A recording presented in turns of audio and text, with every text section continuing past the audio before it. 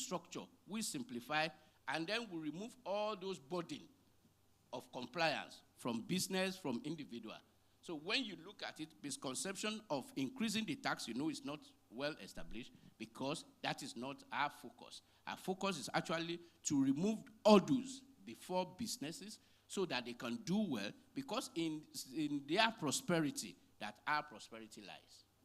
All right. Yes, I would still, I would like you to still talk about, you talked about development levy, and I don't want us to be so inundated with ambiguity. Let's not expect that everybody has read those laws. What do you mean by that 4% development levy? Does it, of course, take off the NASENI, because companies, NASENI tax and all those? So I would like you to explain that in a few seconds. Let me explain what that means. Today, if you look at those earmark taxes, and what I call earmark taxes are the taxes you collect for specific purpose.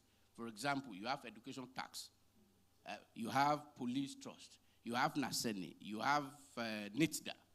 Now, today, you have up to like 7 of them.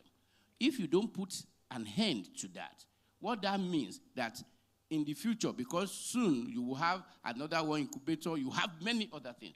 Before you know it, all 100% of the tax will have been appropriated in such a way that it will become disincentive for anybody to actually establish business. So today, with new law, we put end to all those ones. There are now sunset that you only have certain percentage, which today is 4%, and that is where all related earmark taxes will be appropriated from.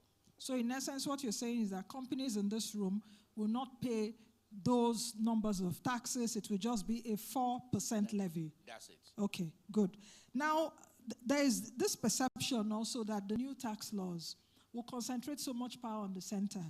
Will centralize power too far. Perhaps you also be too powerful, but from January 2026. So what safeguards exist for states as well as their autonomy? And I also like you to explain how it will work, because I know the NRS by 2026 should start collecting, I think, company income tax. The states collect, is it personal income tax? Yes. So I would like you to explain all of that. Yeah. Now, let me put it this way, that it is really, really misconception. There is nobody that will become powerful or less powerful. Don't forget that everybody derives their power from Nigeria Constitution.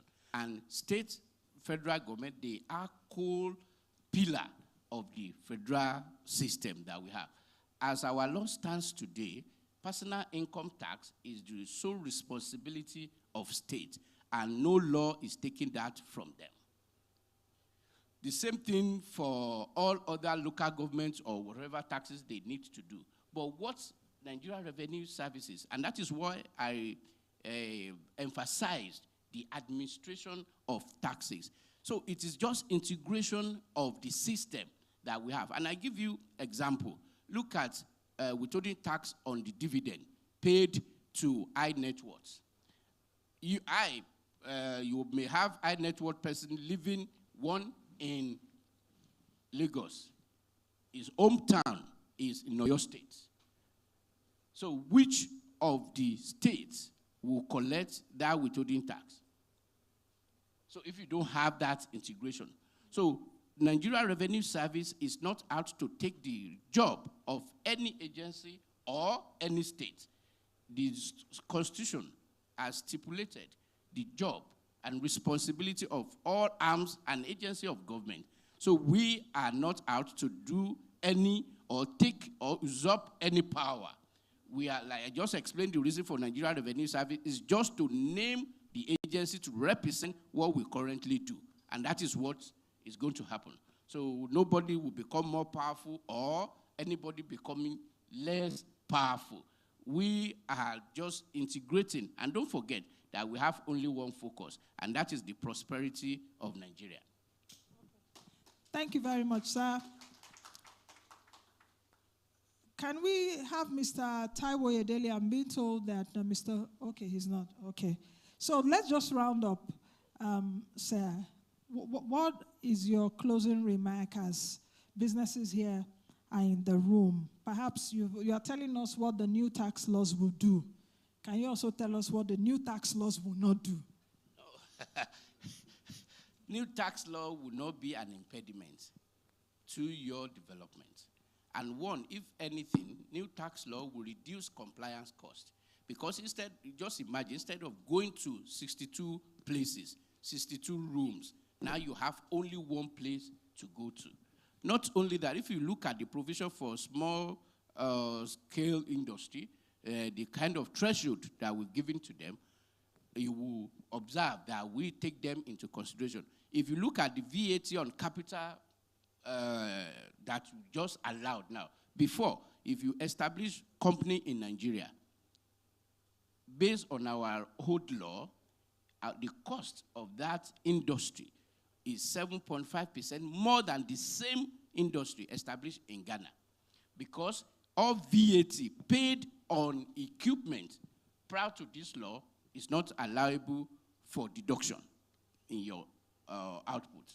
Today, the law has allowed, meaning that the cost of establishing business, just as a result of that law, has reduced by 7.5%. Just imagine 7.5% of $2 billion. That is the credit coming to the business, most especially the people in this room, just because we have new tax law. The same thing on refund. When you overpaid, instead of waiting for audits and everything, it is automatic now. So if you overpay this month, next month you get your refund. So which helps the cash flow of the both big and small businesses. So the new tax law is just aimed to remove all those odoo, simplify compliance, and actually increase the prosperity of both Nigeria and the businesses. Thank you. All right, thank you very much. I'm afraid we have to end this here. Please, would you give a round of applause to the executive chairman of FIRS, of course, from January 2026, it will be known as Nigeria Revenue Service. And he has assured us it won't be too powerful from January 2026, and that the government has our interest at heart. Thank you very much, sir. Thank you very much. Please, another round of applause for him.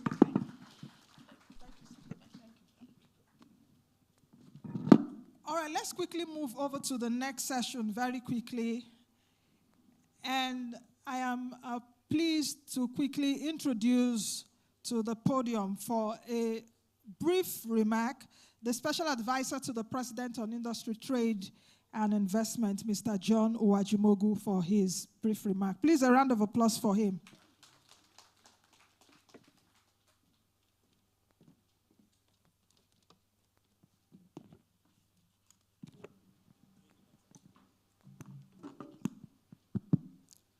Good morning, everyone. Honorable Minister, please allow me to stand on existing and established protocol. I think today, thank you for the opportunity to address this esteemed guest. I think the conversation that we're having today is actually very, very important, given what is happening both at the global scale and what is also happening at the local level. We are at a point where mega trends are beginning to shift the way countries trade with each other. I mean, we all grew up in a world where global trade and liberal trade policies was what, in my view, created some of the prosperity that we enjoyed, the global prosperity that we enjoyed over the last 5 decades. But that is under attack right now, because right now, countries are revert to protectionism, whether on a regional or bilateral basis. And what that means is that rule-based systems are under attack, and the way to survive through this sort of disruption is by having very strong competitive economy. But a strong and competitive economy doesn't just happen in a vacuum. It happens because of a series of when you create a virtuous cycle of policies, incentives, and interventions that creates a conducive environment that will give investors the confidence to come in and deploy their capital into your economy. And I must commend the chairman and essay on revenue, on the Tax Act, because history has shown that when countries generate income, mostly from taxing its citizens, it creates a social contract between the people and the government. That's why they say taxation and accountability. And I like what you said by saying that the only way the NIRS will succeed is if it helps and enables its clients, let me put it that way, generate more money. So that's the only way. So that's what that social contract, you're engaged in a virtuous circle of support. So, and this conversation that we're having today is actually very important in the sense that sometimes when we talk about investment, it's often framed in the context of FDI. But domestic investment to me is very important and key because these are people who are here, they already have a stake, and they've already committed. So, and they understand the challenges. So, so having this conversation and focusing on domestic direct investment is very important. And I'll start, there's a famous saying that, capital is a coward. I will only go into areas where it is comfortable. But for it to come to that area where it has confidence and it's comfortable means that there's a strategic, deliberate, and intentional effort to create a conducive environment that will give that so-called investor confidence. And the administration has set out in doing that. First, by creating a stable macro environment. We can see the rewards and the benefits of some of the monetary reforms that government have put in place, with increases in portfolio investments, with the unification of the exchange rates, and managing excess volatility of the Naira, which has been stable for quite a while.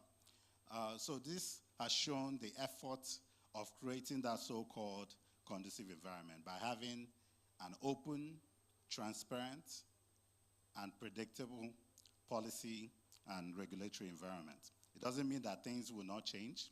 It just means that there are no surprises and there's a laid out protocol to how things change. One thing that capital does not like, whether domestic or foreign, is surprises. So we need to build what I call the architecture of scale, which is that web of policies, regulation, interventions, and incentives that will help us crowd investments into our marketplace.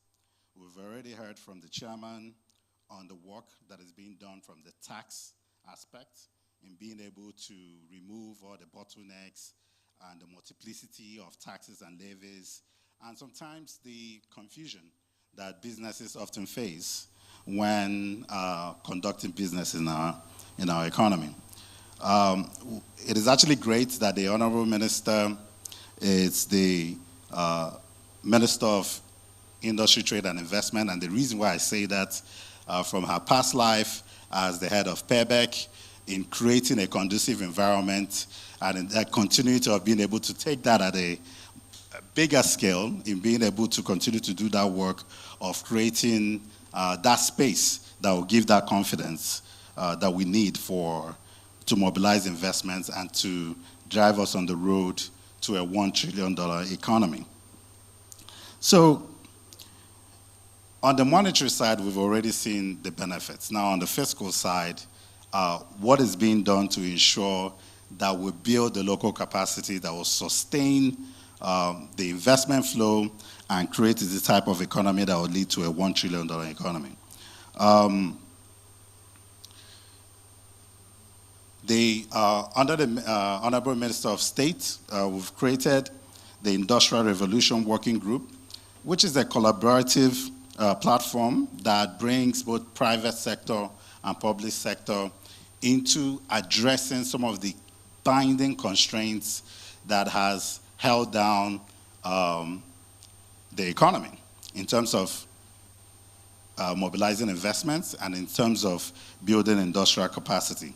And this Industrial Revolution Working Group has looked at 5 thematic areas that have been identified as the key binding constraints on industrialization. One of it being long-term capital, which is something that will be discussed today in some of the breakout sessions. The other being regulatory bottlenecks, which will also be discussed today because a number of the regulators are here, out of which, from a tax standpoint, the chairman has spoken to. Then the other is made in Nigeria, made in Nigeria patronage. The ability to have a strong industrial base and competitive local productive capacity.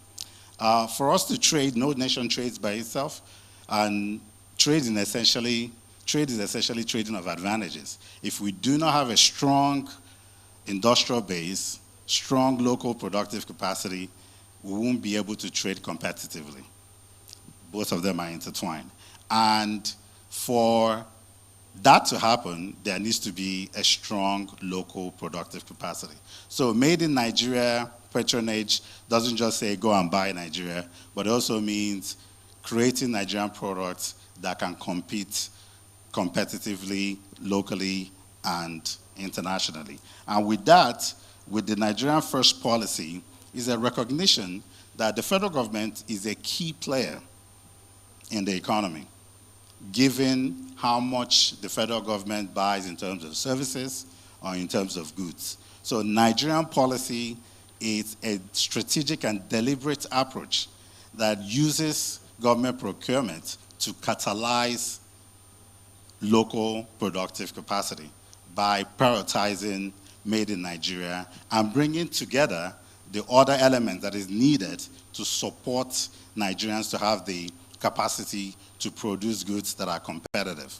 And with that, we've seen the work of BOI in providing concessional loans to large and small enterprises. In fact, one of the biggest first actions that the president took was 200 billion naira loan to MSMEs and large enterprises. And as well as the capitalization of BOI, 500 billion naira capitalization of BOI in the budget, and 1.5 trillion naira capitalization of Bank of Agriculture. This shows the understanding that patient long-term capital is very key to building a strong, competitive economy. And you cannot expect investors to come in if you do not have a stake in the game. So with that, I think this summit is very important, particularly the way it has been arranged with breakout sessions that addresses these key,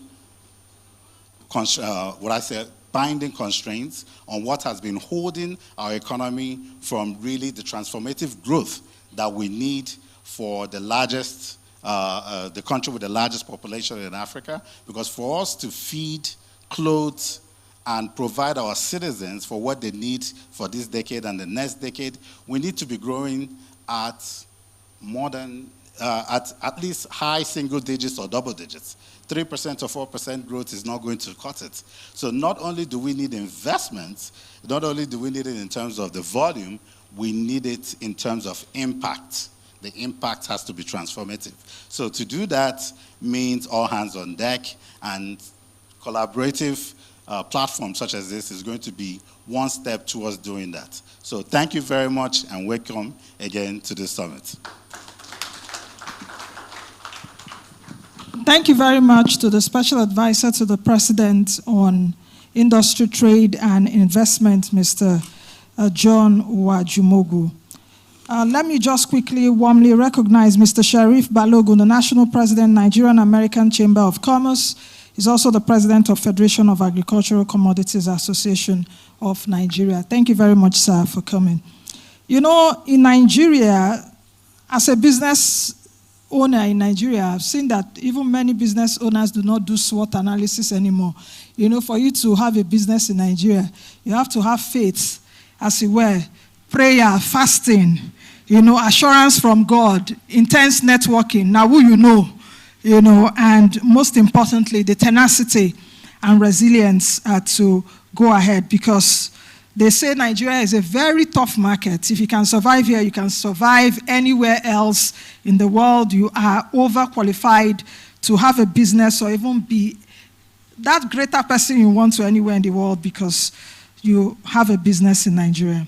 So without further ado, Your Excellencies, ladies and gentlemen, of course, every defining moment, national moment, I must say, like what we have here today, we're talking about Domestic Investors Summit. And when I was told about this, I thought about it and I said, oh, the Ministry of Industry, Trade and Investment is just a bit innovative with the title. Because what we know is local investors, you know. And I said, okay, the minister would have said, let's call it domestic investors, because for us to move ahead, we have to build from within, like I mentioned earlier on. And in Nigeria's journey, of course, to reposition the industrial and trade landscape, this defining moment and that voice belongs to a woman who has walked the corridors of reform for nearly a decade and is still working, still building, still delivering. She's not just our host minister today. She has the rare combination of intellectual firepower and implementation muscle, I must say, which I've also seen lacking in the country. A Harvard-trained academic, a policy entrepreneur, a reform strategist, and above all, a public servant who understands that reform is not just theory, it is action.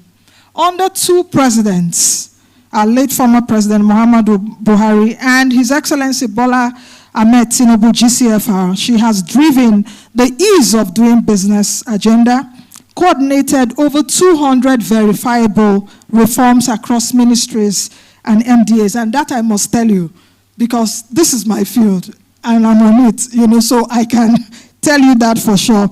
And those reforms have helped reposition Nigeria as a more competitive investment destination. She became synonymous, of course, with the word PEBEC, just like Mr. Owajimogo said earlier on. She was behind it, and when people said, it can't be done, she quietly replied, watch us do this, and she did.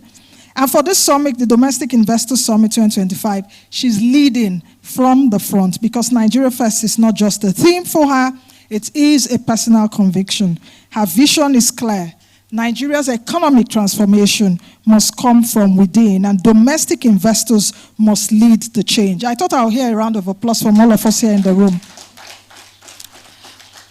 For her contributions to national development, she was awarded the National Honor of the Member of the Order of the Federal Republic, MFR.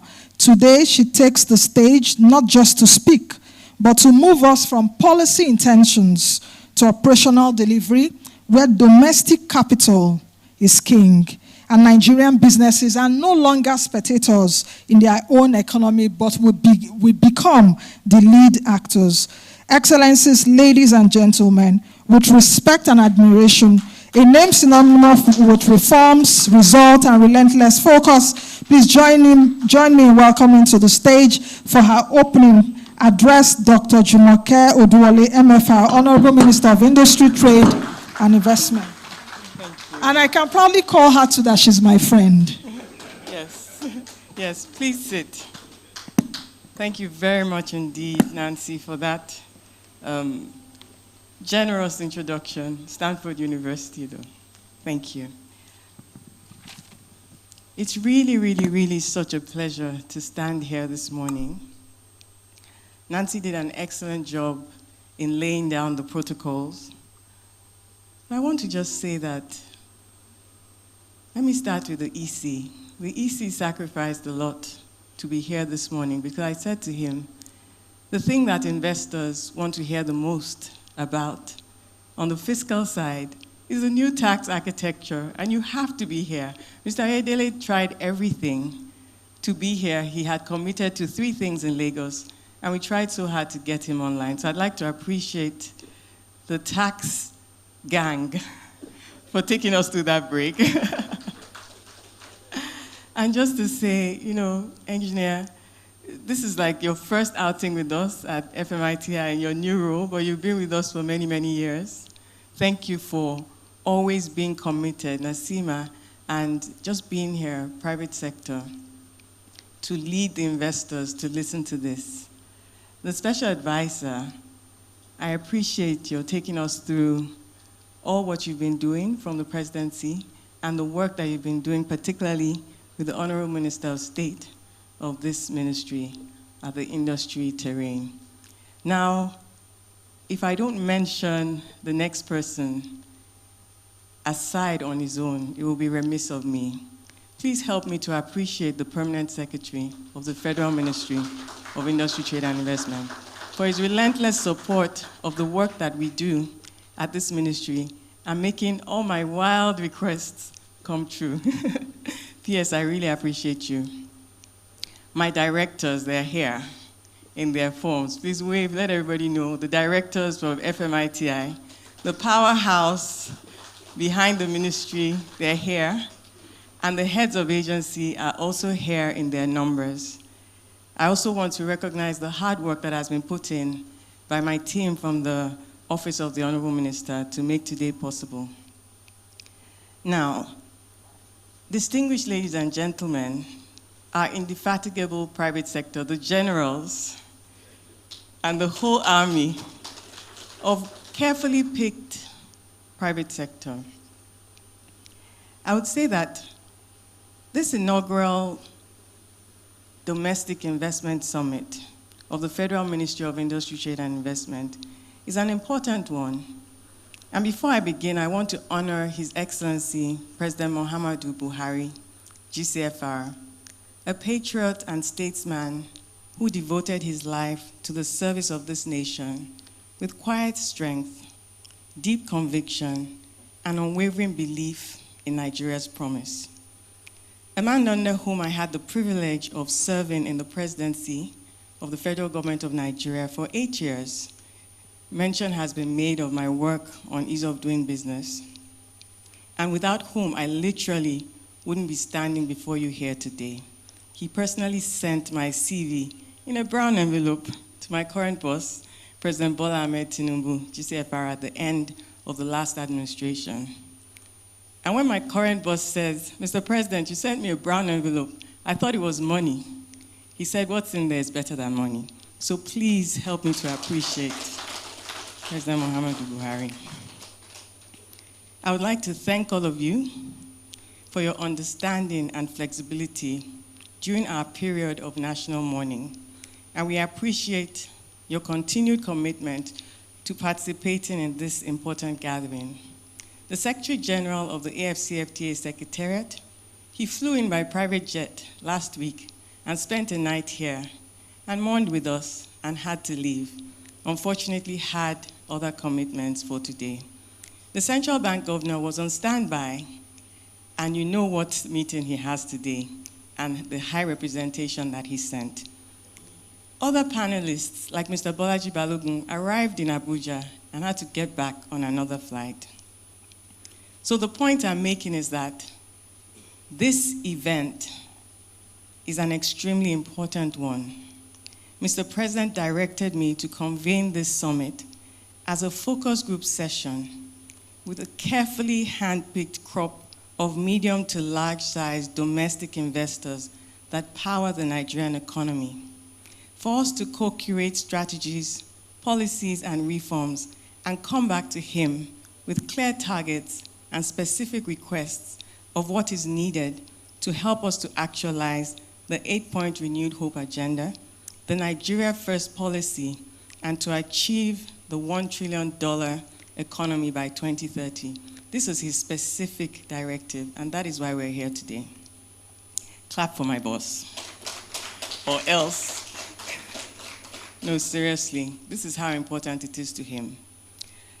Therefore, today is more than a convening, and you would notice that we didn't make it loud, we didn't want the distractions that sometimes very large summits can have. So the list of businesses here, of agencies here, of people in this room was very carefully selected. And it is a shared affirmation that Nigeria's economic transformation must be built on a foundation of domestic strength, anchored in Nigeria's capital, Nigerian enterprise, and Nigerian talent. Consistent with Pillar 7 of President Bola Ahmed Tinubu's Renewed Hope agenda, we are accelerating economic diversification through targeted reforms in industrialization, digitization, the creative economy, manufacturing, and innovation. At the start of the year, the ministry laid out a clear strategy with a bold outlook for 2025, and targets included a $6 billion in foreign direct and portfolio investment target, a $6.5 billion in non-oil export target, a 20% increase in trade volumes, and a 200,000 export-led jobs. Through targeted investment roadshows and strategic engagements, we've unlocked over $50 billion in commitments, strengthened investor confidence, and repositioned Nigeria as a credible, forward-looking investment destination. As the global economic map redraws itself, Nigeria must begin with Nigeria. That is the spirit of the Nigeria First policy, a deliberate push towards economic sovereignty, local value creation, and national prosperity.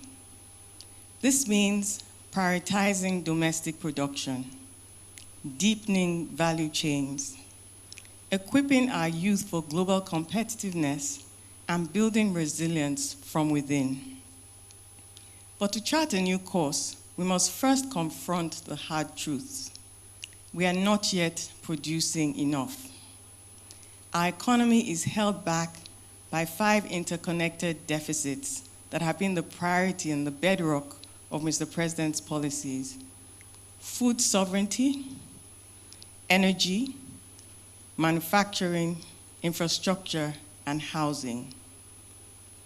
Agriculture deploys over 35% of our workforce, but contributes less than 25% to GDP. Only 45% of Nigerians are grid connected, with an average daily electricity supply of 4 hours. Manufacturing accounts for just 12.7% of the country's GDP, which is well below our regional peers. Infrastructure gaps persist, and our housing deficit exceeds 20 million units. These are not abstract statistics. They are real barriers. Yet history shows that nations like Malaysia, Indonesia, and South Korea achieved structural transformation through bold policy innovation and coordination. Mr. President has set a bold target, a $1 trillion economy by 2030. The Nigeria First policy is how we will actualize that vision, by turning ambition into productivity and productivity into competitiveness. We are already taking action. Non-oil exports rose 24.75% in Q1 of 2025, reaching $1.79 billion. New textile parks, auto plants, and food hubs are springing up in our special economic zones. These facilities are producing locally for our domestic market, saving billions in foreign exchange, creating jobs on a large scale, and positioning Nigeria as the manufacturing hub for ECOWAS and Africa. Companies like Slavleg and Innocent Motors are not just producing, they are leading Africa's industrial story. Slavleg, makers of sub-Saharan Africa's first fully electronic vehicle assembly plant, located in Imota, Ikorodu, Lagos. Even before the facility was completed, they prioritized after-sales service, customer support, and parts supply. They had an exhibition just last week in Lagos. Please check them out. They're doing really well, and there's several like them. the National Automotive Design and Development Council recently commended them for meeting global standards and assembling a range of EVs, including buses. This recognition reinforces the Nigeria First policy, encouraging us to choose locally made products over imported ones. As labor costs in East Asia rise, Nigeria is attracting global manufacturers seeking new production bases. We are upgrading our special economic zone infrastructure, accelerating corridors, simplifying trade procedures, and providing investor-ready platforms. These steps are already attracting interest from global manufacturers seeking new production bases. We're in the midst of a pivotal shift, and this is why this moment matters. Under President Tinubu's leadership, the government has taken decisive action, removing the fuel subsidy, unifying exchange rates, restoring fiscal discipline, and enhancing Nigeria's most comprehensive tax reform ever. The economic transformation strategy is built on 3 pillars: fiscal policy to restore trust and attract capital, monetary policy to stabilize the naira and tame inflation, and trade policy to unlock global and regional opportunities. Still, we must be vigilant. Recent global oil and gas discoveries, increased competition, and price pressures. Without diversification, Nigeria remains vulnerable. As global headwinds shift, we must not be reactive to trends in tariffs and trade policy. We also face mounting pressures from more agile players who are reforming faster and courting investors with clearer incentives. Every delay risks ceding space to others. These threats matter because they directly determine where factories will be built, where supply chains will anchor, and where the next generation of jobs and revenue will come from. We don't want to lose our domestic investors elsewhere. Our task is now straightforward: to operationalize them through the Nigeria First policy that turns ambition into productivity and productivity into competitiveness. Nigeria is not starting from zero. We are already leveraging our strengths and executing deliberate policies to seize clear opportunities before us. Nigeria is already demonstrating the fundamentals to lead in Africa's industrial landscape, and with the proper execution, we can cement a position among the top 10 globally in select industrial sectors. We've also positioned ourselves in policy with AFCFTA, with ECOWAS, and bilateral strategic relationships. In January this year, we launched a strategic roadmap, the first ministry to have its retreat, and in Q2, we had a national council in Lagos with our subnational counterparts. We mapped out the key risks and opportunities and identified several catalytic themes now shaping our national industrialization, investment, and trade strategy. Aligning tariffs with industrial policy, we're harmonizing our tariff regime with industrial priorities and simplifying trade procedures to reduce cost and enhance competitiveness. Trade leadership and global alignment.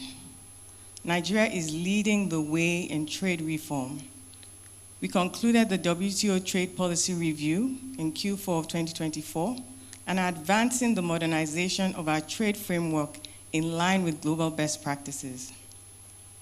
Internationally, we have deepened trade ties, signing the UK Enhanced Trade and Investment Partnership, finalizing CEPA negotiations with the UAE and Japan, signing the US Commercial Investment Partnership, and expanding engagement with Brazil. We also formalized the Nigeria-Benin, that's the Benin Republic, MOU on trade facilitation and economic cooperation, and continue to champion more coherent ECOWAS trade agenda.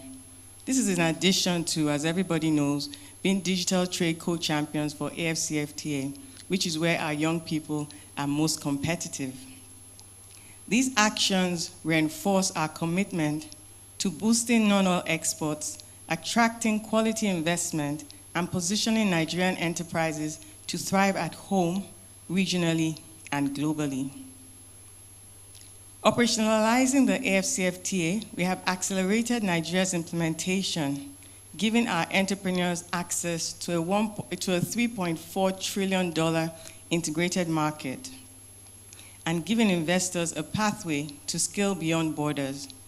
Proudly, we were the first country to complete the AFCFTA 5-year implementation review and have secured presidential approval as well as the transmission of Nigeria's ECOWAS provisional tariff schedule to the AFCFTA Secretariat in Q1 2024-25.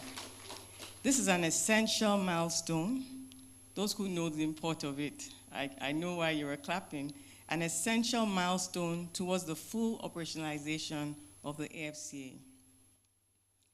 And so, as co-champions of digital trade under AFCFTA, Nigeria is pushing for full implementation to reduce barriers, improve coordination, and unlock cross-border digital trade.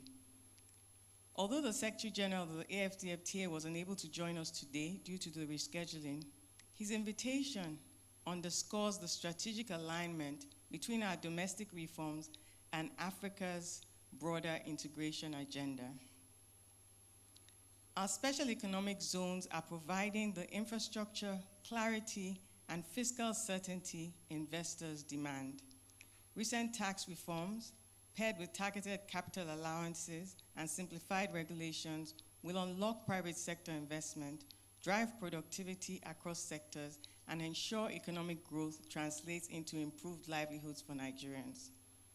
So with the structured trade platforms that we are building, institutions that enhance standards, improve traceability, and facilitate market access. Just last month, we announced a landmark partnership with Afreximbank, the Afreximbank Africa Trade and Development Center, and the Nigeria Commodities Exchange are to launch Nigeria's first national export trading company. He's here, please clap for him. So first. This entity will provide critical services, logistics, financing, and market access to MSMEs, smallholder farmers, and agro-industrial SMEs. Importantly, it will serve as a powerful tool for addressing food sovereignty by strengthening value chains and enhancing agro-exports under the AFCFTA. We are implementing targeted reforms and deploying innovative financing instruments to attract private capital into high-impact sectors, those that generate jobs, foster inclusion, and drive sustainable growth. Our MSME ecosystem is becoming more structured with the simplified compliance processes, digital registration pathways, and tailored incentives. We're also unlocking gender and youth-focused capital because we recognize where the greatest untapped entrepreneurial energy resides. Our agenda today is clear and action-oriented. We have 4 core objectives. Number 1, to demystify fiscal, monetary, industry, and trade reforms and explain how they shape Nigeria's investment landscape and regional trade outlook. 2, to tackle the capital gap through practical dialogue on financing, institutional collaboration, and investment readiness. 3, to expand market access both domestically and across Africa, enabling Nigerian firms to scale and compete effectively. And 4, to co-create a regulatory sandbox, because when policy is shaped by the people it affects, prosperity follows. We're a listening government, and Nigeria has long been described as full of potential. But this is no longer about potential. We have moved. We have the people, the arable land, and the data. We have the plans. We have the projects. And they are Nigerian-led, Nigerian-backed, and Nigerian-driven. this is not just about being open for business. Nigeria is poised to build businesses at home, utilizing homegrown solutions for the benefit of Nigerians, for Africa, and for the world. This summit is part of that effort, a platform where the government listens, engages, and co-creates inclusive, sustainable economic transformation. To every company here today, we see you, we value you. You are the heart of Nigeria's growth story. You are the builders of jobs, of innovation, and of resilience. This summit was designed with you in mind. You are central to our strategy.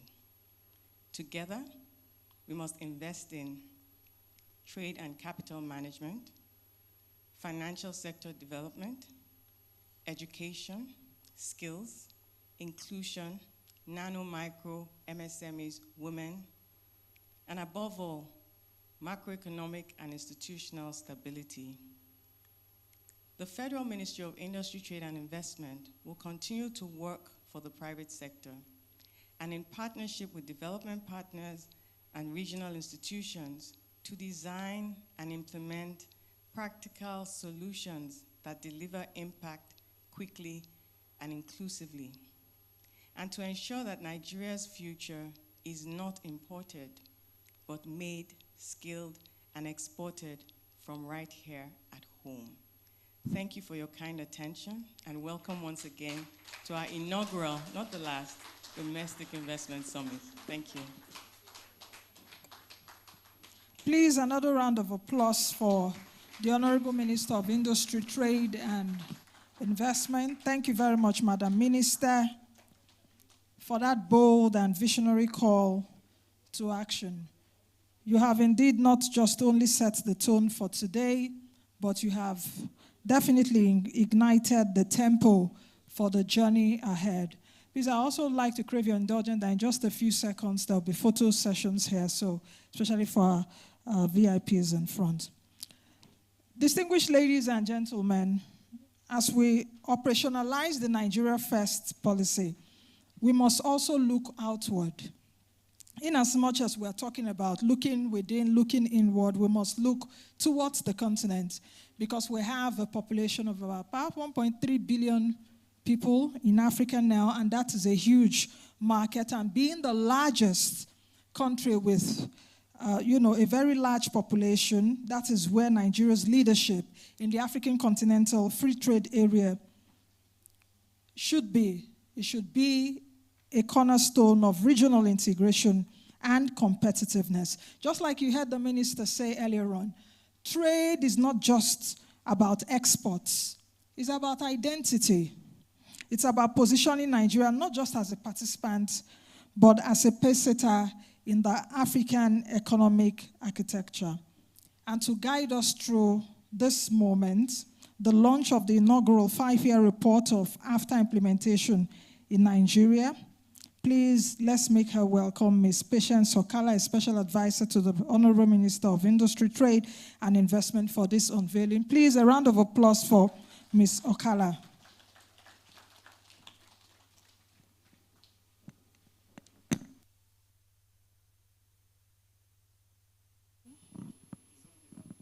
The Honorable Minister, Federal Ministry of Industry, Trade and Investment, Dr. Jumoke Oduwole, MFR, permit me to use one of your catchphrases, and indeed to stand on the well-adumbrated protocol already established.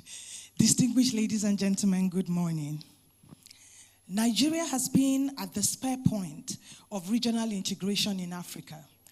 This posturing is not different under the African Continental Free Trade Area. Nigeria signed the agreement, as well as the Phase 1 protocols of the agreement in 2019, ratified them in 2020, developed an AfCFTA implementation strategy in 2022, and in 2025, we submitted our provisional schedule of tariff concessions for trading goods, and like the Honorable Minister mentioned, we sit proudly as the co-champions of digital trade under the AfCFTA. In March 2025, the AFCFTA Central Coordination Committee was inaugurated by the Honorable Minister of Industry, Trade and Investment. That committee is also chaired by the Minister herself. It comprises high-level representation from over 20 MDAs, relevant MDAs, including the Federal Ministry of Justice, the NAC AFCFTA, Nigeria Customs Service, NEPC, among others. It also includes umbrella private sector groups such as NASIMA, NECA, and other private sector groups. One of its key functions is to strengthen multi-stakeholder coordination and streamline efforts towards pending negotiations, domestication, and general implementation of the AFCFTA in Nigeria. Article 28 of the AFCFTA Framework Agreement requires state parties to assess their implementation of the AFCFTA after 5 years to ensure effectiveness, achieve deeper integration, and adapt to the ever-evolving regional and international developments. In May 2025, ladies and gentlemen, under the visionary leadership of the Honorable Minister, Nigeria demonstrated commitment to the objectives of the AFCFTA by being the first country to assess its implementation in compliance with Article 28 of the AFCFTA agreement. This 5-year review comprised an evaluation of the framework agreement and its phase 1 protocols, namely the protocol on trade in goods, the protocol on trade in services, as well as the protocol on the rules and procedures for the settlement of disputes. The exercise was undertaken by a tripod of critical partnership comprising the Federal Ministry of Industry, Trade and Investment, the AFCFTA Central Coordination Committee, and the United Nations Development Programme, UNDP, Regional Bureau for Africa. The assessment entailed an evaluation of the agreement and the protocols, including a mapping of Nigeria's obligations across legal, policy, institutional, administrative, and technical commitments. This review was enriched by engagement with the AFCFTA's Central Coordination Committee, who seized the opportunity to indicate their understanding of Nigeria's ambitions and its levels of readiness to implement the AFCFTA.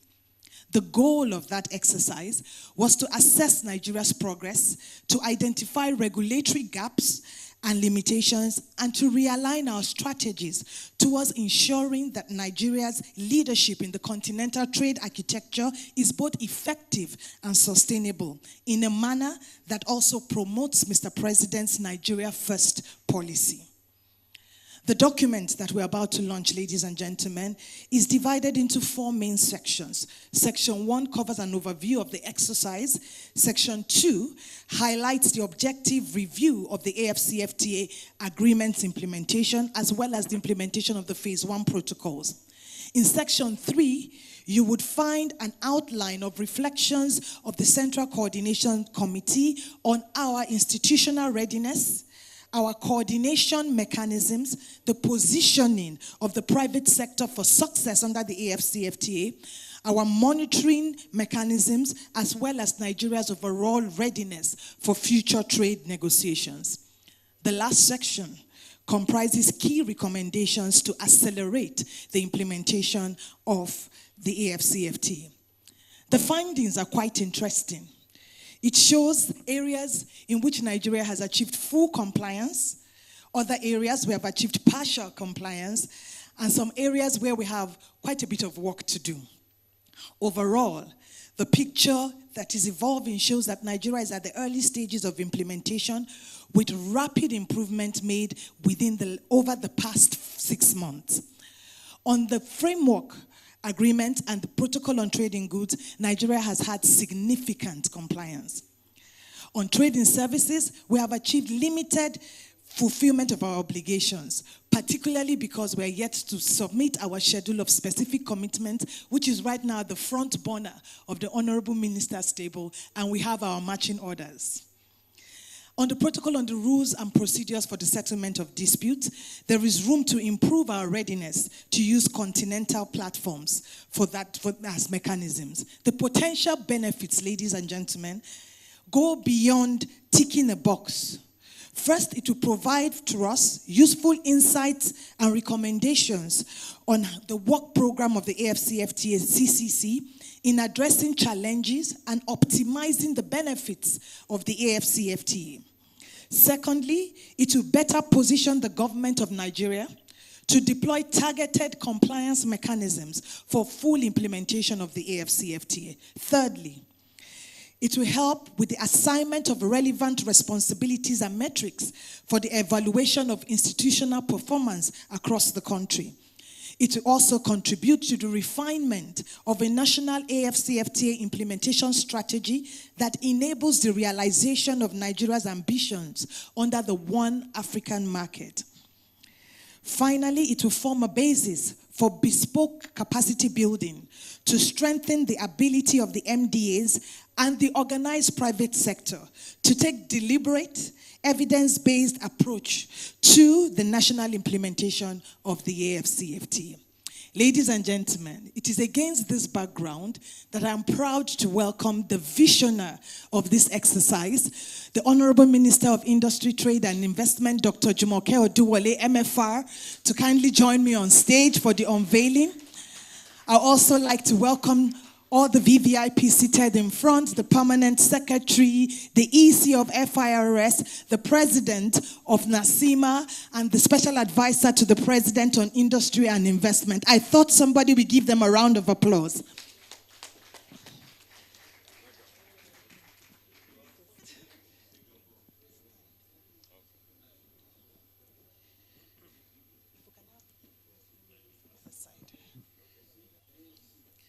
Okay, all the CEOs. All right. Can we also have directors of the ministry? Directors of the ministry.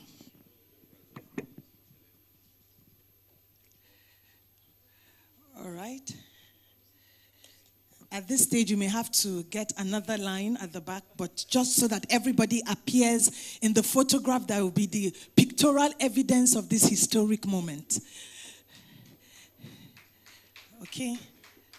Thank you for clapping. I'm hoping the clapping becomes infectious around the hall. Okay. We can move further down. All right. I'll ask everybody to pronounce the acronym of the AFCFTA, which is a bit of a tongue twister. So when we get to the end of the second A, we will do the unveiling, and then we get the round of applause. Are we ready to go? Can everybody pronounce AFCFTA? So at the count of 3, 1, 2, 3, let's go. AFCFTA! Oh, wow. Our VIPs are very eager. They applied full strength to ensure that we get this done. But please still clap for them. Clap for them. Okay. Please, can we have this, take this table down so that, yeah.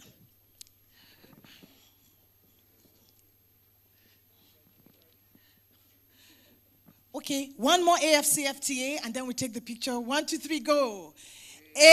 AFCFTA. Thank you very much, distinguished ladies and gentlemen.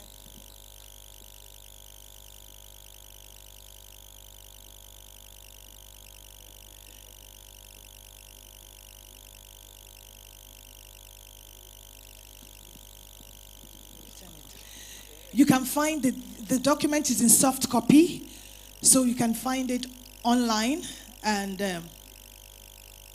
you can find it online, so you don't have to go with heavy copies. But I think our VVIPs can go with these copies. Please, a round of applause for the Honorable Minister.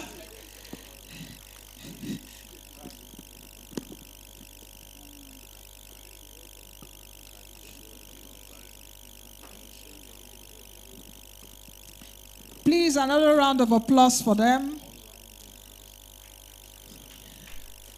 The online link will be shared in the course of today's event. Thank you very much. Please, a round of applause for Ms. Patience Okala for that, guiding us through that.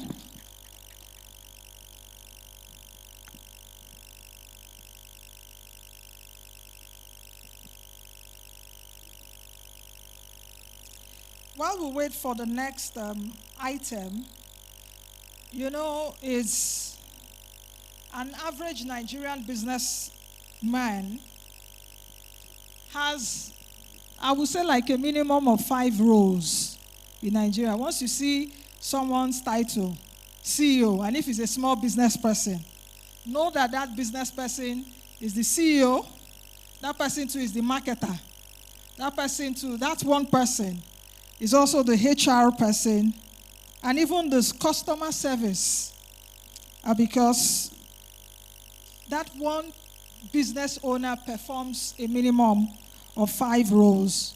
Even sometimes your own mechanic too. In Nigeria, especially when you have one person performing those roles, that person's personal line, perhaps the WhatsApp line, is also the business line in Nigeria. And that is why we need to formalize our businesses in Nigeria, especially small businesses, where that personal WhatsApp owner is typing, "Dear valued customer," while still seated in traffic. So that's how you know a resilient business owner. Your Excellencies, ladies and gentlemen, please can we settle down quickly? We move into the next item. And as we catch our breath for the next item, we are delving right now into the bloodline and the biggest cry of domestic businesses. And that biggest cry is capital. The ministry has invited, I must say, those who move the money, those who make deals happen, and those who know your financing pain points. This next item will be moderated by the special advisor to the minister, Ms. Efe Baba. She will be joined by a stellar lineup, and this next panel will walk us through the real-world capital challenges, solutions, and actionable responses. Please, with a round of applause, let's welcome Ms. Efe Baba as she takes us through access to the capital team.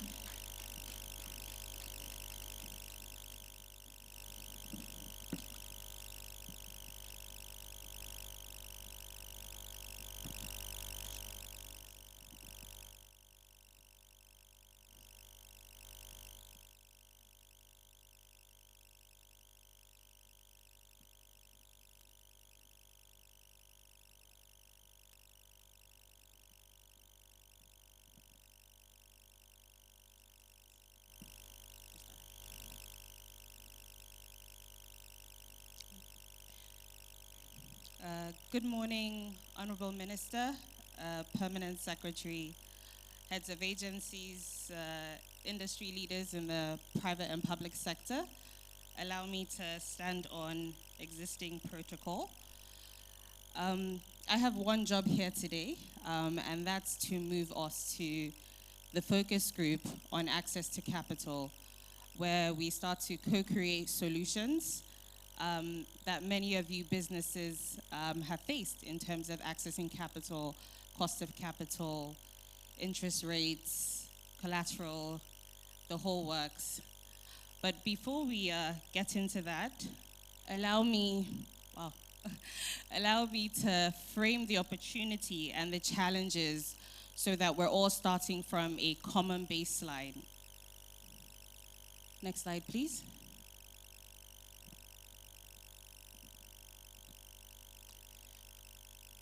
Okay.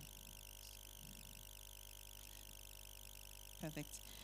So we're going to start off really just understanding the baseline and having a common understanding of these access to capital challenges. So as we're co-creating the solutions, it's all from a common understanding. Across Africa, there are about 300 to 400 companies that are generating $1 billion in revenue a year. We can see that Nigerian businesses are less than 10% of that group. What is most striking is many of these businesses were built by local enterprises scaled by local entrepreneurs. Over 50% of the businesses here today are manufacturing, consumer goods, financial.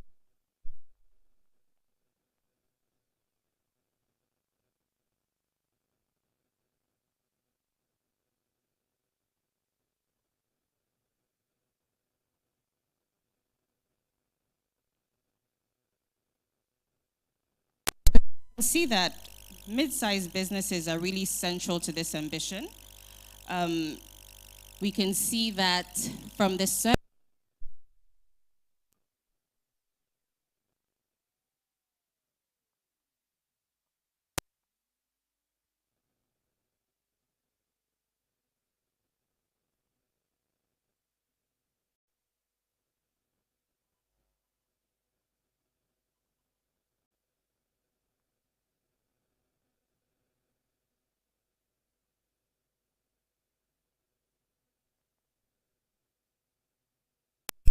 Challenges are looking at two large segments. You have the financing structures, so the cost of capital, interest rate, the mismatching tenures, the length of the tenures, they're too short, and the currency mismatch. So revenue, Naira generating businesses only having access to foreign currency loans.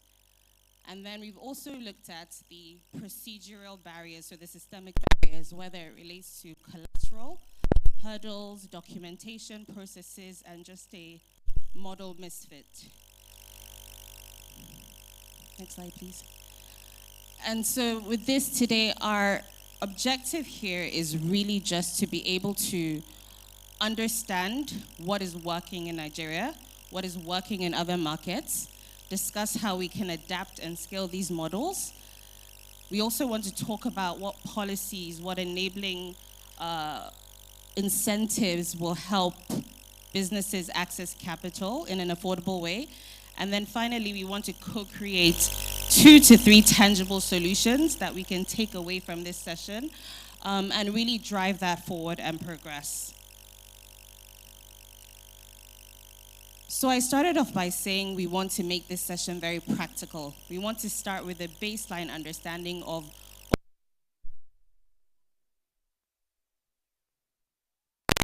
example, so I hope no business here is called Zuma Foods, but Zuma Foods is a representation of many of the businesses here today. It's an agro-processing business, fast-growing, nearly 2 billion in revenues, hires over 100 people, tax-paying, registered.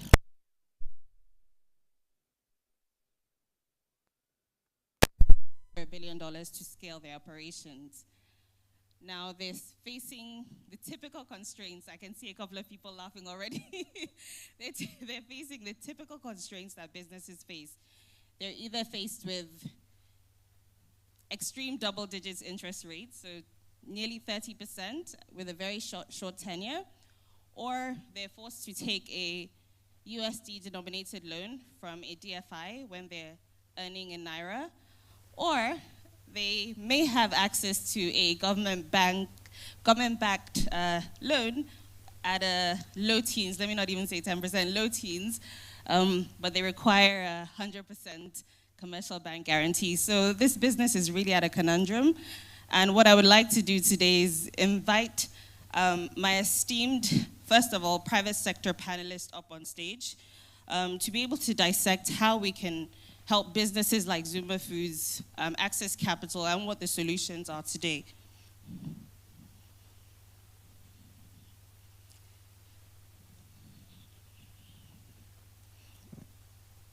So to take this forward, if you would allow me to welcome on stage experts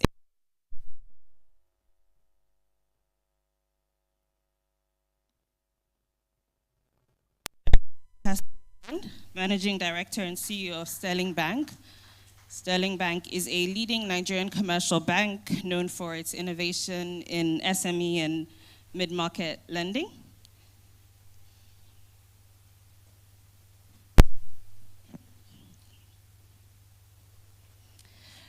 Next, I would like to welcome on stage Mr. Philip Southall, a partner at Chapel Hill Denham.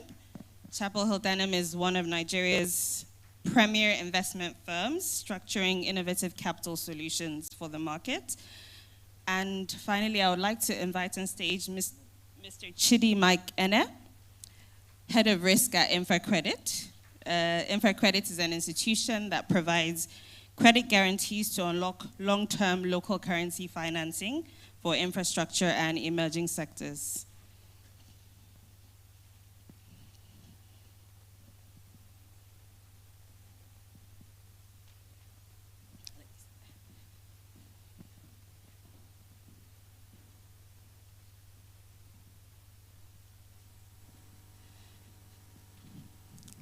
Thank you very much to our panelists for being here today and for being so willing to share their insights into what they're seeing work and how we can scale access to finance. So, is it right?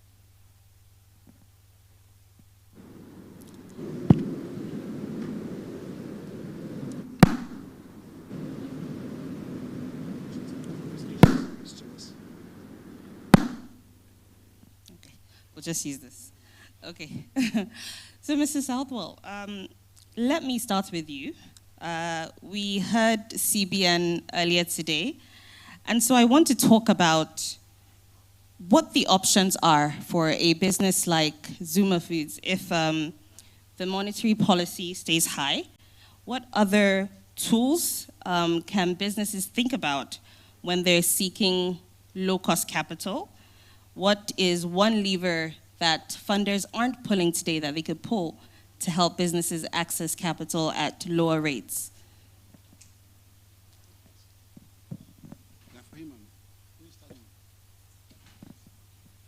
Thank you so much. Before I answer that question, can I just make a comment on the $1 trillion GDP? Because we've heard so much about this morning. And perhaps my comments are slightly controversial because I actually think Nigeria is very close to $1 trillion GDP already. And the reason I say that is not through some faith, hope, belief in the future of Nigeria. Actually, it's because of the reality. And the simplest way of doing this is to look at the communication sector, which is easy to measure, and which is 3-4% of every country on earth, but is 15 or 16% in Nigeria. And that's not because we're eating data. Our SIM cards don't taste very nice. It's because the numbers are wrong. And so actually the underlying GDP is much, much larger, I believe, than we all think. And I think that then requires us to adjust our policy decision making. Because your policy decision-making for a $350 billion economy is different from one that's $1 trillion already. And I think the CBN has sort of demonstrated that already with its drive to recapitalize the banks to reflect that level of GDP. I liked your page earlier. You've taken it down. I don't think many SMEs get offered credit at 28%. So I think your number is wrong. And the number is much higher than that. And of course, there's no single bullet that answers this for every SME. For some SMEs, the answer may be that they can get collateral-based funding. They can find some subsidized funding somewhere. Congratulations if they can do that. I don't think that's a scalable model. It's not one that 39 million SMEs across the country can access. So it's interesting, but it's sort of diverting for most SMEs. So SMEs need to go to providers of capital. They need to work with the banks. Some banks reflect this collateral-based credit policy. Some don't.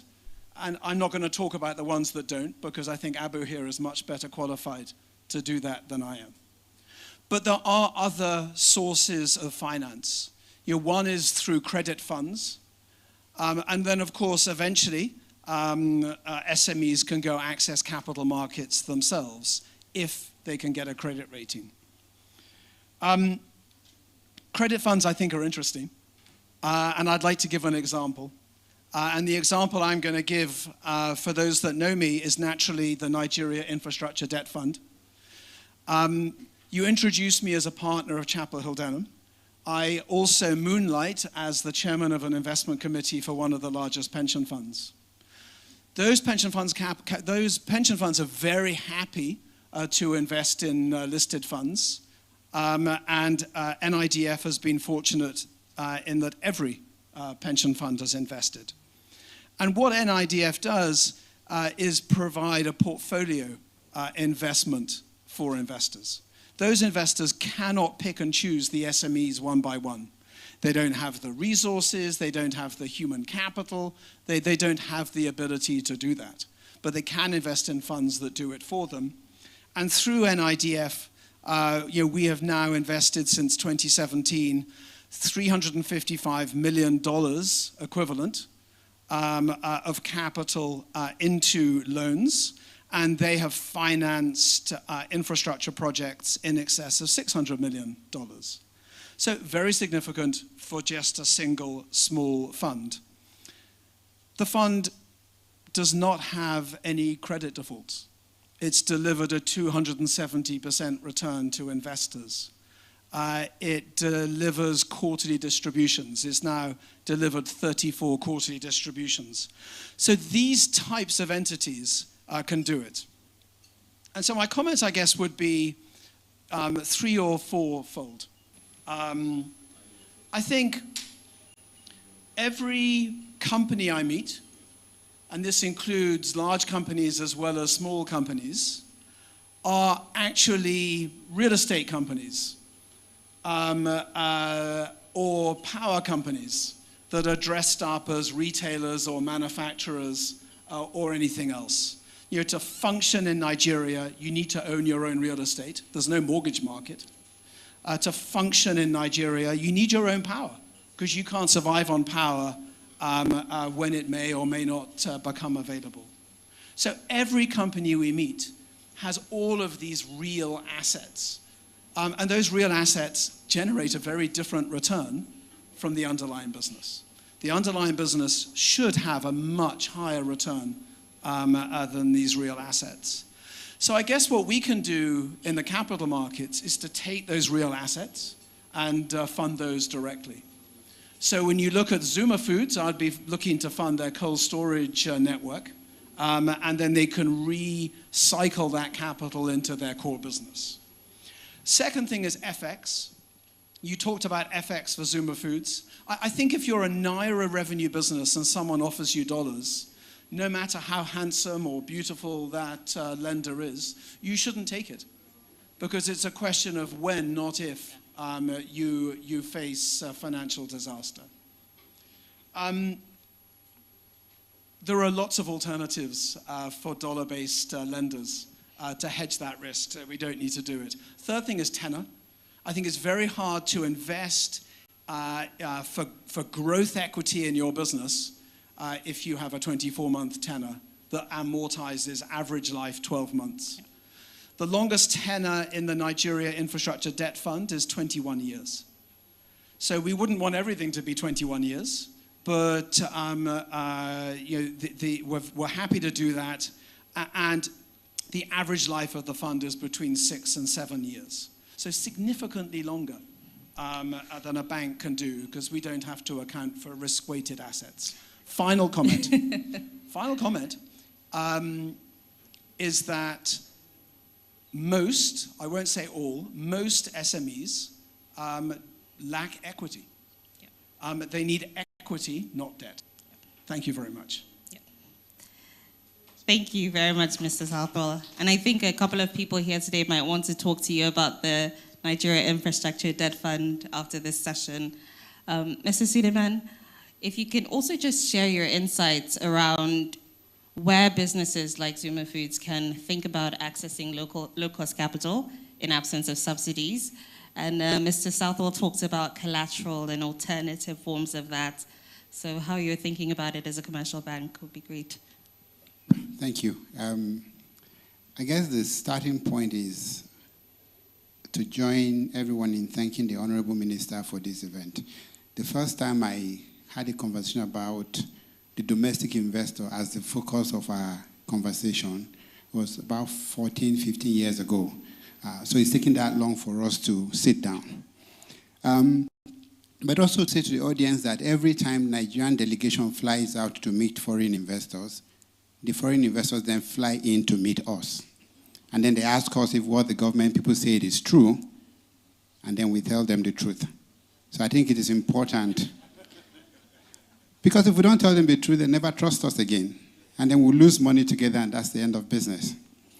I think sometimes the way we organize events like this speak to why we haven't made progress in solving access to capital. We've heard a lot about the government's perspective, and we've seen a lot about the business perspective. So by the time we're talking to the one who pays the piper, the one who actually has the money, I think we're already tired. And so you just can't wait for it to round up. Whenever there is a deficit problem, whenever there is something that we don't have enough of, I usually go back to the origin. I don't want to solve for one player in a chain. That's not going to work. We've been trying to do that for too long. Every intervention is an intervention at the last mile. It's an intervention at the retail, it's an intervention with a company, a named company. It doesn't solve systemic problem. There are two reasons why we don't have sufficient capital flowing into small businesses and into medium-sized businesses. One is there's a deficit, meaning that there just isn't enough capital. And two is there's an obstacle to the transmission of capital. Think about it as water. If there isn't enough water, it doesn't flow. If there is enough water and you want it to flow uphill, it doesn't flow. How do I break this down? Take the banking sector, for instance. Apart from the comment that has been made about us not having enough equity, we have one of the lowest savings to deposit ratio around the world. In the banking sector, about 40% of the credit originated by the banking sector goes to the government, and 50% of the deposit of the banking sector stays with the government. So you have to wonder, what exactly are we lending to the small business? But beyond that, the 28% that you showed is actually the tax-adjusted risk-free yield today for lending to government. So in which universe can a rational business person earn 28% risk-free and prefers to take a risk even at 30 or 35%?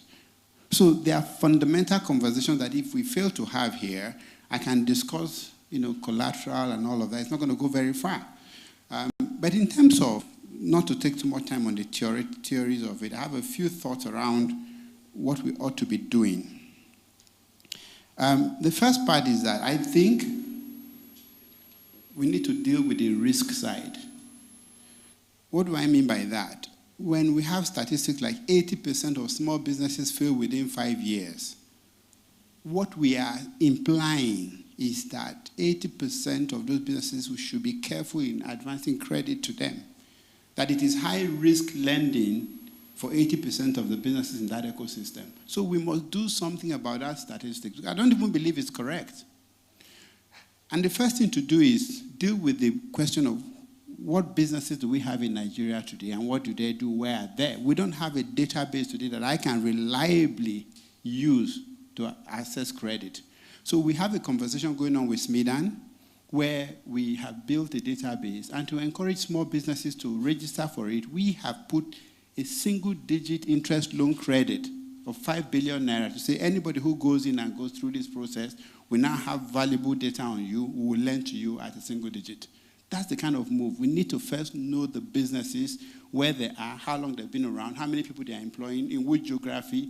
Then credit decisioning can kick in and we'll start to reduce the risk. On the return side, it's a much more fundamental problem. A government cannot borrow risk-free at 28% and expect us to lend, even if we're getting 35%. Because 28% risk-free is superior to 35% in an environment like ours. So how do you solve for the government borrowing at 28%? Well, we have to deal with fundamental issues like inflation.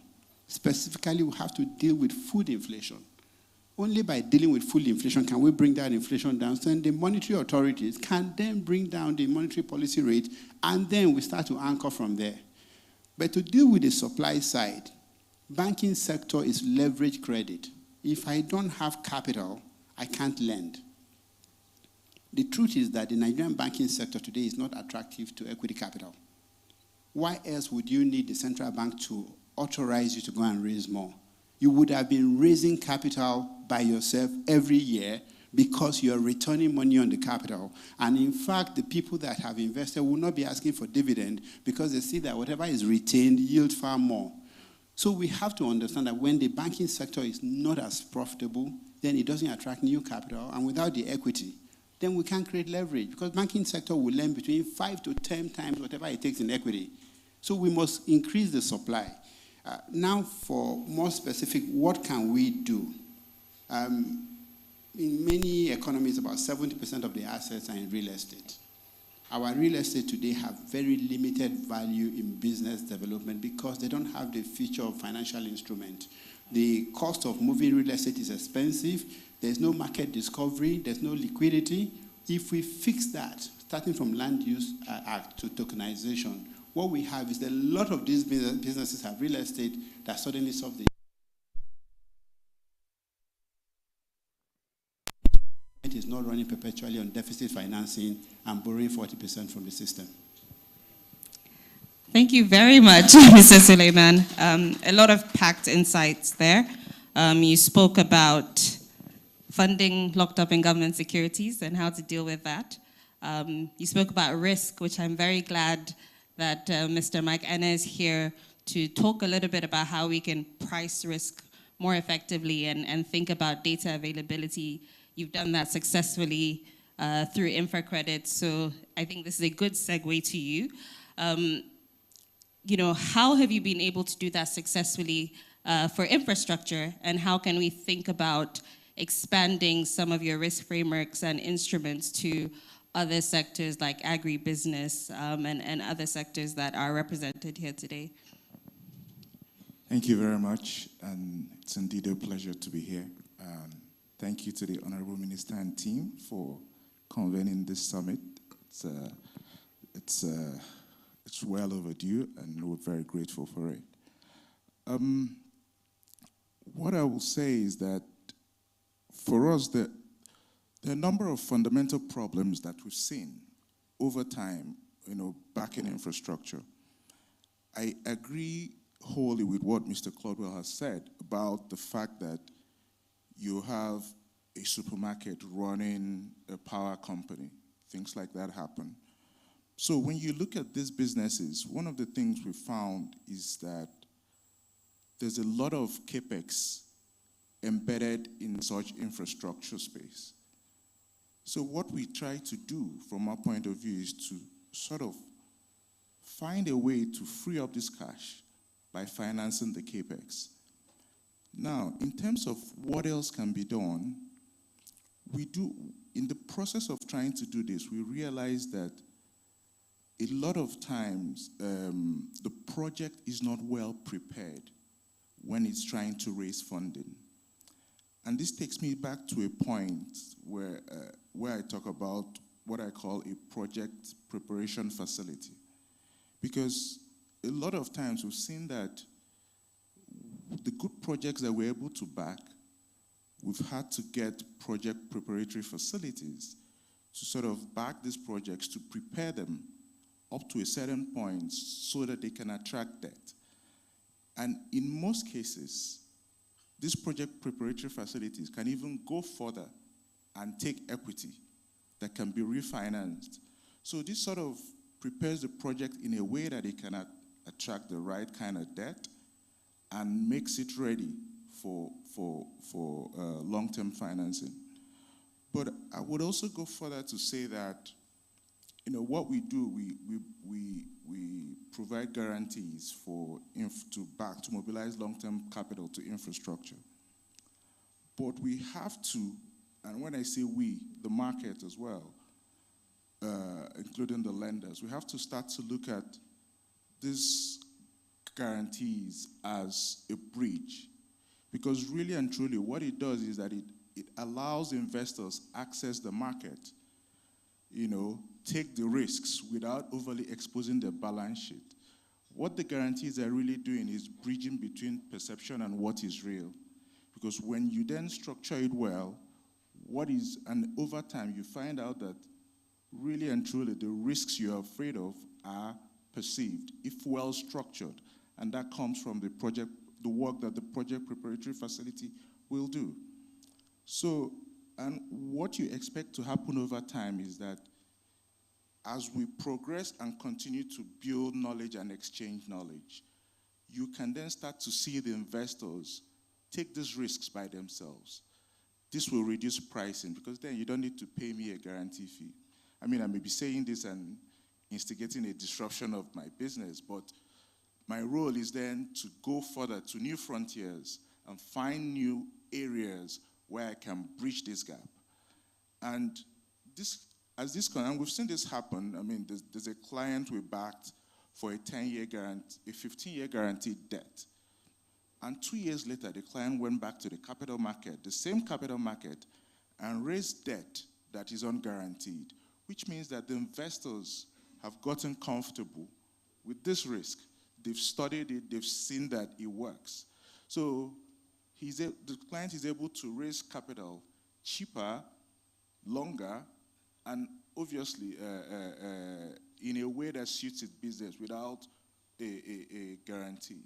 So that's one of the ways you can do this and reduce your costs.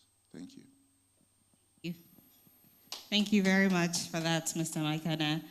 So we've heard about, land use registries, project preparation facilities. I want to go back to something that Mr. Suleiman said about the supply side of capital. And Mr. Southall, you said that you moonlight on the IC of a pension fund. And one of the things we know is that there's a huge asset base of capital that pension funds sit on. You gave the advice to businesses to not accept foreign currency loans.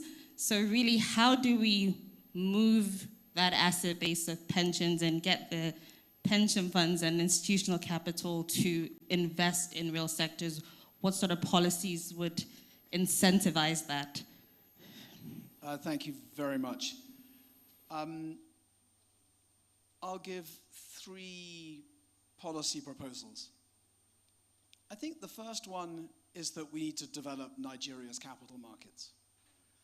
And having been fortunate enough to do this in 29, 30 different countries around the world, I recognize every country is different, but history rhymes. You see the same trends take place country by country.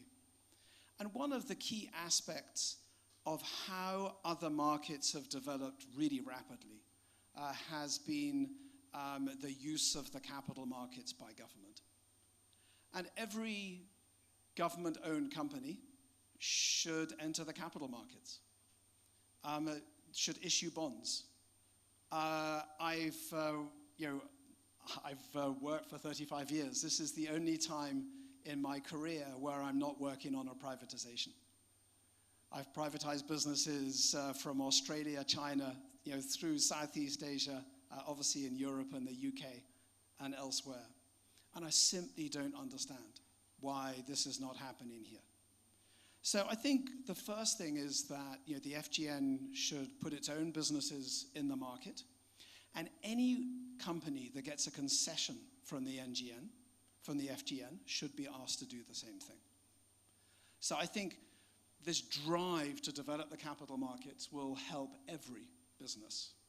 Second thing is that one state in Nigeria has accessed capital markets, Lagos State.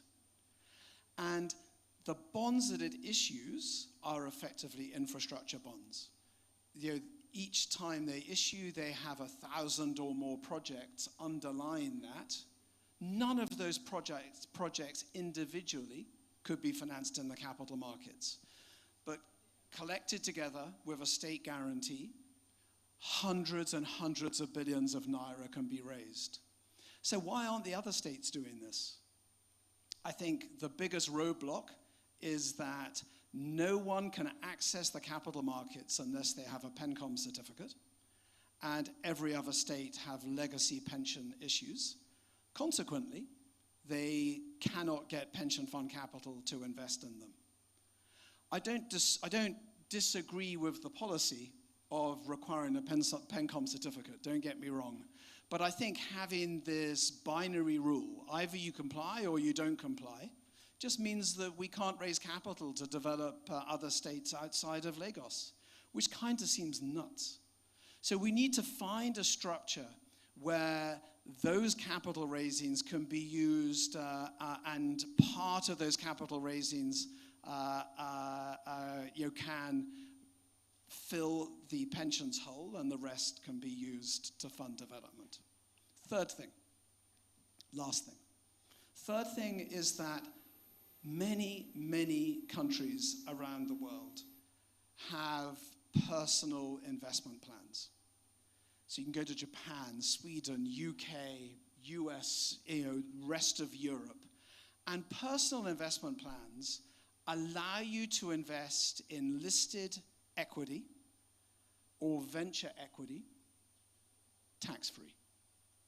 So it's a real driver to get the wealth of the country to invest in its businesses and to have an allowance of whatever it is every year to be invested in the equity of the country. Every naira we put in equity, if you give it to Abu, he'll times it by 10. He told us that. For other businesses, maybe it's not quite the same degree of leverage, but it'll be times by 3 or 4. So we need to get the 120 trillion of M2 money supply in Nigeria and get a portion of that invested in Nigeria's equity. Thank you. Thank you very much, Mrs. Southwell. I think you preempted my last question to the panelists in terms of being able to recommend a couple of policy actions or innovations that could help expand access to capital, and your points around deepening the capital markets with state-owned entities listing, personal plans are very well received. I'd like to extend that same question to Mr. Suleiman to just share some of your thoughts on what we can do to expand access to finance practically with either policy intervention or innovation that could be implemented in the next 3 to 6 months.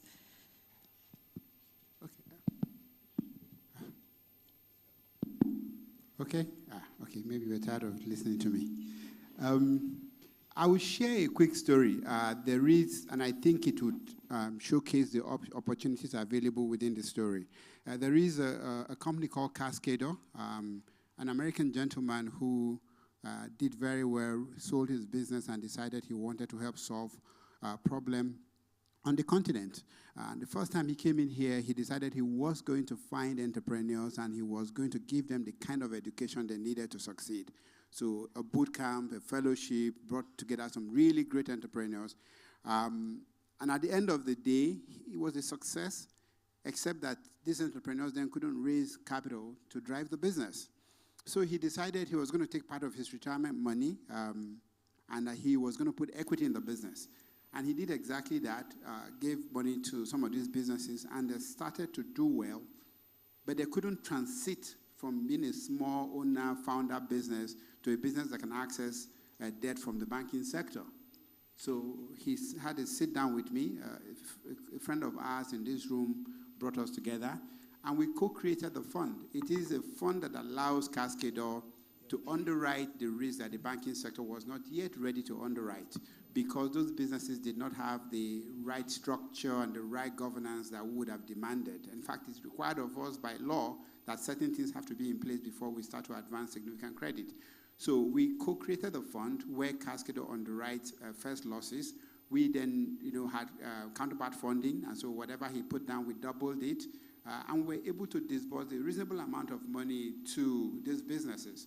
Why this example? Because government has put a lot of money behind development institutions that have the capacity to underwrite risk.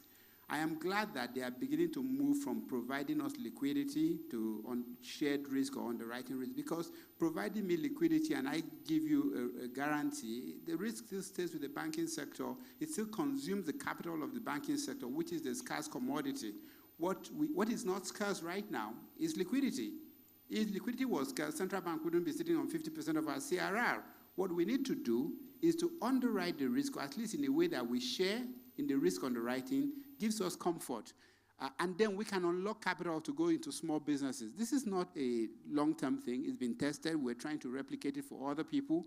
If you have a first loss that writes off 25% of losses for small businesses, we will write off 75%, and we can bring in the liquidity, all of it, right? Or you can bring in 25% of liquidity, we'll bring it in. This can happen now, and it should happen, because the gap in actual risk and the perception of risk, only the government can close that gap. So I would recommend very strongly that every single government financial institution that has the mandate to get credit out there must underwrite a reasonable part of the risk and must be first loss underwriter.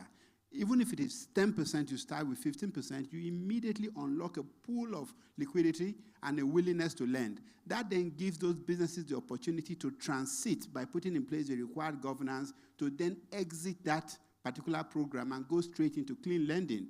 Without that, it is incredibly difficult for private sector to choose a small business or a medium-sized business when there are, in fact, risk-free opportunities that rivals the return.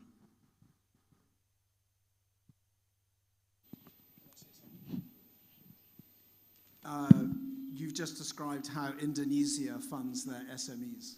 I think the only other country globally that is similar to Nigeria in terms of scale and density is Indonesia, and that is exactly the policy that they've taken.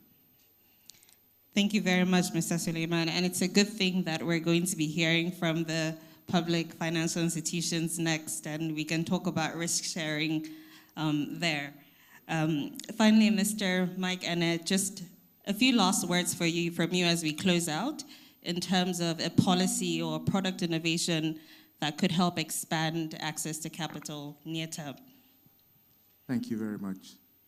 So I'm going to write on something that Phil said about the inability of the states to raise capital because they don't have their PENCOM compliance certificates. And these are part of some of the challenges that we've also seen. One way we dealt with this was because, again, fundamentally, the state wants to get a project done. So, and you're not able to raise funds directly from the capital market. But there are capable private sector players who can get that project done from the capital by themselves because they can raise, because they're compliant, they're PENCOM compliant, so therefore they can raise capital from the capital market. I'll use the example of the Ado-Ekiti Ring Road, a project we just backed. It was concessioned to a company called Crimborg. So we backed a bond for Crimborg. By backing, I mean we guaranteed a bond for Crimborg. And then the state put its balance sheet behind us. So the entity raising capital was the private sector player who was able to raise capital and carry out the necessary works to complete the toll road. That is about 50 to 70% complete now. So that was a roundabout way of the state accessing the capital market by collaborating more with the private sector players. And it's something I think that other states should also consider. The other point is, there are lots of players coming into the infra space, and I would ask the investment promotion councils to start to think about what sort of incentives you can give them as they take these risks on their balance sheet so that they either pioneer tax incentives or things like that, so that you can attract more players into that space. That will obviously help drive productivity, like you said. Thank you. Thank you very much, and thank you very much to our esteemed panelists. We've heard a lot about data gaps that help us price risk correctly. We've heard about deepening the capital markets by having public entities lists and risk sharing. So I really, really appreciate your time. And would like to now invite the public sector financial institutions to respond to some of the challenges you've posed to them. So thank you very much to my esteemed panelists.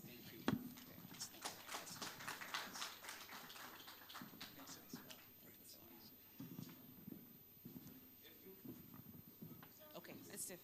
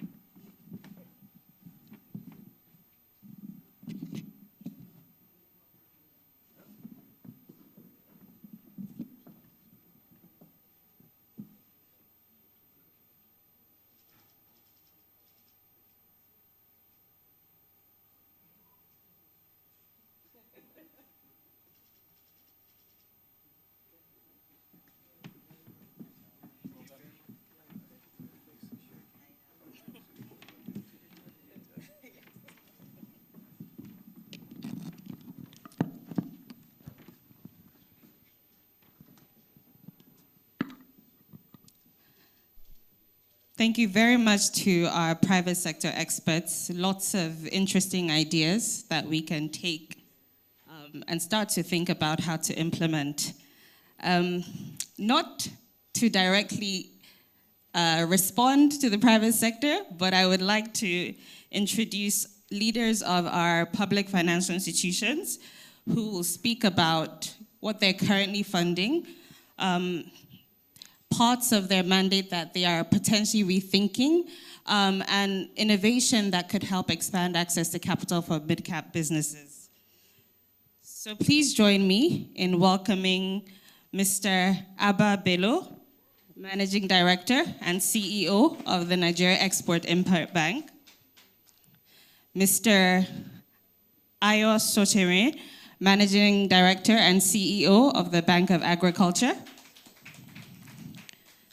Mr. Leo Kange, Special Advisor to the CEO of Bank of Industry, and Ms. Lolade Awobade, Head of Sustainability Development Bank of Nigeria.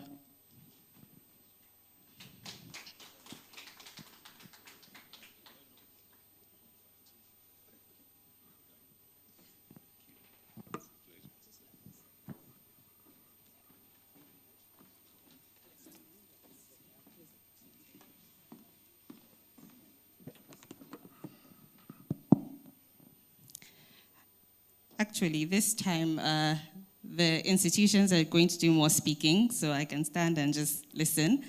But what we really want to hear from you, and I'm sure what everybody in the room wants to hear from you, is I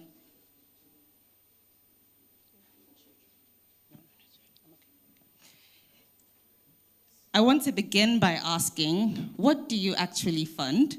Who do you fund? What sorts of sectors? Let's hear that, and then we can dive into the harder questions.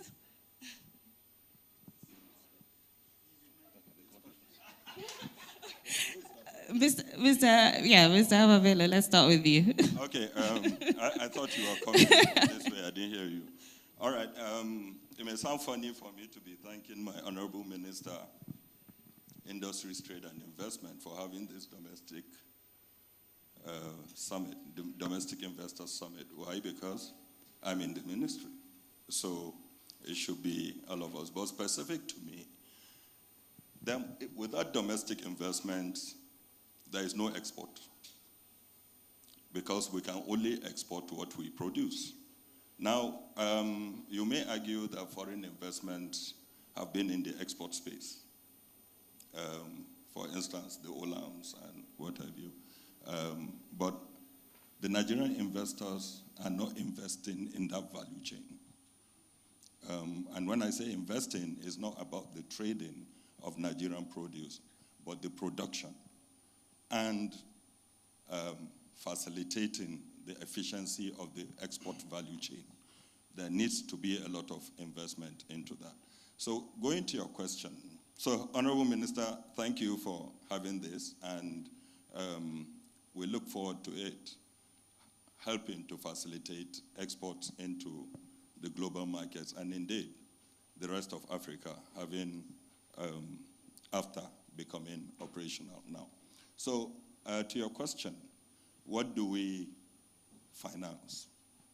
I would rather put the question in another way, as what do we facilitate? We facilitate trade of Nigerian products into the international market. And I say that because we are not only a financing bank, we are a risk-taking bank by giving instruments that facilitate trade in Nigeria. And who do we finance or facilitate? We facilitate everybody who is going to take anything that is legal out of the Nigerian space into global markets in a legal and formal way. So we do this through several means. Financing the exports, like funding, and also through risk-bearing instruments. Export credits, I think the infra credit guy has spoken about using credit instruments to facilitate trade, and then also credit insurance. Abubakar Sule may argue that we're not playing that role. Why? Because we're not giving those instruments for them to be able to lend to export. But why we are not doing that right away is because they are lending at up to 30% per annum. Okay, and that is very steep for Nigerian exporters, having to compete in the international space. At least the financing should be at rates that they can afford. So we do it for them. And when you are doing your introduction, you said rates that are too high, even from the government banks, even from intervention. But amongst us here, I think Nexim is the only one that still lends to its exporters at single-digit interest rates. Several of our partners, development partners, have tried to desist us because we are lending at below market, which equals subsidy. Okay, but we are resolute. We said we cannot but support our exporters to do. Now, the different sectors of the economy is very broad. We do everybody who is in manufacturing, agriculture, solid minerals, and as you know, services contributes over 50% of our GDP, but we have not been able to externalize it. Our services are domestic. So we have special products that we want to take services outside the shores of Nigeria into Africa and into the rest of the world. We have started doing that as a country. Today we are doing accounting services, legal services, and what have you through outsourcing that we are doing to countries and markets that are outside Nigeria. So we finance everything that is exportable, creatives, services, even music out of Nigeria, then agricultural produce, manufactured, and so on. That's what Nexim does in this market. Thank you very much. Thank you, Mr. Abba Bello, and thank you for addressing risk sharing head on as we start the panel. Let me go over to Mr. Ayo Shotere on Bank of Agriculture. You can tell us a little bit about what you fund, if you take risk, and if you can share risk with the commercial banks, and any innovative instruments that you have for businesses in this room. Good afternoon, I think it's morning. Good morning, everyone. Name is Ayo Shotere, the Chief Executive Officer at the Bank of Agriculture. Let me start by giving immense thanks to the organizers of this event. Honorable Minister of Trade and Investment, thank you so much. Other partners who've facilitated this, I think the conversation is very ripe, and for us, coming to the market with a new outlook, what I call BOA 2.0, we are relaunching ourselves. As you know, I got appointed just a couple months ago, I think about 3 months ago, and we had products that we've had, for 52 years since the bank has existed, and has morphed into what it is today. And we have some other products that we are looking to roll out. So just in terms of educating the sector, a lot of microloans. When I talk about microloans, I know microcredit to smallholder farmers, and also we do non-agric loans. But for us, we need to understand who we are as a bank. We're an agric bank. That non-agric loan, I would say all the agric services, within the confinement of the sector. We also do wholesale loans to state governments based on programs or initiatives designed by us.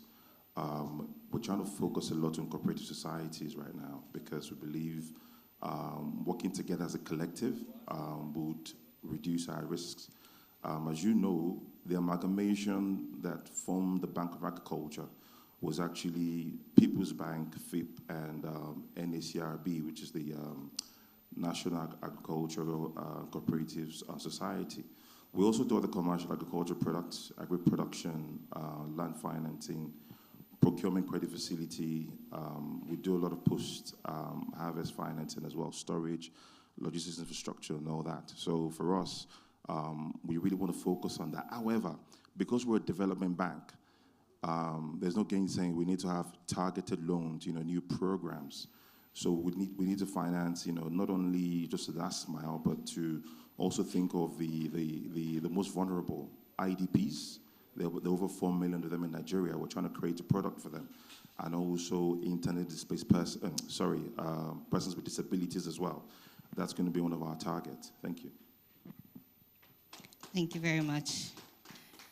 If we can go over to Mr. Kangi to just speak about Bank of Industry and all that you do, what you fund, and also if you'll be willing to share risk with the commercial banks. Thank you very much, thank you. And thank you to the Honorable Minister, to the PAMSEC.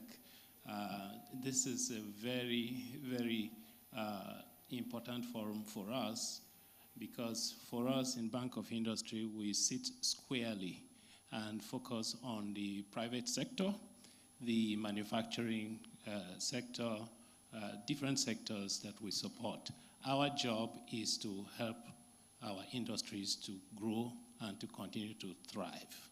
And so to that extent, we're very happy that this summit focuses on domestic investors, because if we don't treat our domestic investors well, if they are not doing well, the foreign investors will not come.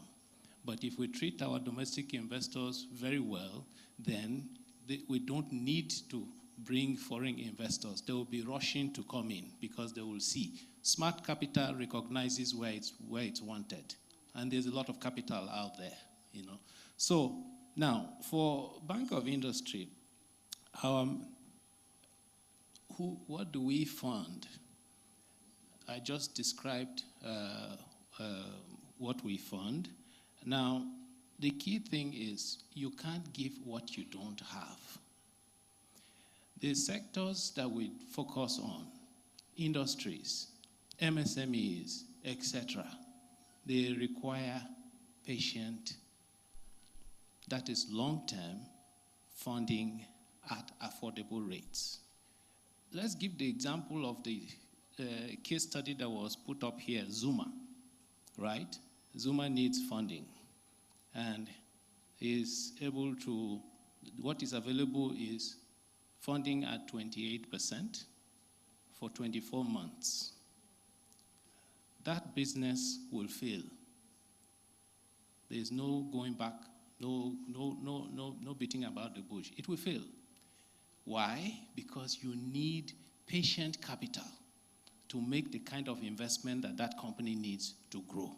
You need money of at least 5, 7, 8, 10, even 15 years. So, at Bank of Industry, what we did was to challenge ourselves. How can we raise money that will help us to do this? deliver patient capital at affordable rates. And so the bank set out to raise money in the international market. Over the last 7 years, we've been able to raise over $7 billion from the international market at affordable rates. You say, how so? Given the rating, you know, it's all about rating, right? The bank internally is rated AAA, but externally our rating is tied to the sovereign.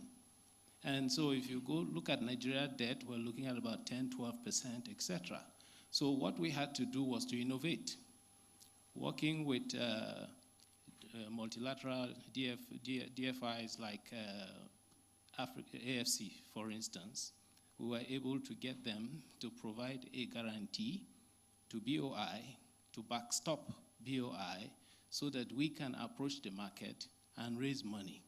And so when investors in our papers were looking at the offer, they were looking at AFC and AFC's superior rating, which is credit and investment grade rating. And based on that, we were able to raise money at a fraction of what Nigeria debt is going for. I'm talking about 5 to 7%, thereabouts.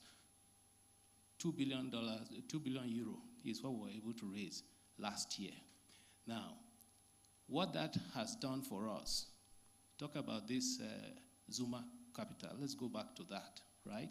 We're able to now deploy that money for this company up to 7, 8 years at single-digit rates or low double digits. And with that kind of financing, they are able to scale and do very well. Somebody I think it was Phil that talked about taking foreign debt and all of that, right? Now, what we have done is bringing that money in, we swapped it into Naira, because this company cannot raise that money, cannot sustainably borrow foreign currency. So we swapped it into Naira. And so they are now, so we have de-risked that aspect of it, the hedging of it.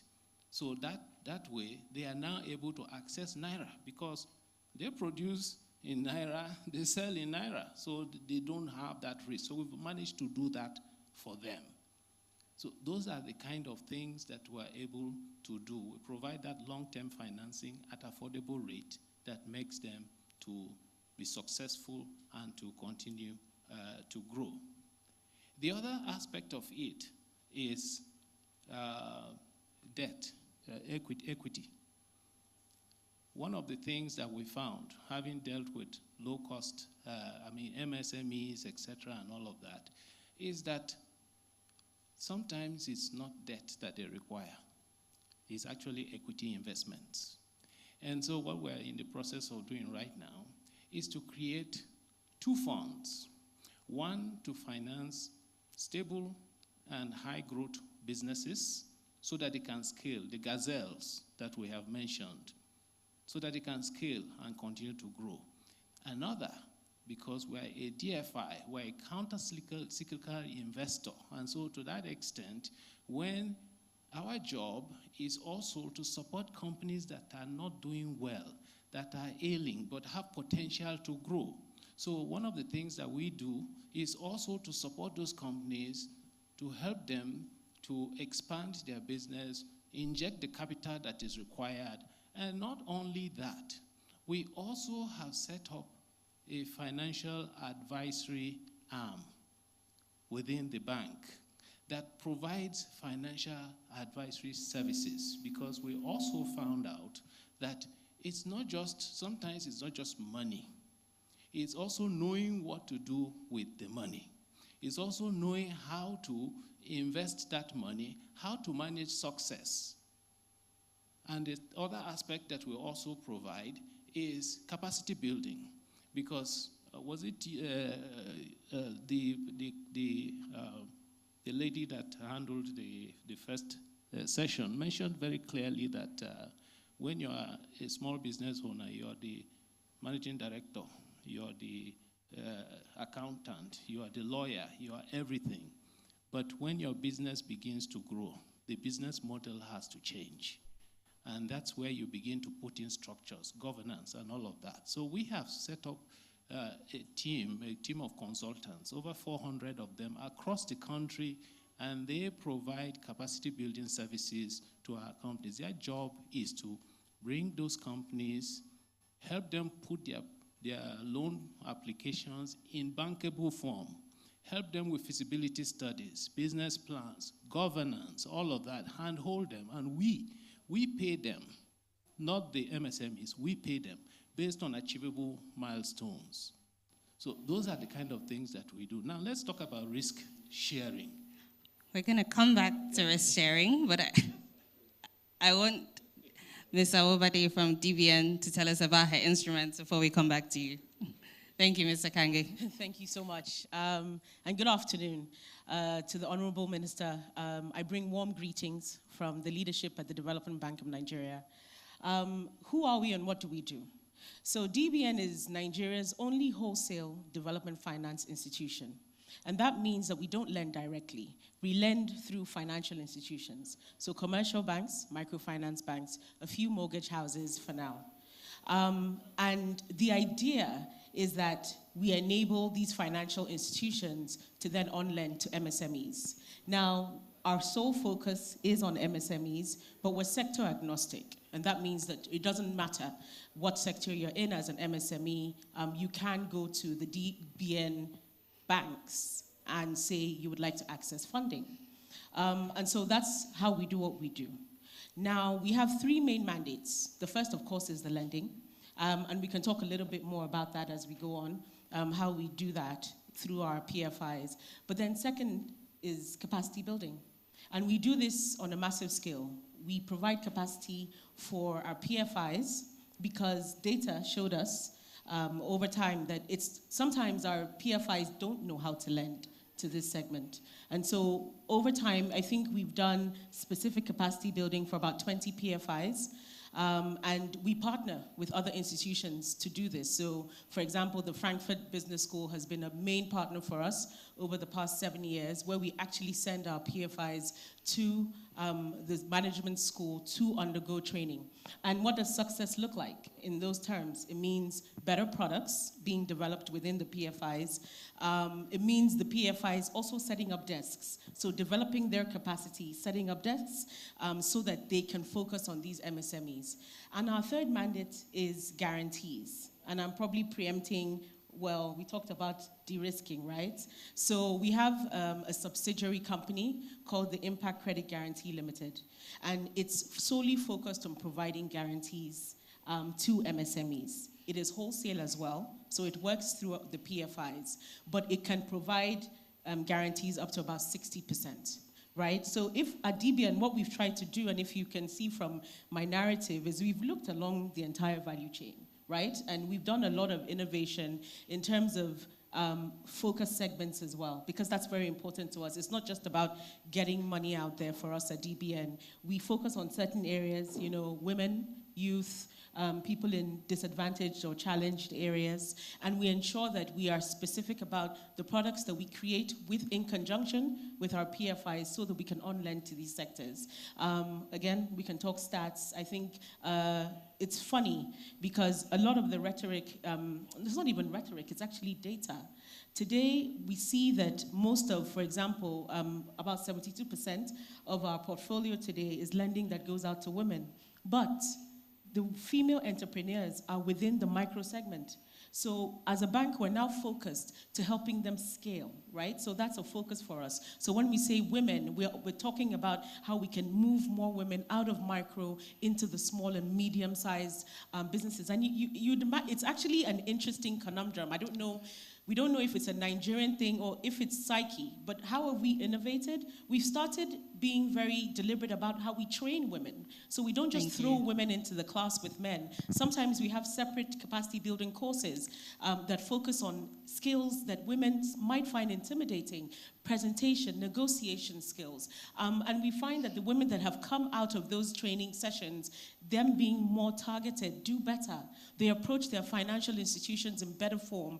And we know that women pay back their loans, right? Yeah. So we're creating a stronger segment that's actually getting access to the funding that they need, as well as building capacity. Thank you. No, thank you so much. The PFIs have, the public financial institutions have shared a lot about equity, guarantees, availability of technical assistance. So I just want to ask that you close out in 30 seconds. Yes, unfortunately, the time is fast spent, but I know a lot of the businesses in this room want to engage with you during the break in this session, so they will have a lot of questions from you. So I do have one last question with a 30-second timer on it. It's the same thing we asked to the private sector. What is one policy or innovation that you think, if it is implemented, can help you expand access to financing for businesses in this room and beyond?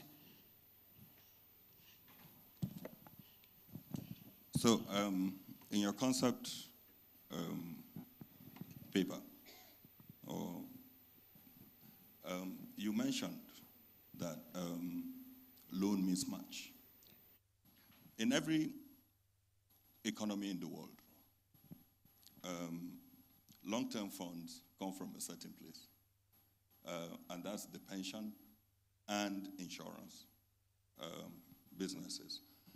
I think Phil mentioned about the infrastructure fund that is from pensions. But there's also long-term funds that should be available that is not infrastructure related. And if we are going to industrialize, we need those kind of funds. And we're not going to go borrowing for that. For me, I think the Pension Act is a bit restrictive, okay, on where those monies can go to. There is, as of today, 24 trillion naira sitting, most of it in government bonds. About 63% of it is in government bonds. When it could go to the productive and the sector of the economy and the real sector of the economy. I think the Pension Act needs to be revisited so that it can unlock some of the money that is tied there in bank deposits and government securities. That's one. Number two. 5 seconds left. I think we also need to fast track the legislation of factoring and forfeiting.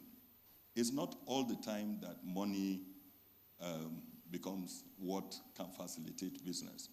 Factoring business, which Afreximbank and us with the Central Bank of Nigeria have been trying to get into as a new product in the banking system or the financial system, is still dragging. And I'll give you an example. In the Nigerian capital markets, total trade creditors is about 160 billion naira now. The federal government of Nigeria owes its contractors about 400 to 600 billion naira. We don't know the exact figure. And the state governments, again, around 400 billion. So almost 1 trillion naira locked. Nobody knows for how long, from 60, 90 days, maybe up to 180 days. It is something that factoring can be unlocked, and I think it needs to be fast-tracked. Those are my contributions on what needs to do immediately for loanable funds and capital to be built in the Nigerian sector. Thank you, Mr. Bello. Very interesting insights again on the pension funds and innovation around factoring. Mr. Shwatiri, can I just ask you for your 30-second contribution? I wish it could be 30 seconds, but let me quickly jump into an answer I should have given you before, that you didn't give me the opportunity. I think that was what we were thinking. For us, before policy at the Bank of Agriculture, we need to understand, first of all, who our customers are. Our customers are the farmers. We don't have a national farmer database. I think that's a starting point for us. Singular procedure for farmer data. Once we understand who our farmers are, also what are we financing? We can't keep doing the same thing expecting a different result. So for us, we want to look at our food system, and under the food system, our input system, how do we start to finance domestication of seeds production in Nigeria so we can move our farmers from 1 to 2 tons per hectare to 6 to 10 tons per hectare. Our mantra within the bank is productivity. And to do that, we need to start investing in breeder seeds, foundation seeds, certified seeds. Number two, irrigation. How do we use that to increase productivity across board? Farmers farm once a year and they wait for the next year to farm. How do we, design that as an asset class, invest in that for farmers to be able to farm at least 4 times a year? Machinery, equipment, finding a way to deepen that as well. Now, in terms of the types of financing infrastructure or financial instruments that we want to, deepen in the sector, number one is climate financing. It's extremely important. How do we as a bank start to, think through issuing green bonds, large green bonds? Yeah. Policy regarding that as well. How do we increase, insurance within the sector as well? So all those sort of things are, they're systemic, problems that we need solving.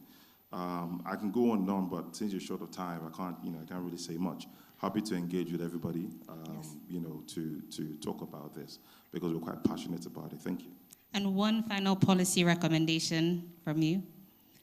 Oh, well, I already said it. I mean, for me, a massive credit policy regarding insurance for agriculture schemes, very important. Okay. Thank you, Mr. Shoshimi. And Mr. Kange. Thank you very much. Now, for us, I think one of our key issues that we're looking at is how to de-risk lending to particularly the MSMEs, etc., women-owned businesses, etc.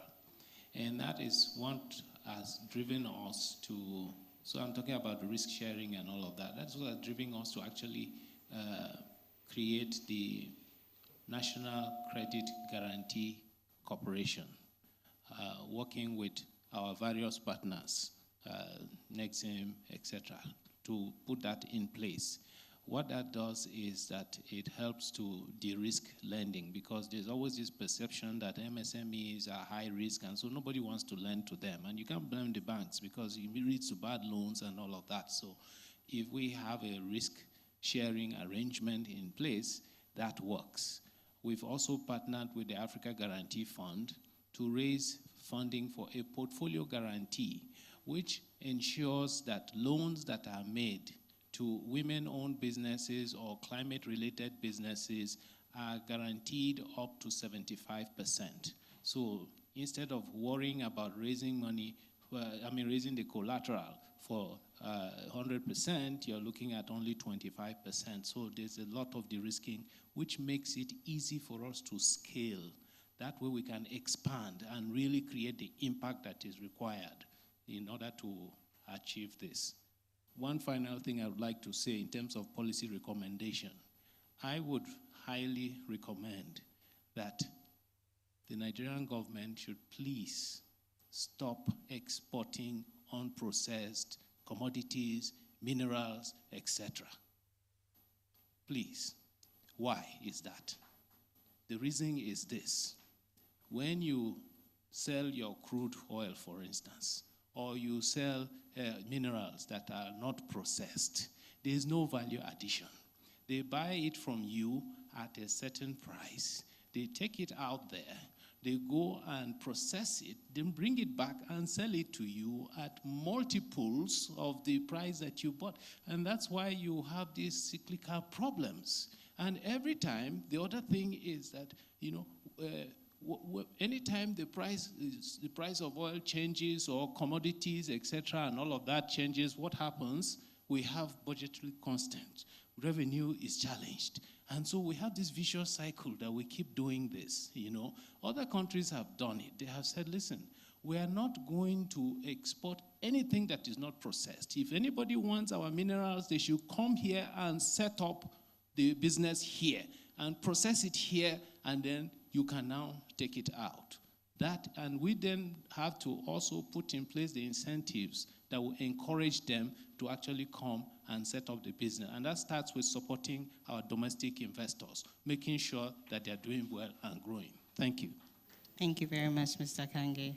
Very insightful and value addition. I think the audience will agree. Mr. Obadi, just a few last words from you. So in terms of innovation from me, some of the things we're already exploring in-house is going after thematic funding. And we've done this in the areas of green, especially being Nigeria's first accredited entity to the Green Climate Fund, enabling us to do more in that area and lending to MSMEs in the area of green. In addition to green, we've also gone ahead to get thematic funding for agriculture. And we're very, very proud of the work and the progress that we're doing in that space, as well as women with gender as well. And so the idea for us in terms of innovating is getting more of those types of funding in so we can do better in terms of lending and of course with rates, but also to ramp up capacity building, which we're already doing as well. And we are actually part of a larger initiative, the vehicle that was created for youth entrepreneurship. So partnerships, scaling partnerships, having more strategic alliances as well. So thank you very much. I hope I've kept your 30 seconds. No, thank you very much. And I think we've heard a lot of interesting instruments, great innovation, and the audience will be excited to catch a few minutes of your time at the end of this just to hear more about how they can access some of these instruments. So with that, I would like to thank you very much to our public sector financial institutions for your candor, for your innovation, for your recommendations around policy. We've heard your mandates. A lot of them are already delivering impact, and we're excited to see how you scale that up.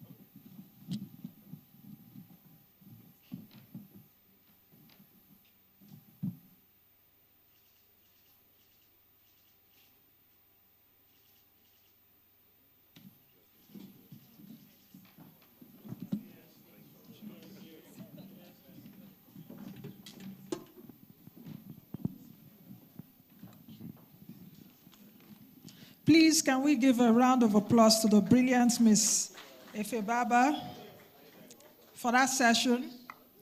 If you enjoyed that session, say aye. Please give them another round of applause. That your round of applause should be FGN approved, please. Thank you. We've listened to access to capital, and the rational session to move into should be markets. Because if you can't move it, if you can't export it, you can't sell it, then you can't scale it. I think it's a panelist here earlier on that said we should move from raw to processed materials, because there's so much we can gain if we process our commodities. For me, even as a business journalist, every morning it gives me, when I get to that segment of markets that I do, every morning I talk about the price of crude oil, cocoa, steel. I talk about coal. These are commodities they sell every day in the international marketplace. Palm oil, corn. I hope people know they sell corn too. They sell cocoa. They sell everything sellable. Whenever I get to that segment and I'm reading, okay, Brent crude is $65 US a barrel. Cocoa is about $3,300 US a ton. I can go on and on. Gold, the same. And whenever I get to that place, I'm always having this heartache. And I say it even on TV. I say, can we begin to process some of these materials? Because if we're processing them, that means we are getting jobs for our teeming youth. And I hope that, of course, with this Domestic Investors Summit, the inaugural one, that we'll begin to get solutions to some of these issues. Like I mentioned earlier on, after capital, of course, is market. So if you cannot move it, you can't export it, you can't sell it, then you can't scale it. So this access to market session is the next item. And just like Ms. Efe did a very fantastic job earlier on to that panel, I hope that this next panel that we'll be listening to will be definitely a candid diagnosis of trade frictions, as well as even the logistic gaps, and most importantly, the readiness issues for access to market. And to moderate this next session is the brilliant Ms. Kemi Onabanjo of McKinsey, and I hope that we'll be bringing global best practices home. Please, can you encourage her with FGN approved applause? Thank you very much. Thank you. Please, can we give Nancy a round of applause as well? FGN approved, please. Thank you. Good afternoon, distinguished ladies and gentlemen. I stand on all existing protocols. I am standing between you and the most exciting part of the day, which is not lunch, but the regulatory sandbox, where the rubber will meet the road. I can see HM approves of my prioritization of the sessions. So we're going to have a discussion about access to markets. I will start with framing the challenge, but more importantly, moving us towards talking about the solutions. And I will actually have the panelists also really focus on what the solutions could be. We know the problems. We have talked about them for many years, and we want to start moving into the solution space today. So similar to the access to capital session, we'll have the private sector panel, and then we'll have the institutions that are responsible for facilitating come speak about what they are doing, what they are fixing, what they are scaling, and what we should expect as exporters and manufacturers in the Nigeria ecosystem from them. So we'll start very quickly to frame the opportunity. If we go back one slide, we know that our manufactured goods as a percentage of exports is very low. We export a lot, but we export a lot of oil. And even with our non-oil exports, we see that manufactured goods, processed goods that are of higher value and actually will give us higher earnings is very low. You see from the chart that we're actually at 3% today, which is not befitting of the giant of Africa. Even though overall exports has grown over the last 10 years, we see that manufactured exports has stayed stagnant or continue to reduce at 3%. What is more shocking is that compared to our regional peers, we are way, way, way below the average. So Tunisia, Morocco, and some of the northern African countries are operating at north of 50 to 70% of their exports being manufactured goods, which is also telling of how they're able to continue to have very high FX earnings and stability in those markets. Even our East African and West African peers are doing much better than us, and the overall Africa average at 21% should be the minimum we should be aspiring to in the next 5 years. This picture, I'm hoping by the next Domestic Investor Summit, we'll begin to see how Nigeria is moving up the charts, going towards the average and even going beyond. But we do have a real opportunity. I think the more exciting part of that chart is that the goods and services that are being exported by these countries are things that we can also be very competitive on. It's textiles, it's apparels, it's equipment. A big one of it is renewable energy equipment, so solar panels, cables, circuits, and a few automotives. But we already know that just even if it's copper cables and wirings that we're exporting, there is a real opportunity for us. I think the special advisor said this earlier. The global trade dynamics offers a really good opportunity for Nigeria to become a preferred partner.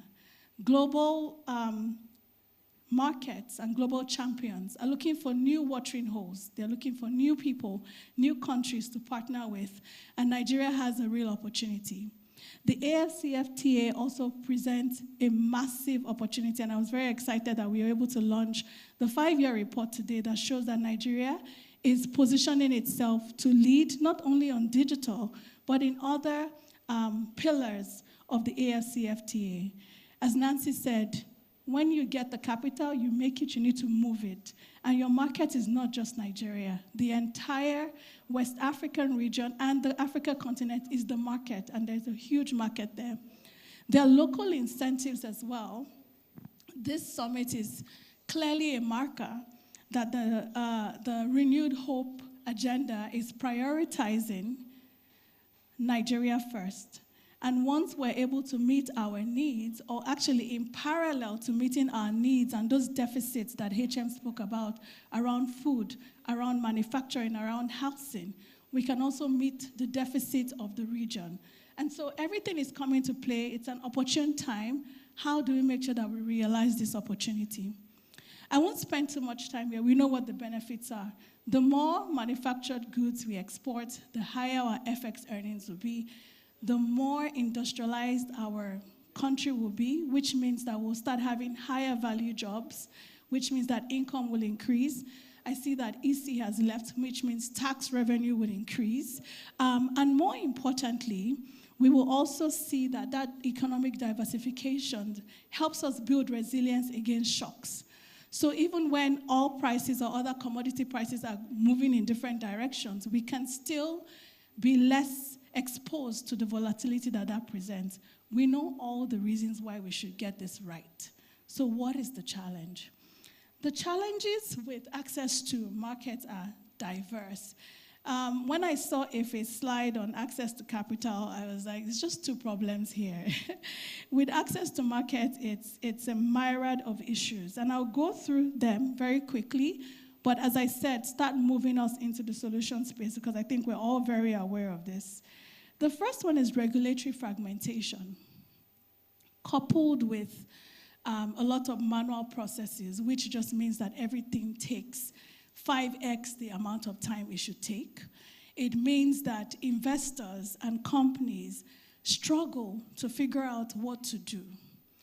I was very disheartened when the Compare was saying that as a business owner in Nigeria, in addition to having your capital, your machinery, you need to add faith, prayers, and who you know, which is quite disheartening because the transparency, it should be clear what you need to do to be able to export your goods. And so this regulatory fragmentation and the manual processing is what is hindering exporters from making this happen. Fatima, who has decided to be an entrepreneur and make good for herself and make money to feed her family and send her kids to school in Kwara State, got a great order for shea butter, very exciting, but it took her almost 3 months to get all her approvals and get her goods out.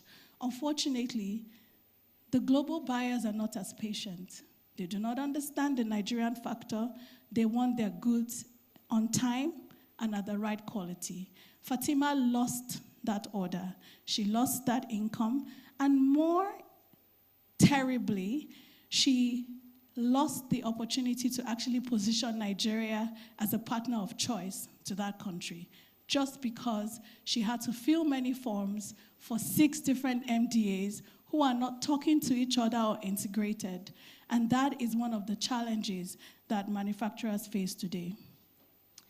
The second one is going to be Obinna, who's a textile manufacturer in Aba, who has made this beautiful, beautiful African print for export to Morocco. He actually scored a $200,000 contract with the Casablanca High Street brand. And they were, again, very excited to be buying from their African brothers. But what happened? It took 21 days to get his goods out of the port.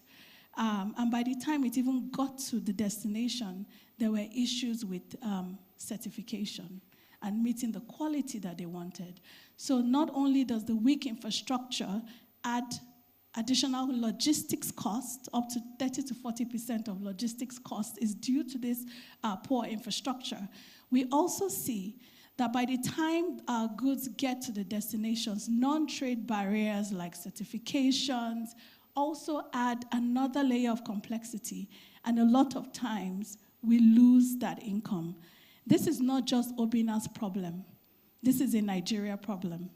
Because if Obina is not able to supply that Moroccan company, it means that the next time they see a Nigerian exporter, they will be less excited to deal with them because they know it's going to take forever for their goods to come, and very likely that the goods will not have the right certifications. Sun actually has that certification that Obina needed to be able to make that order acceptable at the Moroccan port. But the Moroccan port does not recognize Sun's certificate. So the question of integration is not only around business to business, there's also a government to government integration that is required to overcome the non-trade barriers. I talked about the high logistic costs. For the same goods, Nigeria is 30 to 40% much more expensive in terms of the logistics costs, and that's really driven by weak infrastructure. So even if you're making the highest quality goods at the lowest price possible, which is tough given that you're going to import some of your raw materials, by the time your goods are done, you cannot compete with the same good from South Africa or Kenya because you're already arriving expensive at that global destination. Again, this is not an Obina or Fatima problem. This is a Nigeria challenge. And the conversation today is really around how do we address the systemic problems. I like what Abubakar Suleiman said. You can't solve for one business after the other. You need to solve for the system to make sure that Nigeria First truly becomes a reality. Finally, if we go back to the previous slide around the challenges, there's also an intelligence problem. So 2 slides back, please, exactly. There's an intelligence problem. Exporters have these goods, but sometimes they don't know who to sell it to. They don't know who is looking to buy. And some of this information is not readily available on ChatGPT, as we all think. I know ChatGPT has the answers to many questions, but there are some questions that ChatGPT is not able to answer, like who wants to buy my goods? And so I'm excited that we have Afrexim Bank on the panel, because some of the things that an organization like that should be doing should be helping with trade intelligence and discovery. How do you make sure that the company that you're selling to is not a scam? We always, make it sound like everything is not working on this side of town and everything is perfect. But there are times that Nigerian exporters have also run into problems and shipped goods to phantom locations abroad. How do we ensure that we are getting the best value for what we're sending out? And finally, FX repatriations. I can't complete this conversation without talking about how even when you get your capital, you make your goods, you somehow get your goods at the right level of price competitiveness and you manage to sell. How do you get your earnings back? That still remains a challenge for a lot of exporters today. And I'm glad that Zenith Bank, who is one of the preferred bankers of choice, is here to help us talk about how we can begin to fix some of those challenges in collaboration with the central bank, of course. All right, problems done. What are the solutions? There are 4 big thematic areas that I'll speak to, and the panelists will also expound on even much more credibly, given that they are the operators in the space. The first is technology. Technology as a tool for coordination, technology as a tool for automation, technology as a tool to make this integration amongst all these different MDAs and organizations that we spoke about really realistic. The National Single Window team is here. They're going to talk about how they're using technology there and how Nigerian exporters need to take advantage of that. There are many examples here, but even the big old United States had to create its own global trade platform to make sure that there's coordination, but also that there is a centralized hub for information for exporters. This is non-negotiable.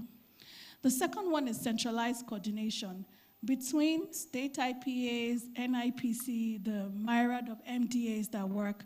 There needs to be some coordination. I know the essay talked about the Nigerian industrialization platform, a committee that is trying to harness that. Even the work that the Nigeria Revenue Service is doing is, again, trying to push towards more central coordination. And I think having a customer-centric view is how we will make this happen. How do we ensure that people have one point that they can go to? EC said it earlier, instead of knocking on 62 different doors, you knock on one door now. How do we replicate that in the trade space? The third one is market creation. Obina can, secure a contract with the Casablanca High Street brand. But what's even more powerful is when Nigeria and Morocco have a trade agreement that 100 Obinas can take advantage of. The Nigeria-America Chamber of Commerce is here, and so they're going to speak to how we can leverage bilateral or multilateral agreements and strategic partnerships to really drive market access for Nigerian exporters. And finally, infrastructure. We need to make the investment. I know this is the Domestic Investors Summit, which means that some of the people who are going to make the investments in infrastructure are sitting here. It's not just left to DFIs to make those investments. We also need to put our monies where our mouths are and make sure that we're making the right investments into all the required infrastructure to ensure that we can move the goods we make and truly position Nigeria as a regional hub for manufacturing. What is the opportunity? If we're able to move from 3% of our manufactured goods to 21%, if we're able to actually get much more efficient, we can 5x that 3 billion that we're currently exporting and get to a bit of an 11 billion annual opportunity of just exported manufactured goods. This doesn't include oil. This doesn't even include services, which is a big pillar that the ministry is pushing. I haven't even gone into services at all. Just goods can get us to $11 billion annually, which means that there will be increased tax revenue for even further investments, not just in infrastructure, but human capital. There will be even a higher industrial base that makes us truly competitive, that your goods already land at a good price, and you can compete with Vietnam, you can compete with Morocco, you can compete with Tunisia, and truly, truly position Nigeria where it needs to be. This is the opportunity. This is the conversation we want to have about how we can realize this opportunity. And on this note, I'm going to invite my private sector panelists to join me here on stage so that we can begin to talk about the solution space and what we need. And immediately after that, we'll have the institutions come and talk about what they are fixing, what they are scaling, and what we should expect. Mr. Lou, I'd like to ask you to please give a round of applause to these panelists. Mr. Louis Odom from Zenith Bank. Mr. Ashish Kemka from Lagos Free Zone Tolaram. Mr. Peter Olowononi, Afrexim Bank. And Mr. Sharif Balogun from the Nigeria-America Chamber of Commerce. Please give them an FGN-approved Nigeria First round of applause as we take this conversation forward. Thank you. Thank you. Thank you, Ashish. Thank you.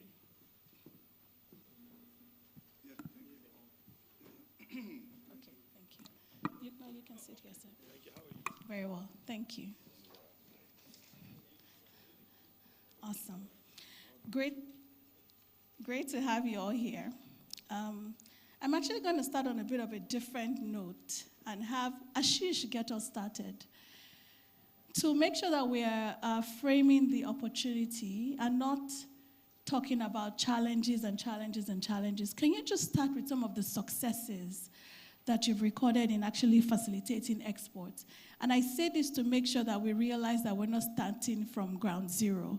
There is already progress, and I want you to just speak to that before we start talking about how we're addressing some of the outstanding issues we're experiencing. Thank you.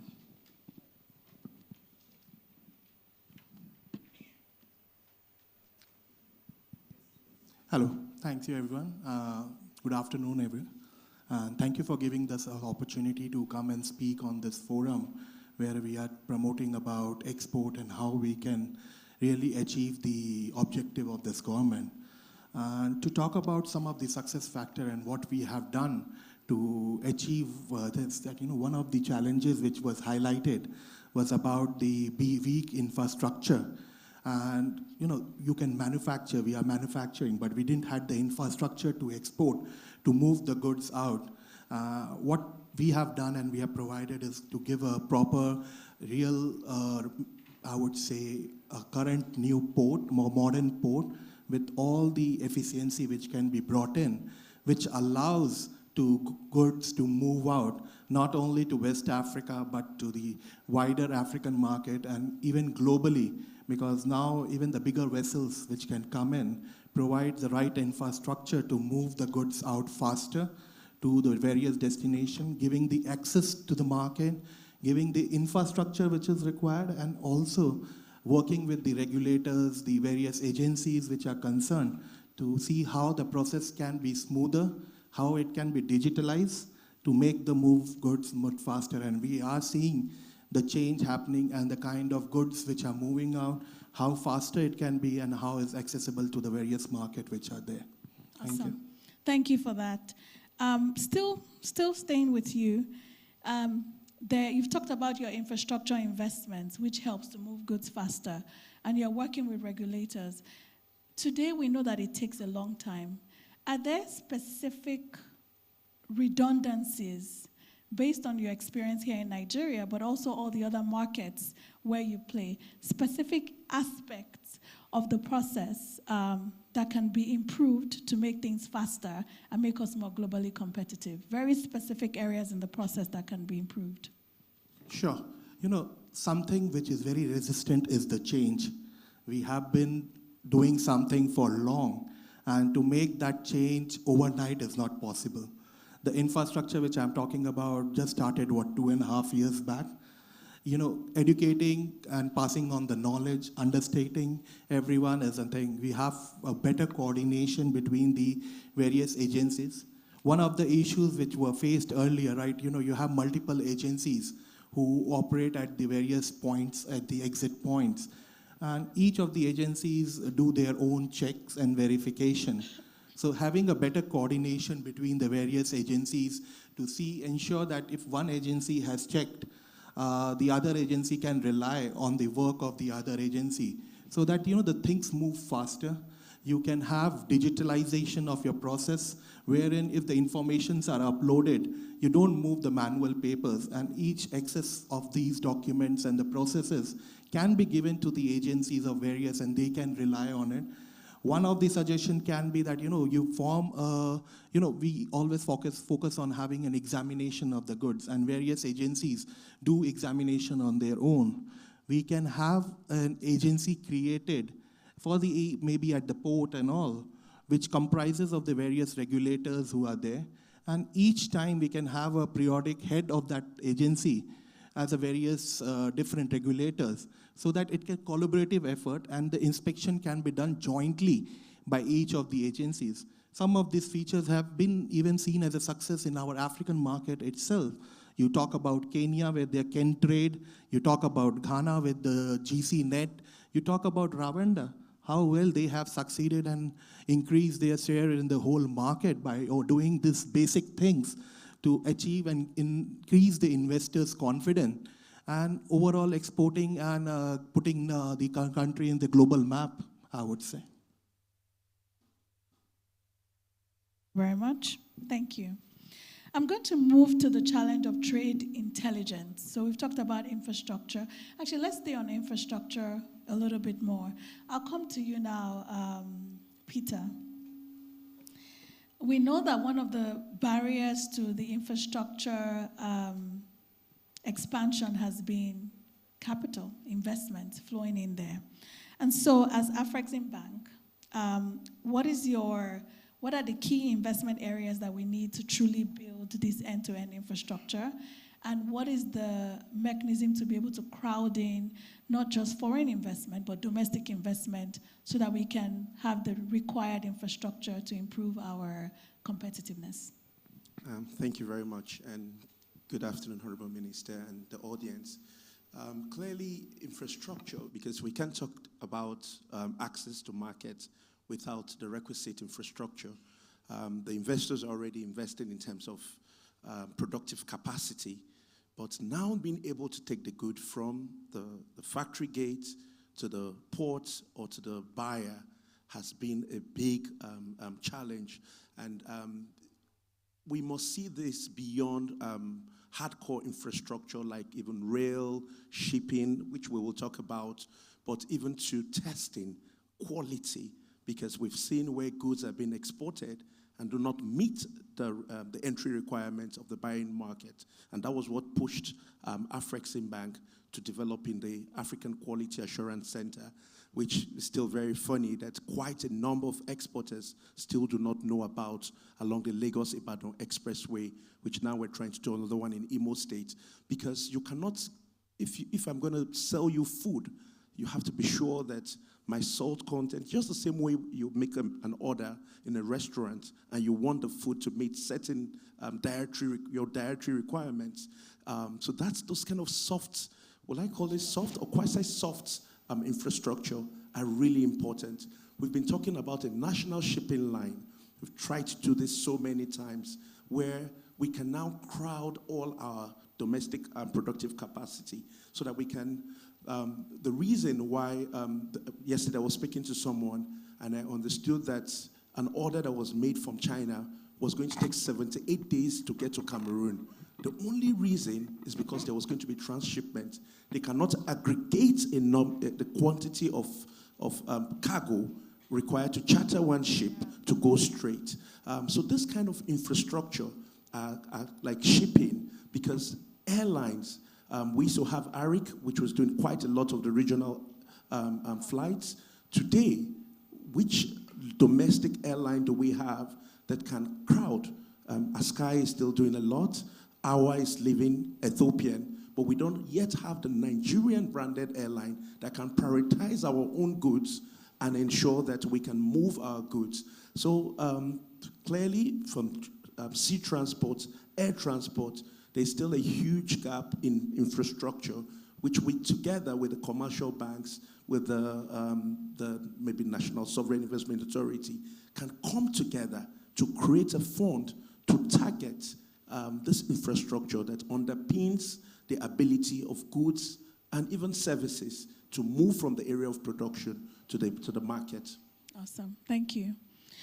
Sheriff, I'll come to you now around trade intelligence.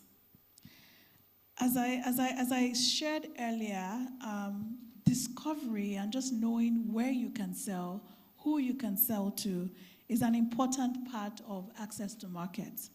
Are there any practical tools or institutional support mechanisms that exist to help Nigerian exporters identify, verify, and connect with credible buyers in the global markets? You can start with the US as a starting point, but also beyond the US, Europe, Asia, and other global hubs.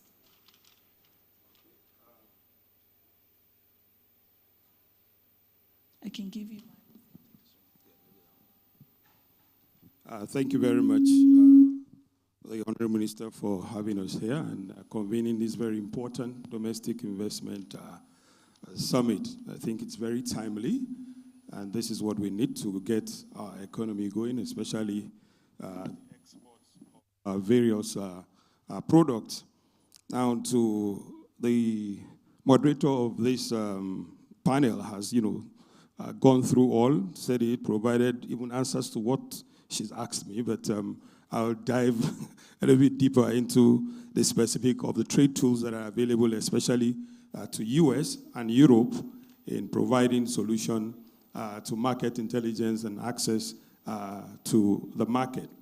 A couple of them, first, I'll say domestically here, you have the Nigeria-American Chamber of Commerce that provides information on market intelligence through our collaborations with the USAID, the US TDA. In fact, we are heading to the US to attend the Food and Beverage Show in September and follow up with a meeting with the US TDA in a bid to provide specific markets where they have identified buyers of Nigerian products, and we intend to match with those who we're going with. That's on the domestic front. That's one that is readily available that you can contact the chamber, and then we can do that. Then we also do the trade missions. We do business to business. We do online virtual networking. 2 weeks ago, we had one with the USTDA in South Africa. And even in that one, one of the exporters from Nigeria was able to access markets and sign a pre-contract to supply goods worth about $800,000 and precisely share butter. So these are such facilities that are available. Then you also have the Food Export Association of Midwest and Northeast, which supports sourcing from Africa through bilateral engagements. This is also a U.S. agency that directly provides that services. They look at what importers from U.S. want and what also importers from Nigeria want, and they do a matchmaking specifically to drive this process. We also, of course, of the AGOA, and we're hoping that this will be renewed, but, we're living in interesting times. And, of course, with the Trump era, Trump 2.0, you know what is actually happening about tariff. But, not to underscore that, we're still at an advantage in terms of the tariff situation right now, as against other countries that we have products that we can export. For example, to be precise, Mexico has higher tariffs than Nigeria, and we have a lot of products that we can sell to the U.S., which Mexico supplies into the U.S. market. Example is our hibiscus, which Nigeria supplies about 70% into the Mexican market. Now, Mexico processes and exports to the U.S. Now, with the high tariffs, this provides an opportunity for us to sell the processed product into the U.S. market, and that's something that we need to really look at and target that market. We also have the USAID, West Africa Trade Hub. Unfortunately, that is winding down now, but it was a specific program that provided insight into ensuring that the AGOA program is consummated, because they kind of give emphasis on textile. And for AGOA, actually, where we stand to benefit more is in textile and garment, because even without AGOA, most of the products that go into the U.S. before now used to go in on zero duty, especially agri product. But textile had a high duty, and the USA Africa Trade Hub had ensured that we take advantage and moving our textile into the U.S. market. So that's with the U.S. If we come to Europe, we have the Enterprise Europe Network, EEN, is an initiative that provides SME, including Nigerian exporters, tools to connect with verified buyers and technical partners in Europe. That platform is there. You can access it, and there's direct matchmaking between buyers and exporters of that. You also have the CBI, the Center for Development of Business, who are working with the Nigerian Export Promotion Council to provide technical support, training, capacity building to ensure that we're able to export goods to the U.S. And you also have the International Trading Center, ITC, which has an intelligence platform that gives statistics of the trade between countries worldwide. So those are general information that are there, but you can harvest them, using AI, and then be able to derive specific solution for the products that you want to export. So it's important to have this trade intelligence facility. And I think the Ministry of Trade should take that up specifically, because market intelligence is key. If you say process, if you want to process, what do you process? Do you have a market for what you are going to process? And I was discussing with someone back in there I know somebody who we had encouraged to process sesame seed oil, instead of exporting sesame. Now he's stuck with sesame seed oil in his warehouse because there's no market. So it's not enough to say process. We must first identify where are those markets, what are they looking for. Then you can now encourage people and say process. There's a lot of legislation. I mean, one particular legislation that is going on now about, punishing or sort of exporters who process who process raw material. You should incentivize, not punish. Already they are facing challenges in moving this good, in trying to keep the trade going. And I think there is no one who will know that he will make more money by processing and will want to stay with primary processing. We encourage processing, but it must be done with market research, with intelligence, and market identification. Thank you. And at the right quality, of course. Yes. I said, and at the right quality. Oh, absolutely. I mean, he mentioned about the quality infrastructure. There's no gainsaying whatever you process, if it does not even meet, and because quality also differ from country to country. Exactly. So what country A wants in quality might not be what country B needs in quality. So you have to differentiate and meet those standards. I mean, that is a foregone conclusion that, I take it that you must have known that you have to meet the quality requirements of those countries before you even try to ship goods to those countries. Awesome. Thank you, Sheriff. There was a barcode on the screen. I don't want to be the only one asking questions. So if you have questions for the panelists, please scan the barcode and put your questions there. They will get to me somehow. I'm coming to the money man, Mr. Odom. Many exporters face challenges with being able to repatriate their FX earnings and on time. So it's not just, first, you're not sure when it will come. There are challenges about what you can even deploy it to as well. I know that you processed about 50% of all the export transactions, so there must be something that Zenith Bank knows or is doing to help facilitate that. Where are the biggest bottlenecks, and how can these be resolved in the shortest possible time? Okay. Thank you very much. Let me thank the Honorable Minister for enabling this engagement. Most times, when we talk about investors, you talk about foreign investors. So it's very refreshing to talk about domestic investors now. And now to your question. Like you said, we handle over 50% of all the NSPs for non-oil export in Nigeria, and it's for a reason. To your question, if you ask a typical exporter, what do you want to do with your receipts, your FX receipt, they will tell you, please leave us to do whatever we want to do with it. But every country have got their own FX policy. So there are policies in place by the central bank, and there's a reason for that. But beyond the argument from the exporters that their money should be left to them to do whatever they want to do with it, we've also noticed there are even bigger issues that normally leads to this difficulty. Number one is from the point of documentation, the kind of agreement they sign. We've noticed most of the exporters do not want to do letters of credit. They will prefer open account, which exposes them.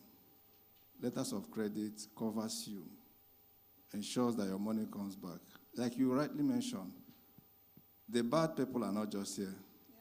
Sometimes they don't receive their monies because they've done open account and they don't get the money. It's as simple as that. So we encourage them do letters of credit. The second item is the one all of us will need to put our heads together. How do we improve the quality of what we are taking out? Sometimes they claim that the quality is not the quality they expected. But it might not be right. Might not be right, truly. Some of them have some certificate and they claim it's okay. So if we're able to take care of that, it will help.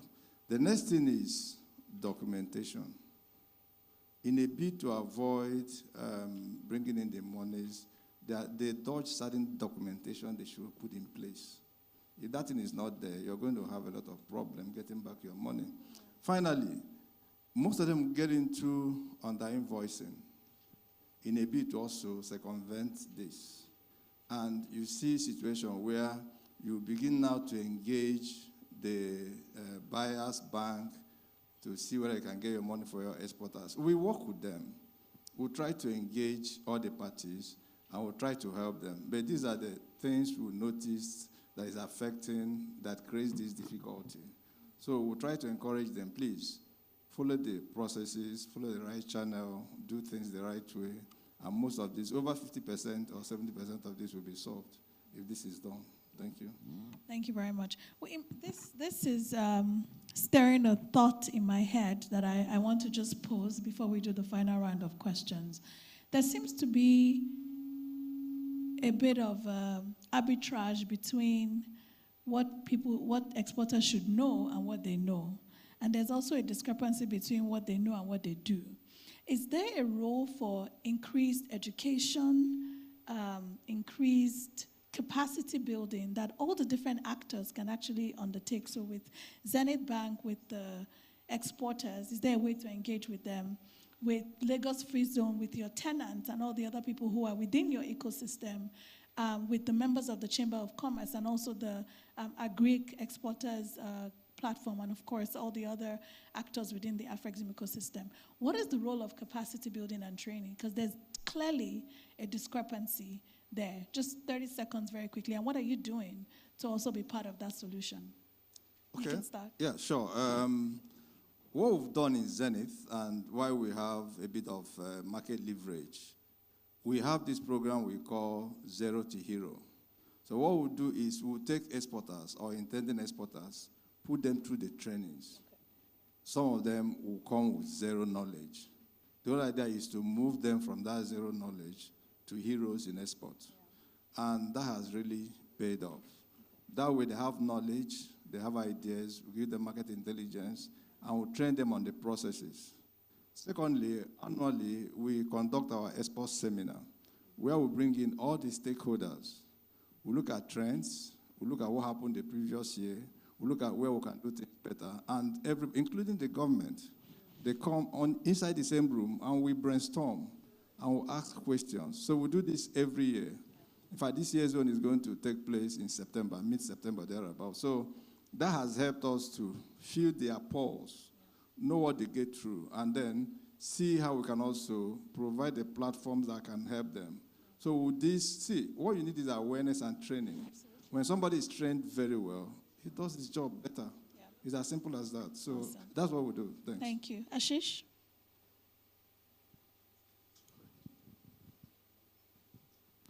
So I'll just take it up with my colleagues who have said, the training, nothing can solve if without it training.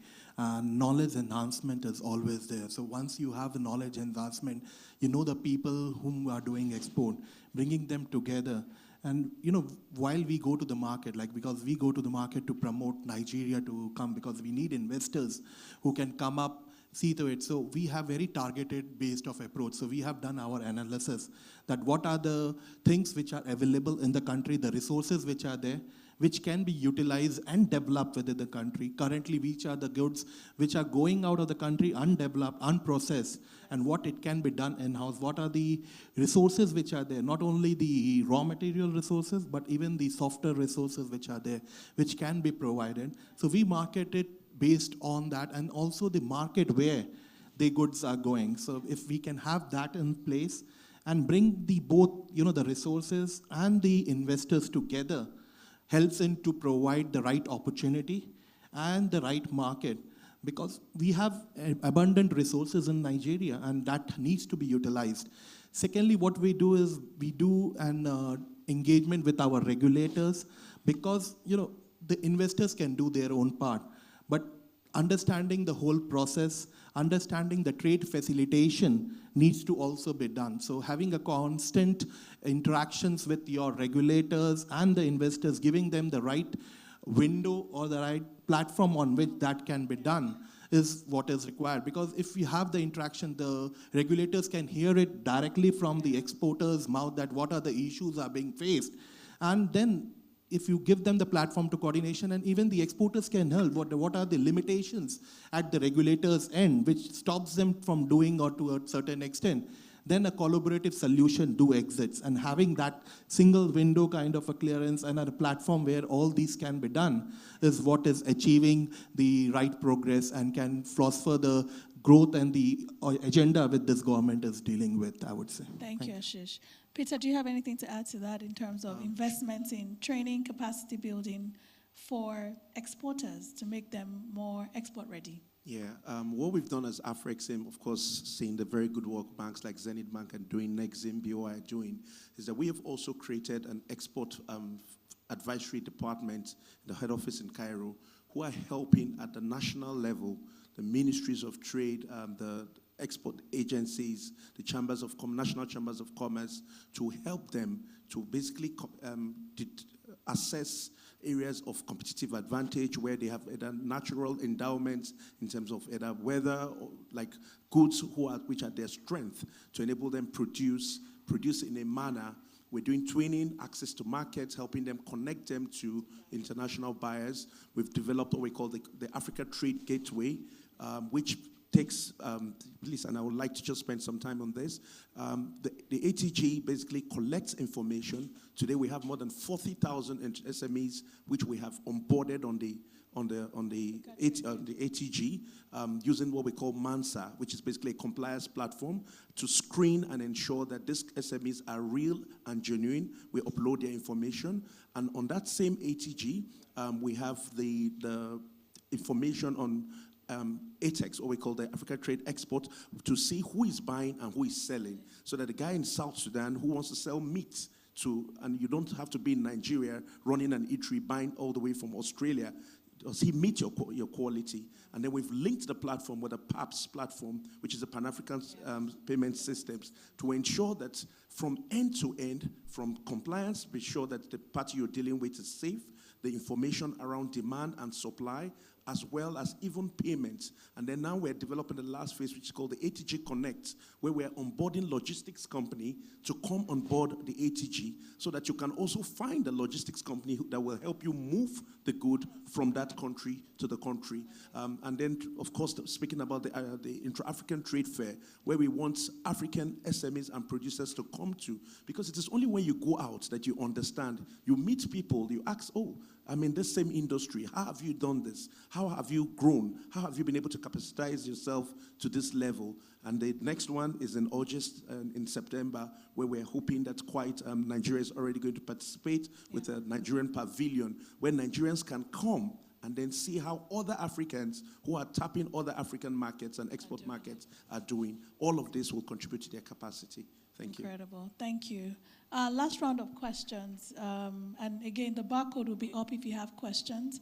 But there is clearly many things that are happening across the different players in the ecosystem. And I believe that the Federal Ministry of Industry, Trade and Investment is a powerful convener and coordinator of all this information to ensure that the exporters know what's going on and they have access to it. So, final round of questions. If you had to choose one critical reform that would create the most immediate improvement in access to market, whether it's in delivery times, in discovery, whatever area you think is the biggest bottleneck, one critical reform, imagine that whatever you say will be done. Just imagine it. Magic wand, one critical reform to accelerate access to markets, help us get to 5x our current manufactured good exports, and contribute to our $1 trillion GDP. What would that be? 30 seconds.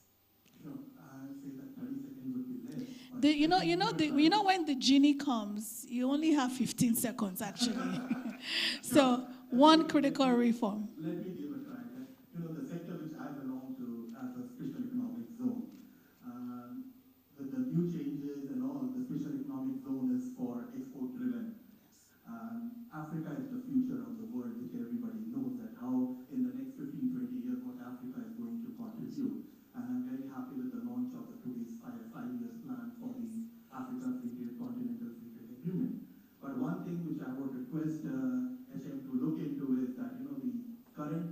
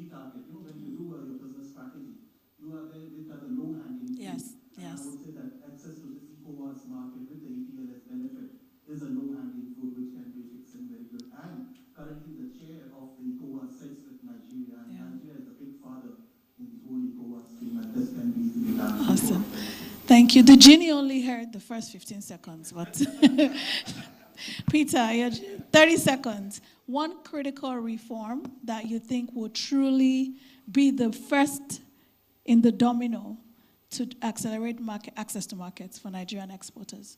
Thank you very much. I would just say interagency collaboration. We've seen it with when we said the crude for Naira sales with Dangote Refinery, and Dr. Zach Adedeji, who was the chairman of the committee, created a one-stop shop which was housed in the Nigerian Port Authority, where all the agencies were all seated, and that's really triggered and helped the takeoff of that scheme, putting everybody together and ensuring, because even just today on this panel, since I've been in this room, I've heard Development Bank has a product that seems to overlap with the product that what's it called now? The guarantees. It doesn't overlap with Afrexim. It overlaps with Afrexim, Okay. overlaps with Nexim. So being able to put all the individual parties who seem to be selling the same thing together and ensuring that end to end, they can work more optimally and basically help drive exports. Thank you. So centralized coordination, interagency collaboration. One critical reform, 30 seconds. Yeah, for me, it's putting together a national single window that will consolidate all export processes, custom, NAC, SON, everybody into one digital platform, and coming out with that window that will be practicable, not just design, but do the dry run and ensure that this works. In a bid to bringing down the export process to about 4 days, 48 hours, 4 days to start, take it to 48. If you do all of that, already 30% of the cost will be reduced for exporters. Thank you. Thank you. Sheriff, you've been engaging with genies because you know how to ask one time. Please, we need to learn capacity building for 15-second solutioning. Mr. Adam, one critical reform. We've all said the same thing. Yeah. We've said the same thing. And that is at the point of policy coordination. For an exporter, you need to fill about 14 to 20 types of documents and deal with agencies to get your goods out. That is cumbersome. A single window platform will solve the problem, but it has to be coordinated by the government because all these agencies, they belong to the government. Yes. So why will people suffer to just push out a product outside the country? That is what is needed. Ladies and gentlemen, please give my panelists a big round of applause for the very sharp, insightful conversation. Nancy, I see you're coming, but we're not done. My public sector panelists are going to come as well. But thank you so much. I think the ambition was achieved. It's interesting because the next session is going to start talking about the national single window and some of the other solutions that customs and SON and these agencies are already deploying. So I think it's been a fantastic flow. Thank you. I think there'll be pictures with HM now, and then I'll bring on the public sector panelists. Please give them a big round of applause. FGN approved. Big round of applause, please. Thank you. Thank you.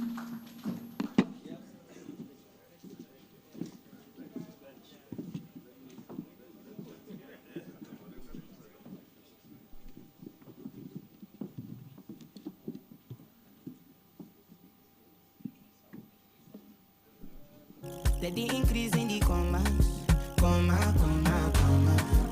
Original no be parody. You know fit clear for your memory. Whether now winter or summer, I did Papa just start now. Living life, see my fire burning bright within the inside me. Smally way they mighty, they never know high color. No remove fight, check and balance everything inside my mind daily. Trust me, you can't fool me. Energy don't got logo, more friendly and conscious. I'm allergic to suckers, I'm not ready for confusion. They're telling me make I show love. So we're not done with this access to market session, but very differently from the way we did with access to capital, we're going to have our public sector institutions come up for 5 minutes each, without interruption, tell us what is shifting, what they're fixing, what is shifting, and what we should expect. I think we're all now converging on the same solutions.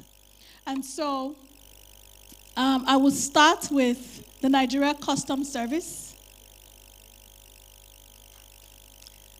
Thank you, thank you, thank you.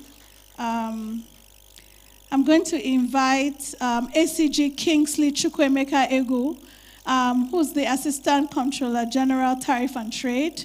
I'll have you sit first because I want to bring everybody up, and then you take the podium after. Thank you. I also like to invite Mrs. Chidima Ewuzie from the Standards Organization of Nigeria, who's joining us from the Conformity Assessment Team. Mrs. Ewuzie, please give her a round of applause as she comes. Mr. Akintunde Folorunsho from NEPC, Nigerian Export Promotion Council, our Director for Market Access. This is exactly the person we need here. The Director for Market Access from NEPC is going to come and tell us how NEPC is accelerating access to markets for Nigerian exporters. You're welcome, sir. Thank you. And then finally, the silver bullet that everybody has spoken about. No pressure, but National Single Window is here. Please welcome Mr. Tola Fakolade, who's the NSW project and director of the project and head of the secretariat. No pressure, Tola, we are here to hear everything you have to say to us. A few questions came from the audience, but what I will do is have our institution speak, and then I will allocate some of those questions to folks in the room to answer right at the end. First off is none other than our uniformed boss from Customs. You have 5 minutes to tell us what Customs is doing and what we should expect in terms of accelerating market access. Thank you, sir. I think I should stand up. Yes. Yeah, thank you.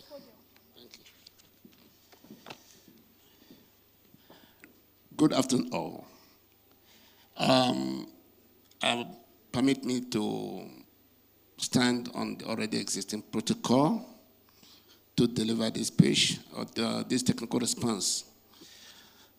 And while doing that, I have to offer apologies from my CGC, who is not here today for obvious reasons,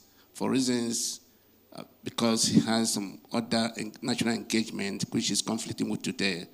Thank you. Let me start by appreciating the Federal Ministry of Industry, Trade and Investment for convening this vital platform. As Nigeria's investment climate continues to evolve, the Nigerian Customs Service stands committed not just as a regulator, but as a strategic trade enabler. We are gathered here today to discuss this theme: what Nigerian Customs is fixing, what we fixed, and what we're scaling. We're not just seeing this as a slogan, but we are also, this is not just as a slogan to Nigerian Customs, but a summary of what we are doing, what we are working towards, and the operational processes. First of what we fixed, I'll start with what we fixed. We fixed the legal framework.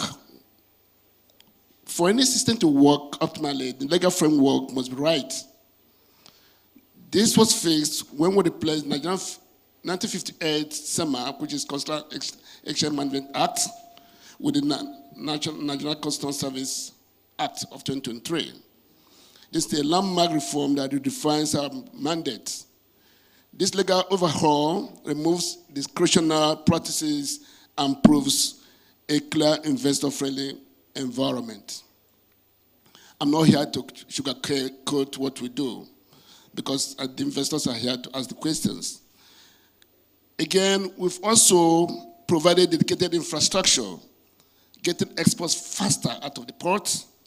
We realized that exporters were trapped in a system designed for imports, so we created a solution, and the solution is a dedicated export command at Lele Port.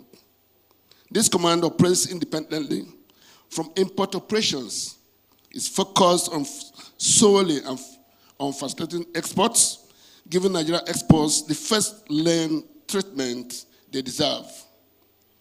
This reform has simplified processes, eliminated interferences, and given exporters, especially small businesses, a more predictive pathway from warehouse to global markets. We also work on integration of SMEs through the Authorized Economic Operator Scheme. We now provide small businesses who benefits hitherto enjoyed by bigger businesses, which is such like faster clearance of goods, fewer examinations, and priority attention. On the digital platform, we're trying to automate our processes. We're migrating from the NICES to Bodogu.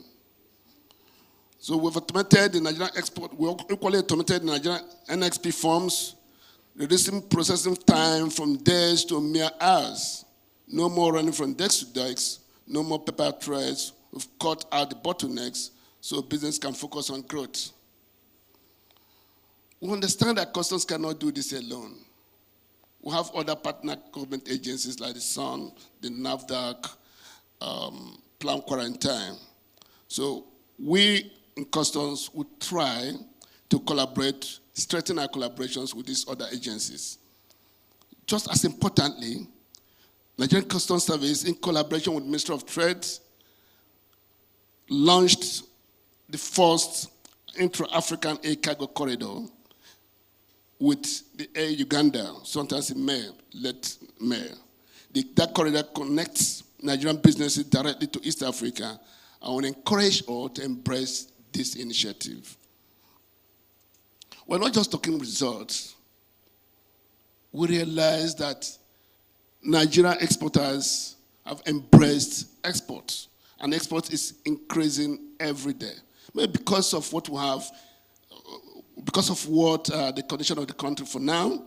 So we realize that compared to year-on-year, 2023 to 2024, we have a quantum movement jump of over 219%, both in value and volume of goods. This year alone, Nigerian Customs Service can report that we've got more than 5.03 billion kilogram cargo of goods for this first quarter of this year alone. And that's over 200% increase year on year. So it is not just figures. We've noticed that we've realized from the figures we have that Nigerian exporters are embracing exports, and that is good for the economy. So what are we scaling? We're scaling our flagship innovation, the Bodogu Unified Customs Platform across all custom commands. We're looking at rolling out Bodogu, full rollout of Bodogu very soon. We are now at migration level. We equally scale, establish regional export hubs across key commercial centers, not just Lagos. We're looking at expanding AEO schemes to include more SMEs in more sectors. We develop sector-specific, we're looking at developing sector-specific export protocols for agriculture, solid minerals, and manufacturing. With automation, we deploy real-time export tracking systems and strengthen our digital backbone to handle higher volumes. One of the panelists emphasized on this about automation, and that's what Nigeria Customs Service is committed to doing. We equally deepen regional integration. We're looking at deepen regional integration by launching more intra-African trade corridors. That is with conjunction with the Federal Minister of Trade. And very importantly, leaving the best for the rest. Collaboration with, and more close collaboration, and closely collaborating with stakeholders, public sectors here. That is what we are looking at. We are building a system that works for investors, that will work for domestic investors, that will work for exporters, and that will work for the Nigerian economy. Under the leadership of His Excellency, President Ahmed Bola Tinubu, GCFR, Nigerian Customs Service is fully aligned with a renewed hope agenda, which buttresses economic diversification and trade expansion. We invite the private sector, domestic investors to join us not only as beneficiaries, but also as active partners in scaling this system. Thank you. Thank you very much. Please, a round of applause for ACG. Thank you. Thank you, sir. I think you can hand the mic to Mrs. Ewuzie from Sun. As you approach, I just want to ask a question. You can also sit if you want. You have 5 minutes. But I have one additional question that came from the audience, which I think is yes. People are asking about what agencies support Nigeria SMEs with export standards and certifications, especially for food or health products. I know there's NAFTAC, but there's also associated products that Sun can. And are there affordable programs to help them comply? So as you talk about what you're doing and what you're scaling, it will be great for you to speak to that question as well. Thank you. Thank you very much, Kemi. Good afternoon, guests. Good afternoon, our Honorable Minister. We thank you for creating this platform for us to discuss this important issue that borders on export of our goods and services. I want us to look at export market access of our products in line with passcodes, okay? Because the same access that we are looking for is the same access China had. In fact, all the countries of the world have, especially those that are members of WTO. So for us to be talking about access, then we should also look at not just accessing this market, something that will help us remain in the market. Because most times, Nigeria will have access to markets. Like earlier this month, UK gave us access. In fact, is allowing us to bring in 3,000 of our produce to their country. Now, what will make us remain in those markets? We will take it to, when you look at the prior to China discovery of what can give them access to markets. You know, they were producing based on specifications from the Western world, okay? They were producing for them until they had access to WTO in 2001. So what it meant was that in 2001, the export value of China was $266 billion. But immediately they got to WTO and got the secret. I will call it a secret because it's something most countries don't discuss. They guard it jealously. There are countries that don't take their activities that help them access markets. They don't give it out freely. So immediately China got that secret in 2001. By 2008, their trade value, export value, moved from $266 billion to $1.4 trillion. These things are facts. They are in the internet. You can look at them. Please tell us the secret. We want to hear you're going to hear the secret. Eh? Don't worry. That's why I'm here. So, the secret now you're asking, okay, Kemi, the secret is there's in trade, there's only one organization in the world that handles trade. You can imagine trade, you trading with your brother, how fierce it is, country to country. I mean, your brother in your local markets, how fierce it is. Then now imagine international trade, continental trade, okay? There was an agreement that was written by, okay, let me put it this way so that it will flow. WTO recommended or is recommending the use of international standards to benchmark trade activities. In 1994, International Organization for Standardization, that's the ISO, now had an agreement with WTO. And what was in that agreement? What was in it is that it's recommended that you use standards, international standards, to remove technical barriers to trade, not just standard, on the indiscriminatory conformity assessment procedures to remove technical barriers to trade. I'm sure you'll be wondering, what is indiscriminatory conformity assessment activities? When you talk of conformity assessment activities, you talk of inspection, you talk of certification, you talk of calibration, you talk of accreditation, and metrology, that's calibration, sorry, they are in the same line. So this agreement, they call it the Marrakesh Agreement. You can Google it. It became enforceable in 1995. It was that 1st January 1995 that Nigeria joined WTO.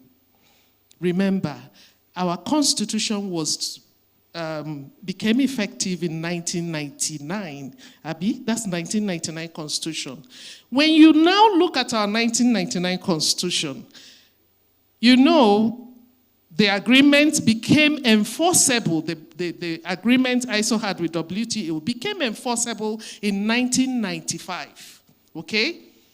Now, we got home. In 1999, our constitution was elaborated or became in use. This 1999 constitution, when you go to section 2, under trade and commerce, you will see in number 62D, it was clearly written that an organization will be responsible to prescribe and enforce standards for goods and commodities for trade, is under trade.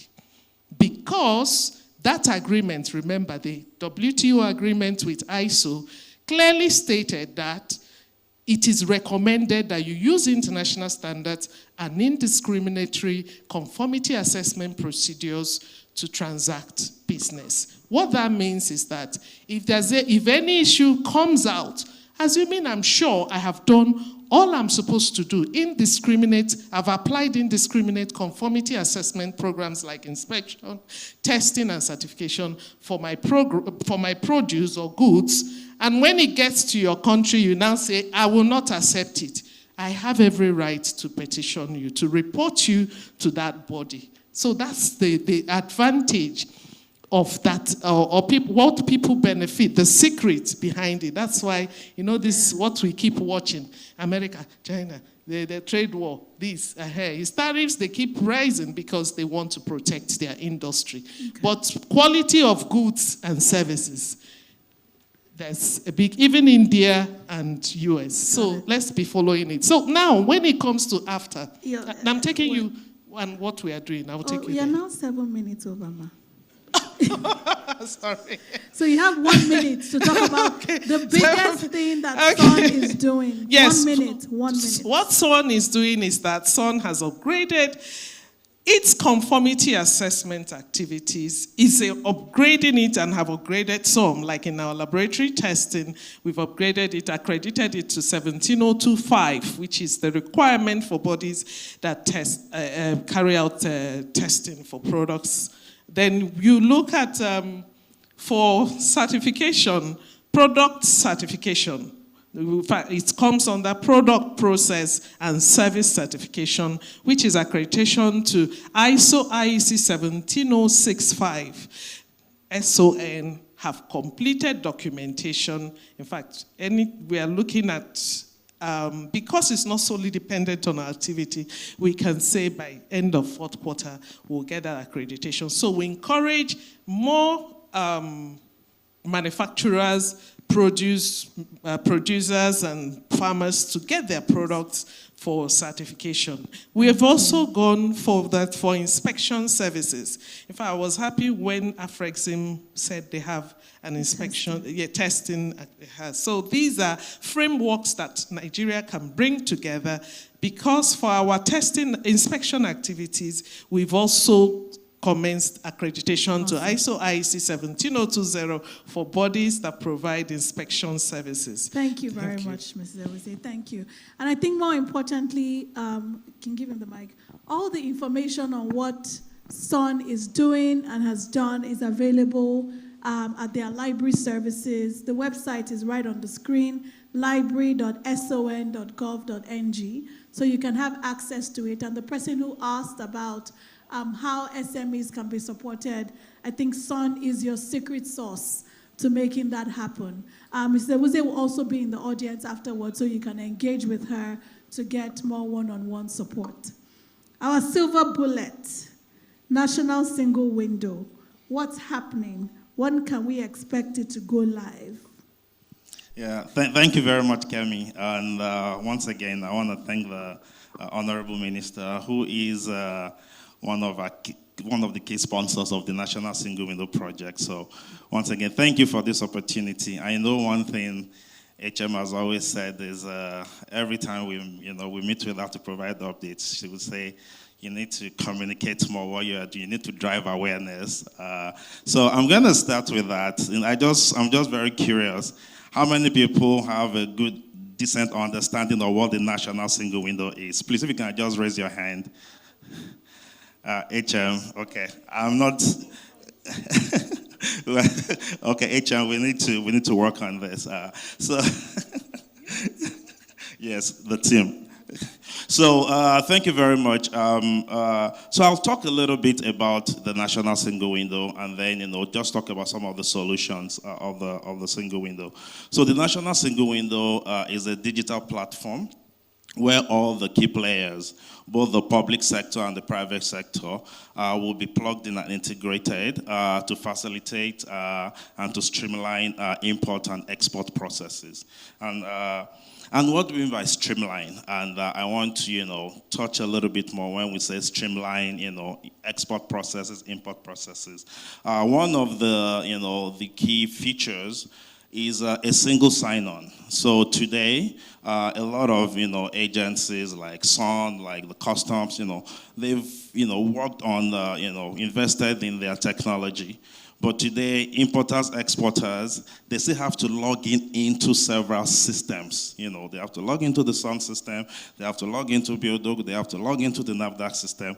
One thing that the single window does is a single platform, is a single sign-on, where importers and exporters or their representatives will only use the single window. And then at the back end, through integration, the single window will exchange information with all the systems of the other agencies. So what that does is it streamlines, the processes for all importers, exporters. One other thing that the single window does is it's also the end-to-end. So of when you want to import or export, single window is the end-to-end. And what do I mean by that? So an exporter will apply for the required certificates or licenses or registration through the single window. They will make any payment through the single window. So it will be the central end-to-end platform when it comes to export or import. And then some of other things that the single window will do, that it does and will do when we finish implementation, is also really streamlining the processes. And I will go a bit into that. One is if there are duplication of data. So today, an exporter might be filling a form to apply for SONCAP, to do the SONCAP, and the same exporter is filling a form with another agency. A lot of times, a lot of data is duplicated. One thing the single window will do is data harmonization. If the same data has been filled for one agency, it replicates the same data into the form of the other agency. So some of these things, and same thing for documentation. If a document has been submitted or uploaded for one agency, the single window will replicate that documentation. So the whole essence of that is how can we simplify processes, how can we eliminate duplication, and how can we make life easier for exporters and all our MSMEs, and also the big players in the market. So that overall, I would say, is a summary of what the single window does. Yes, I'll get there. Just give me 3 more minutes. So, in terms of, Kemi, you already mentioned some of the issues, so I won't go into the issues in the overall landscape.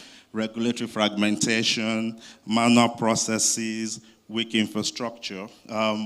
One thing we've also been doing is, for the single window, we don't want to just digitize or digitalize current systems or current processes. We actually want to improve on the current processes.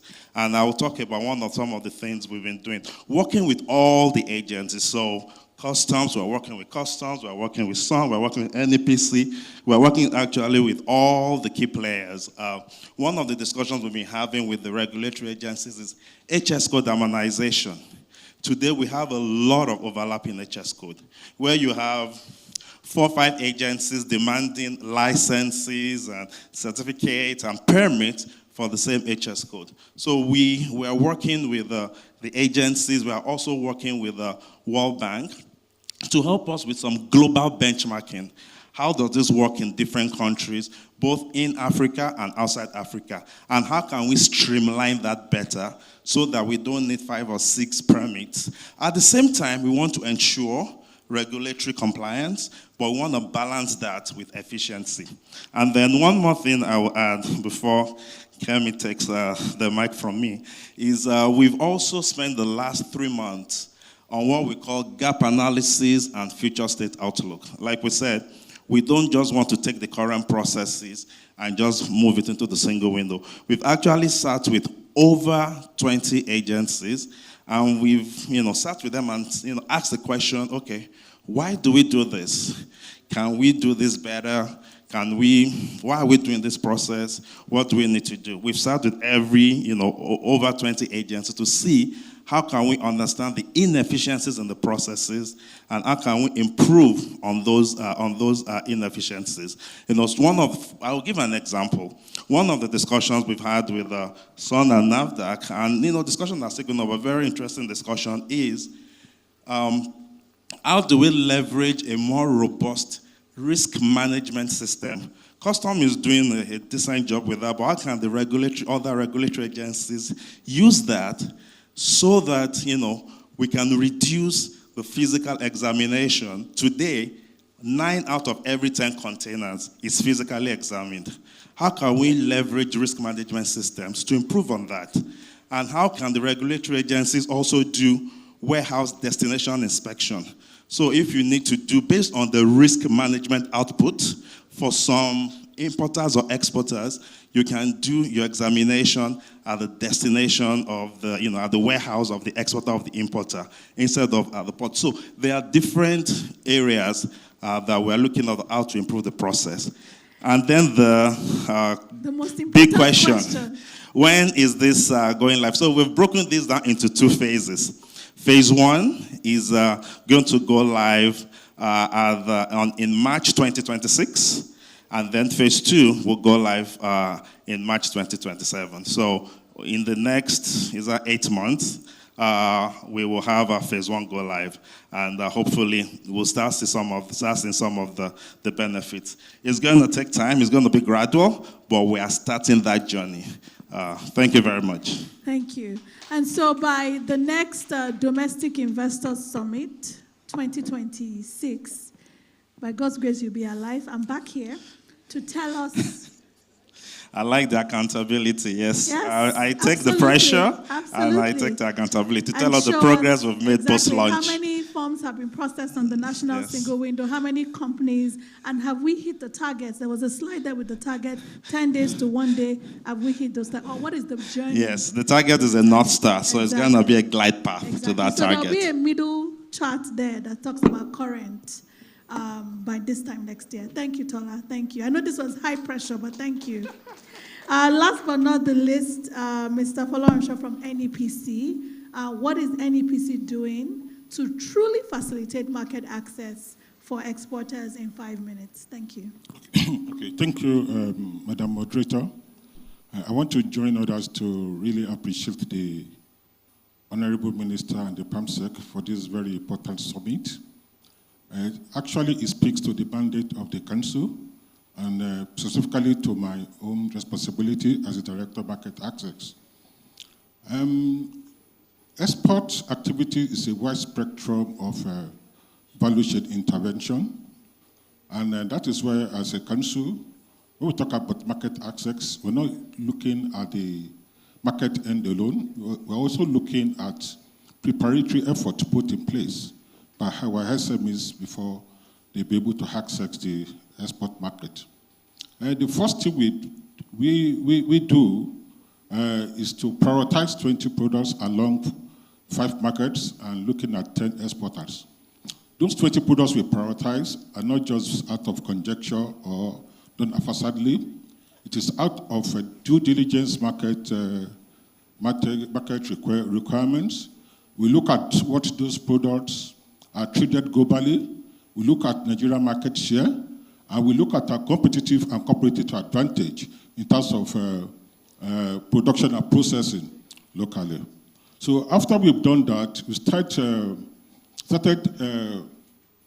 partnering, with the Commodity Association to see how we can scale up production.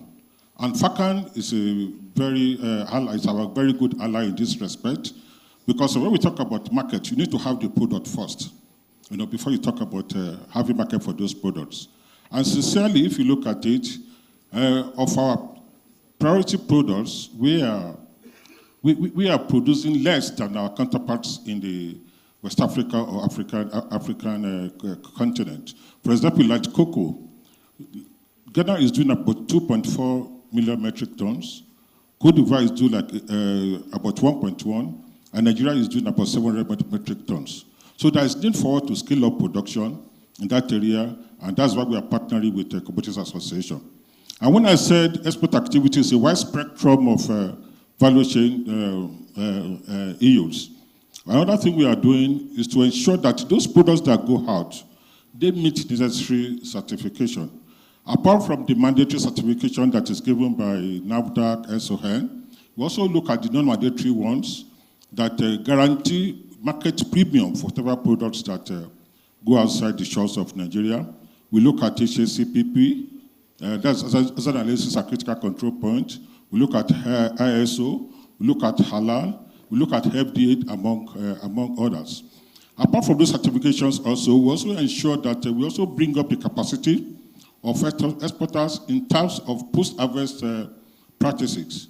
We almost lost our markets to Japan on SSP recently because of high incidence of paraquats in our assessment. And what did we do? We try and bring up what we call the IPM, Integrated Pesticide Management System, to ensure that our farmers are brought up to standard in terms of post-harvest handling of sesame seeds production and eventually for export. Also, in that regard, we're also working with WTO on a Standard Trade Development Facility on cowpea to ensure that whatever product that has been exported meets specific market requirements and are not being rejected. Because some of the problem we have in actual has to do with the issue of export rejects, and we are trying a lot of putting a bit of effort with our partners and stakeholders to ensure that we do just not only export, but we, like the SON Women Talk, we did sustainable export. Another thing we also do to create visibility for Nigerian products, we came up with some initiatives. One that really comes to mind is the Export Trade House, which we've been able to license 6 companies for that responsibility. The Export Trade House is outside the shores of Nigeria to give visibility to Nigerian products and to serve as aggregation points for Nigerian products that are taken outside the shores of Nigeria. We have 6 now. We have in Cairo, we have in Lomé, we have in China, and some other, we have in Dubai. Though there are some issues with the Dubai one, but we are putting it, we are putting some corrective action into place. And also, we're also looking at the efforts to also license some other ETH. So one other thing we also do is the domestic export warehouse, because I said whatever we do in export is along the value chain to mitigate issues of logistics at the port. Yes. we came up with the domestic export warehouse scheme, whereby we licensed about 12 terminal operators, so that those warehouses will serve as aggregation points for Nigerian products.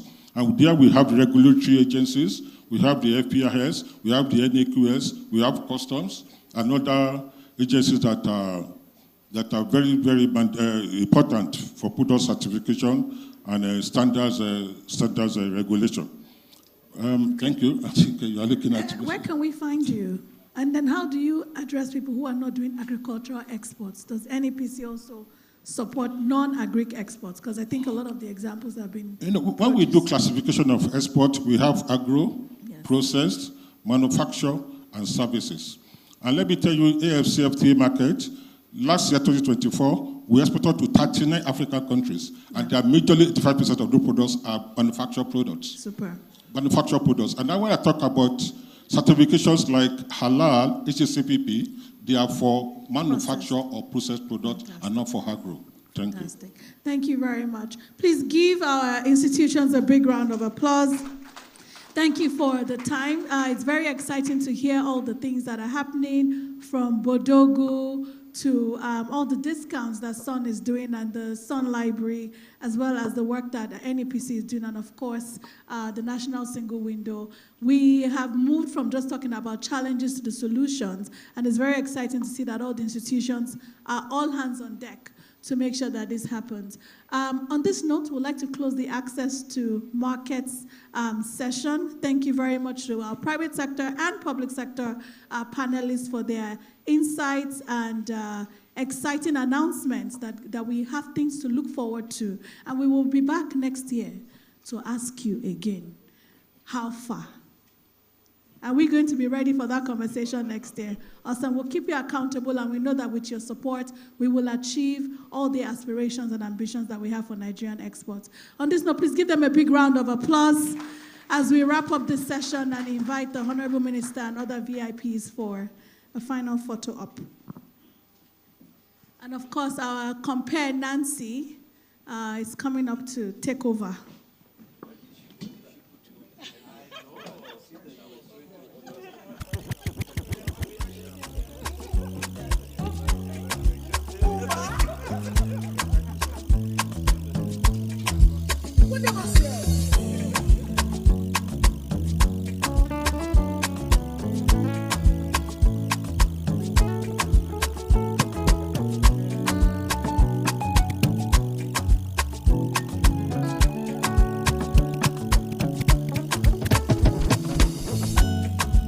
Tell me where you day. Last Saturday, I go meet you there. Cause I miss you every day. Can we get the official photographer for the ministry, for OHM's office? Is someone from the media team for the official? Otherwise, this session did not happen.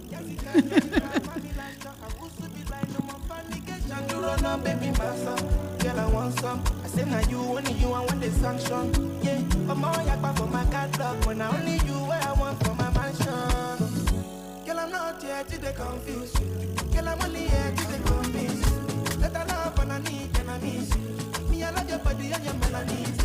Follow me, give me G, give me high with my energy. I never love you, finish you. Don't leave me, oh, man. Let me take you to Jesus. I can't even sleep for night. I carry you from my mind. I don't date think of you. Call me my head. Thank you very much. Nancy, over to you.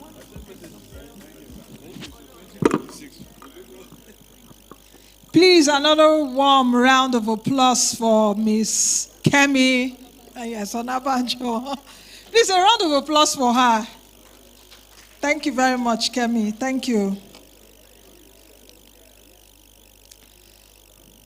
These two panels, of course, you will agree with me, have been so insightful. And we are not done just yet. We just have a few more, okay, perhaps one more item, I must say, before we get to the closing sessions for today. But just before we go ahead, I know that we've all been sitting for too long. Do you all agree with me? We've been sitting for too long. Before we go into the next session, I would like us to take a quick pause. And please, can I ask everyone to stand up so that we'll just do a few seconds exercise so that our bloods can flow well. Please rise up, everybody. HM is still standing, so let's rise with her. Please rise to your feet, everybody. Let's just do a few seconds exercise. Please shake your shoulders, turn your neck left and right, because we've been sitting and listening attentively, yes. Stretch your arms above your head. So this is a domestic investors aerobics too. Yes. I see that Mr. Wajimogu is doing the exercise. Yes, that's the way we should. So, exactly. Yes, move your arms. Because we've been sitting here from like 10 o'clock or so. Yes. Yes. Thank you very much. Thank you very much. So, a round of applause for yourselves. Of course, we've heard from two. Please sit down. We've had two sessions, and the next session will be looking at the regulatory sandbox. The session which I call It's Time for Truth or Dare. This is the session. Please, can we have one room? Can we all settle down, please? Thank you. The next session is very important. This is where you speak directly, of course, to the regulators, the business to government. So for those of us in the room that have been listening all the while to what government have been saying, this is the time that we are to do that. And it is called the regulatory sandbox. And Dr. Nwachukwu Tochukwu is to lead us on that. Please, can I call Dr. Nwachukwu to come to the front here? We'll be having this next session, not in this room, to the FEX floor. So Dr. Nwachukwu, yes, please come on top of this place so that they will see you. Yes. So this is Dr. Nwachukwu Tochukwu. So we are all going with him to the FEX floor for the B2G, that's business to government session. We've been speaking a lot of Turanchi here, a lot of English. So it's now you have to tell them and interact with them. It is not Naso we de duam. It is now we go duam. That is what we are going to be doing now. So he will be leading us on that. And I think over to you, isn't it? Okay. So basically, there are 5 regulators that will be available, that are available on the first floor. And the idea is that businesses that have issues to resolve with any of them should decide on which of them they want to go to. There are 5 booths there. We have Nigerian Customs Service. We have the Federal Competition and Consumer Protection Commission, the Standards Organization of Nigeria, Federal Inland Revenue Service, well, now to become the NRS, and the National Agency for Food and Drug Administration and Control. We're still expecting the representative of the Nigeria Governors Forum to be here. That would have been the 6th regulator. So, but we have 6 booths already arranged, and the idea is you can also scan this QR code to log in your issues, so that before you even get there, we would have separated the issues by regulator. So scan the QR code and log in your issues, and then let's meet on the first floor. It's for 1 hour, so basically for each of the businesses, we have 5 minutes. You have 5 minutes with the regulator. So 5 minutes with each regulator, 1 hour altogether for the session. And we'll come back here to end. We'll come back here for the next steps and then for closing remarks. Thank you. And then we'll have lunch. You didn't say the nicest part. Yes. So please, can we all proceed? I will definitely be there. I want to even engage with customs. Where is that customs man? Actually, where I was talking about Odogu. Which one is Odogu again? In customs. So I would like to ask my question. So please, can we all file out behind Dr. Nwachukwu Tochukwu? And I will expect us here in the next 1 hour. That should be 3:30. 3:30 will all be here, where we will close this event. Thank you.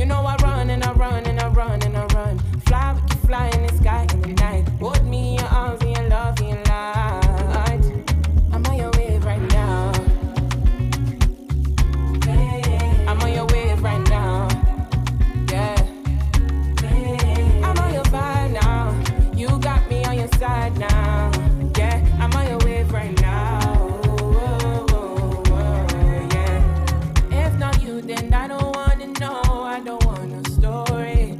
Day and night is unconditional, got me living softly. Yeah, yeah. Love me judge, love me tender. You know you love turn me up like never. Anything you want and I'ma do whatever.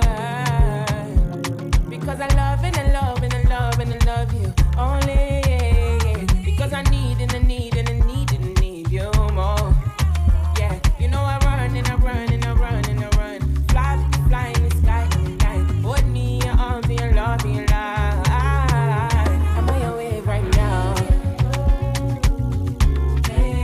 I'm on your wave right now. Yeah. I'm on your vibe.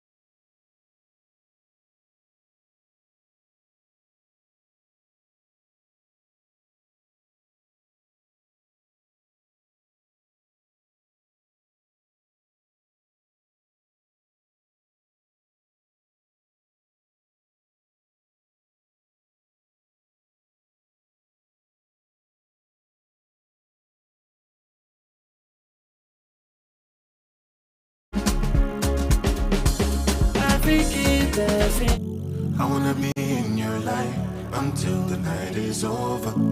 I wanna hold you so tight, coming closer. It's been a hell of a ride, but every single moment you were there by my side. Whenever I'm broken, you make me feel whole. Whenever I'm lonely, you're there for my soul. Wherever you are, girl, that's where I call my own. Whenever you doubt it, I'll be letting you know. Oh, girl, I want to be dancing with you forever. You see through the storm and take me as I am. Baby, it's magic anytime that we're together. Come make I just love you and hold you for my hand. Hold you for my hand. Hold you for my hand. Hold you for my hand. Over and over again, yeah, my love is burning, babe. Feels like time is frozen and night is for us. I'll be alone again, every moment's golden, yeah. Feelings I've been holding in. JustNiger.com. Whenever I'm broken, you make me feel whole. Whenever I'm lonely, you're there for my soul.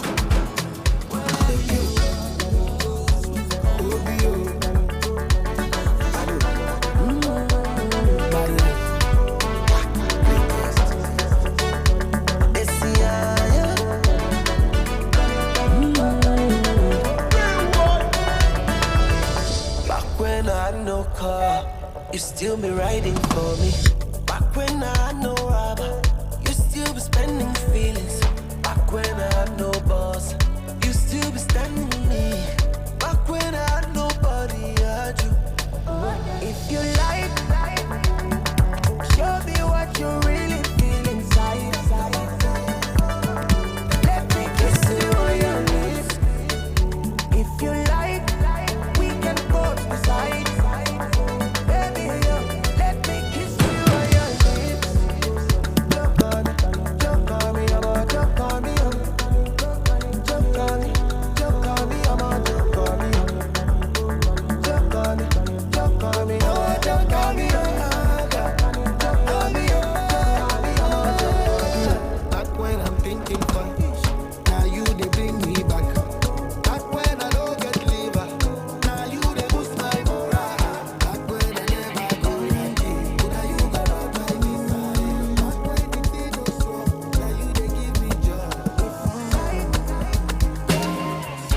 Butterfly for my belly, you giving me energy.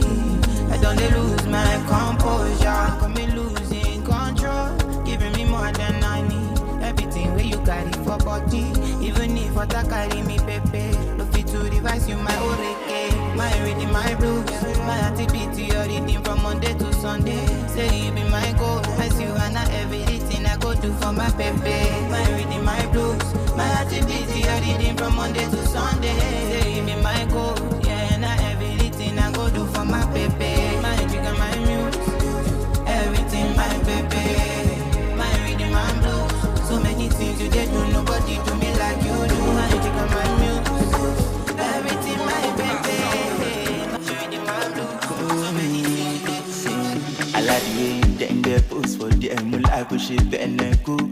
My baby, if we name po, I swear I no go cast my lotion po. Allow me like my shit, but shit too. Have you ever had good job? I'm Barus. Happy things in the hole till I find you, my baby move for. My baby girl so fine. Goddamn, you so sexy. Fetch gel, look with me like that. No stress, so my baby no fear one bed. The allowance lost it, alone. Nico do me like jet, and no arrange it, cause she fall let. But I pass it, to make it like I try to put me down. I feel to my pillow. Baby, just as you might be come out. I should have got you, come on. My sexy, na macho. Tell me what I know if you do,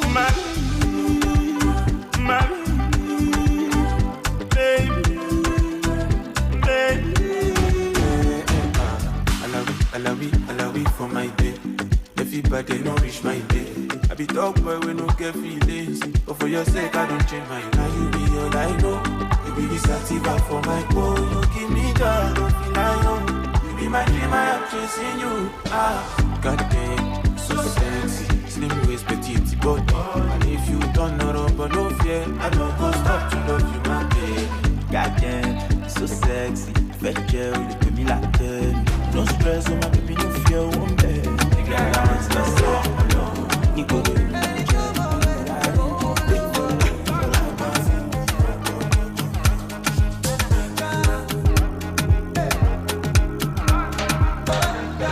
dear Father in heaven, about time to take over. You don't tell I trouble you. Back down to Lucifer. I not the fellow pastor, they be for my father, na father. Say me, I don't busy my call. I won't focus on you, on God.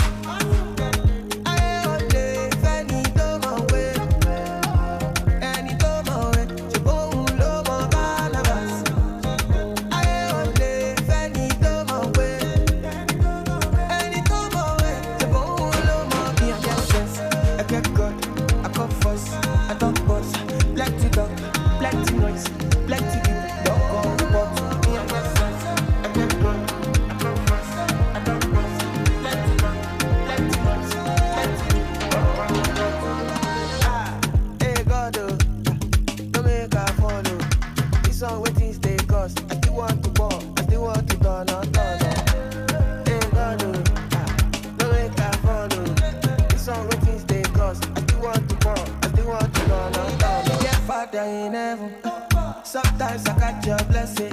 You did to show for face. You be like the HIV. Church you for club, kill you for club, like you for photo. Make them know mommy.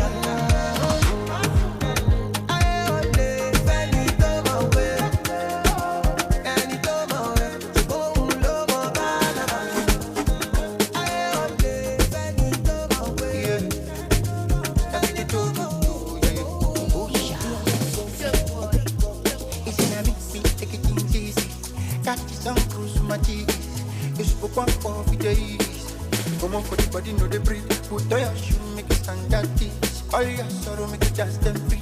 If you know be kala la, yeah. If you know be kala la, get them Fuji. One my joke, ijogo,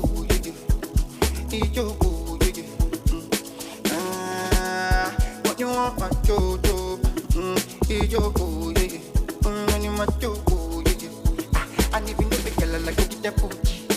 What you buy, Oluwa, yeah. Joy is coming, joy is coming. Dupa, Oluwa, yeah. Joy is coming, only a little more. Dupa, Oluwa, yeah. Joy is coming, joy is coming. Dupa, Oluwa, yeah. Joy is coming. Only a little boy, you. Up and never, do what you wanna do. I want to be shining what day. Yeah. Don't make that, don't make that. I want to live for the world. I want to live for the world. Yeah. It's in a me, take it easy. Catch this on cruise my cheese. You spoke one for days. Come on for the body, know the breathe. Put on your shoe, make it stand at this. All your sorrow, make it dance them free. If you know be kala la, yeah. If you know be kala la, get them Fuji. One man jogo, ijogo,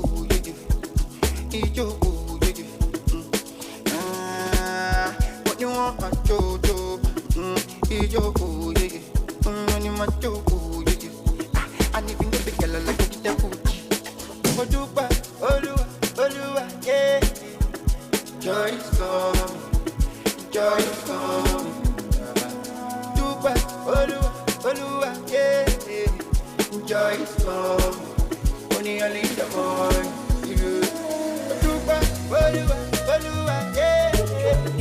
Joy is coming, joy is coming. Dupa, Oluwa, yeah. Joy is coming, only a little boy.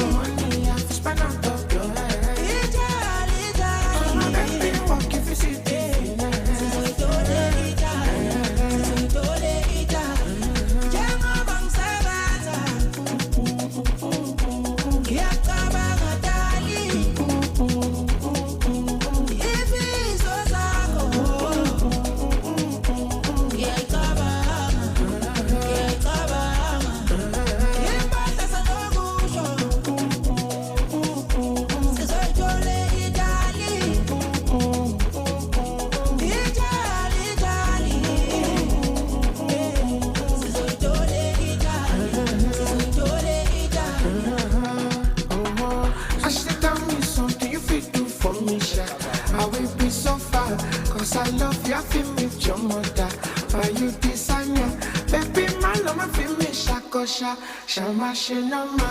If you give me a loving, I go shout. Asante sana, shama kemi kemi, shama femi beki, aje, shama fumi na yoko see.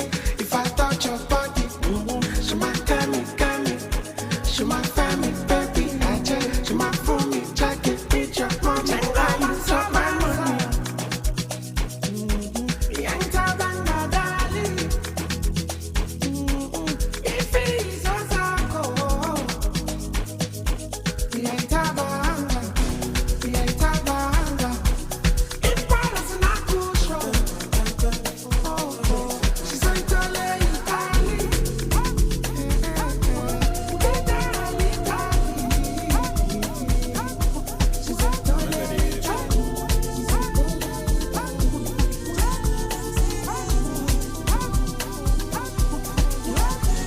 Going back outside, me and my gang outside. Tell that me, mama, yeah. We go both to the day that we die, man. I swear that it's on my life. Many girls for my life, as long as I get to my peace of mind. Winning, you gon' see in the book, pretty like me. See your body steady banging, make nobody come. They whine me, normally. You gon' see in the book, pretty like me. Your body steady banging, you dey sweet me. Oh yeah, oh yeah.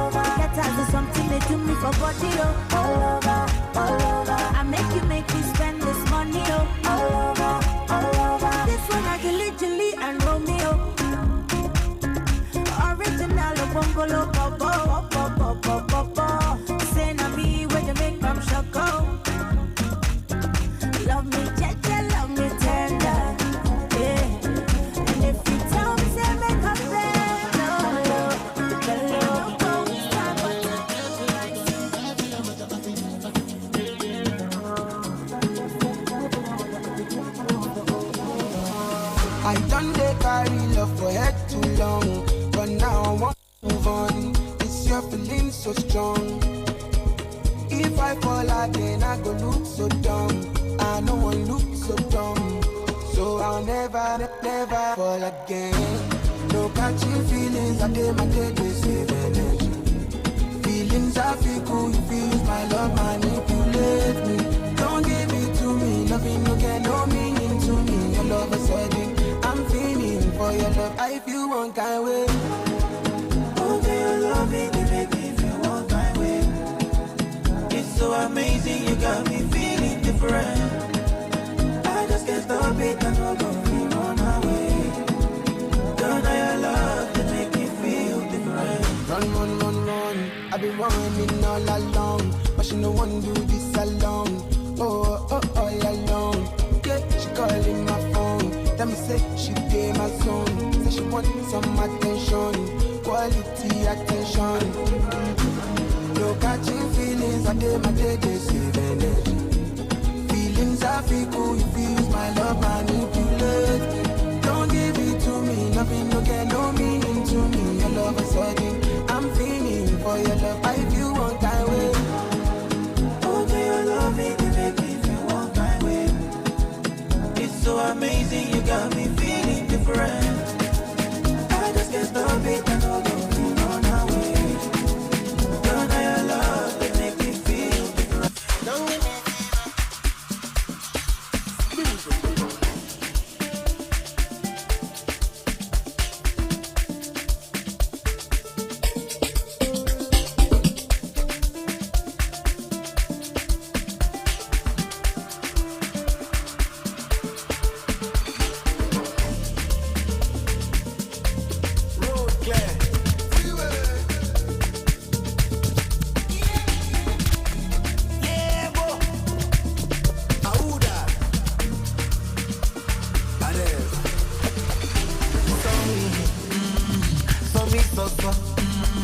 I don't know.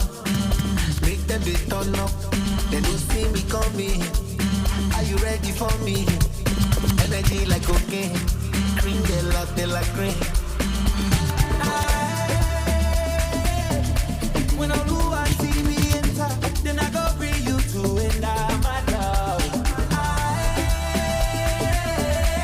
Share you want to see mental. I don't give them back to sender. Why not? Policeman, many men in my convoy. The boy know they take his us. If he knows they gon' give you a back up. And as the money don't they come like us. Nothing will be stop this sauce. When I know I see me enter, they don't agree you to enter. Hello. Say you want to see me down. I don't give them back to sender. Why not? When I know I see me enter, then I go bring you to enter my love. Say you want to see me enter, I don't give them back to sender. Why not? Class, employed. You wanna get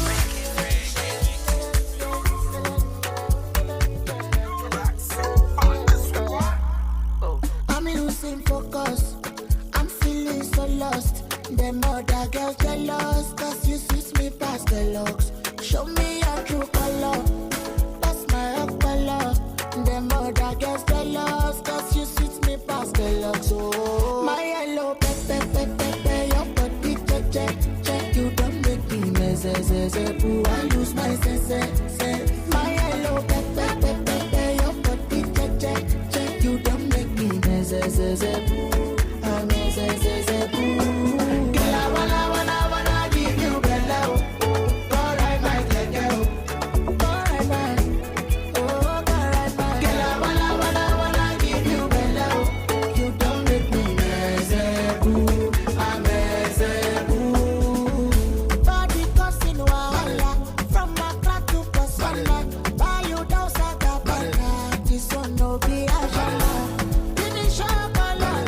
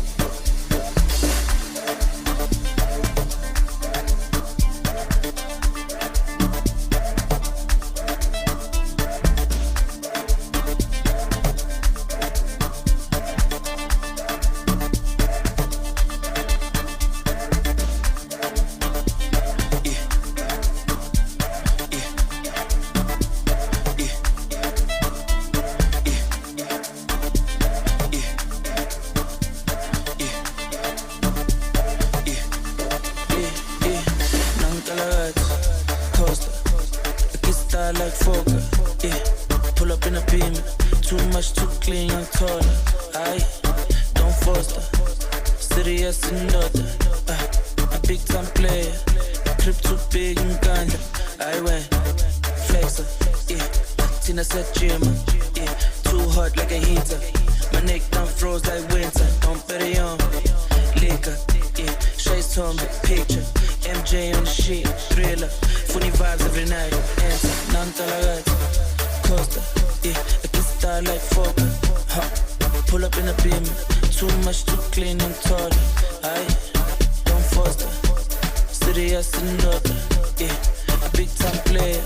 A crib too big and ganja. I went flexer. Yeah, Tina said gym. Yeah, too hot like a heater. My neck done froze like winter. I'm very on.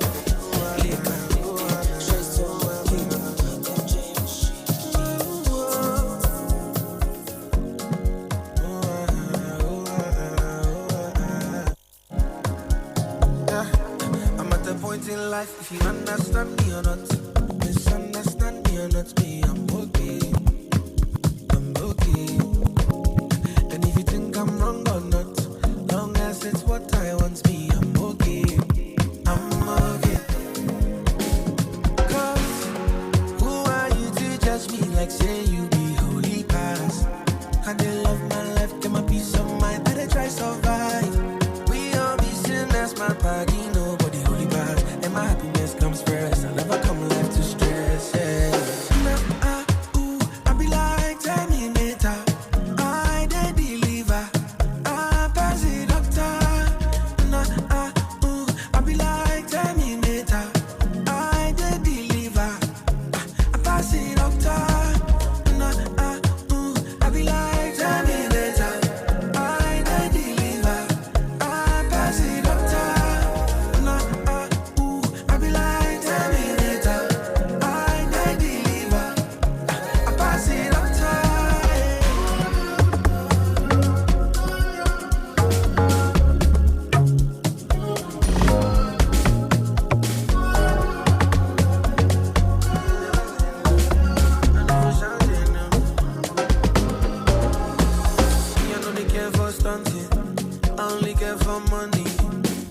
Care for perfect, as long as I'm happy. You see me, I know for sure they know me.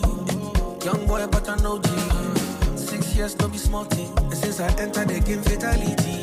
The troubled days, sleepless nights, things I see inside life. I do catch Charlie, the things I see. Don't they live to impress nobody. Without my thing, them forget. So only pan me. Oh no, oh no. Me like say you be holy past. I did love my life, get my peace of mind, better try survive. We all be sinners, my body, nobody holy bad. And my happiness comes first. I never come life to stress, yeah.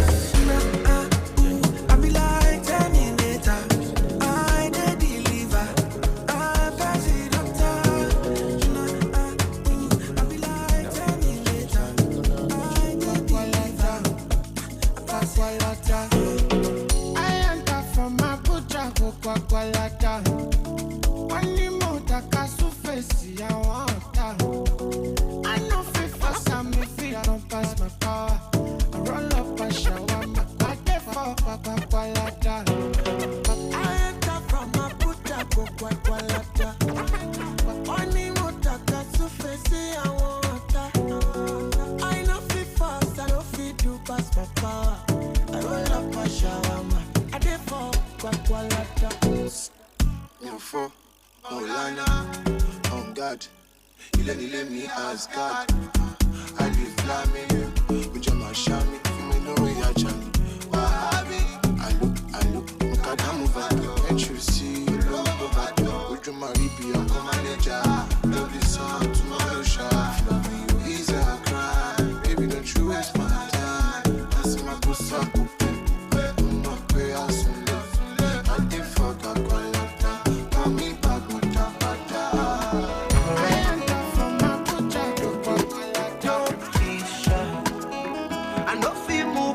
I see your light. I cry a river if I fit one light. Baby, my love, my baby. say now your cruise I like. Show me that you're miracle tonight. Take me higher, you wanna feel alright. If I come body, baby go say you the totally.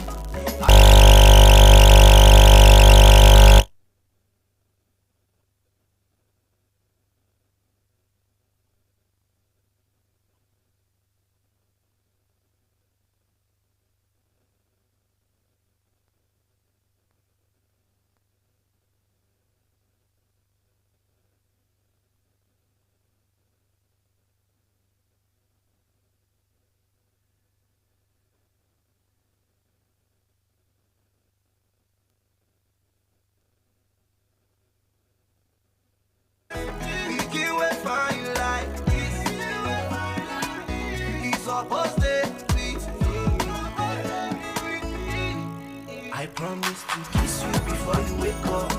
Love you without the makeup. Baby, don't bring ice boy, pẹ̀lú one day go.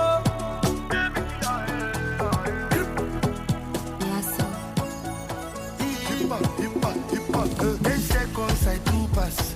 Waiting be your compass. Fly you around the world. Maldives, Santorini. Why you find Versace? I love you, you're my key. Even if now I'm granted, I go still love you, my one day. Follow bomba to bomba. I go be your defender. When I lose my breath, baby, would you be my healer? Too many things I don't realize. When I'm with you, I dey fantasize. Would you be my only lover? When I'm with you, I'm alive. Me, I don't mind like Babu, but you still love me like this. Oh. Even if not taboo, you can still want me my boo. Oh my Cinderella, Jojo Maro, I be your umbrella. Hippa, hippa, hippa, hip. I go friend to Zanzibar. Yes. Mama me mother. Hippa, hippa, hippa. I love language, now money. She likes different currency. Me, I get time and I go dash. I know say you need them pass. I won't fly you go Mexico. I won't buy you yan shanties. I won't do big things for you. I won't do many things for you. Follow bumper to bumper, and I go be your defender. I don't want travel, baby. Me and you go Barcelona. Stuff like this.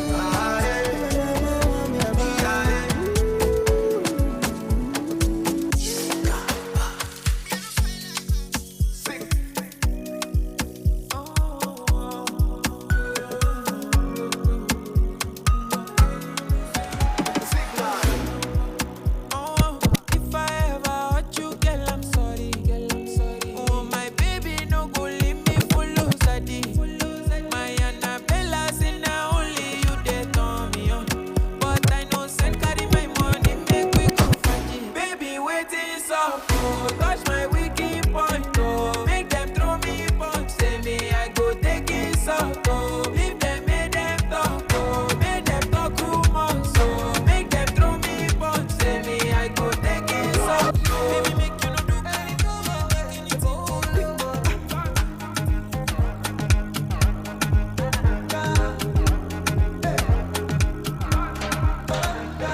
Dear Father in heaven, about time to take over. You don't pay I trouble you. Back down to Lucifer. I not to follow pastor, they be for mom. Father na father. See me, I don't busy my call. I won't focus on you, on God. I only any my way.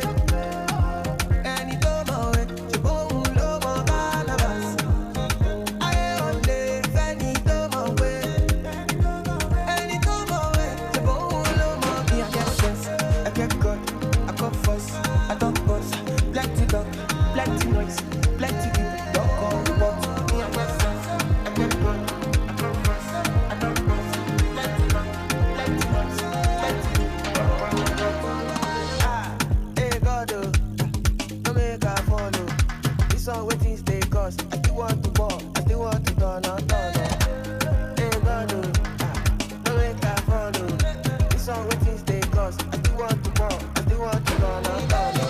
Father in heaven.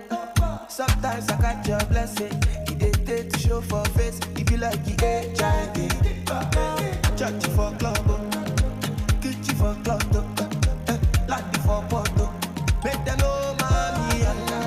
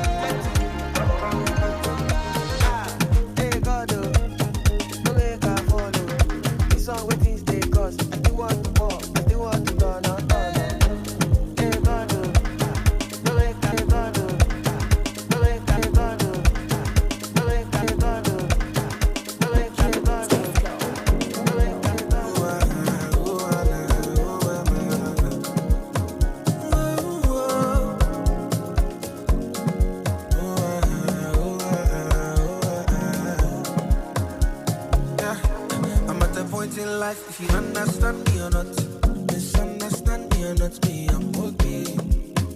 I'm okay. And if you think I'm wrong or not, young as it's what I want, me, I'm okay. I'm okay. Cause who are you to judge me like say you be holy past? I did love my life, get my peace of mind, I did try survive. We all be sinners, my body, nobody holy past. And my happiness comes first. I never come left to stress. Yeah. I be like Terminator. I the deliver. I pass it doctor. I be like Terminator. I the deliver. I pass it doctor. I be like Terminator. I the deliver. I pass it doctor. I be like Terminator, I can deliver. I pass it up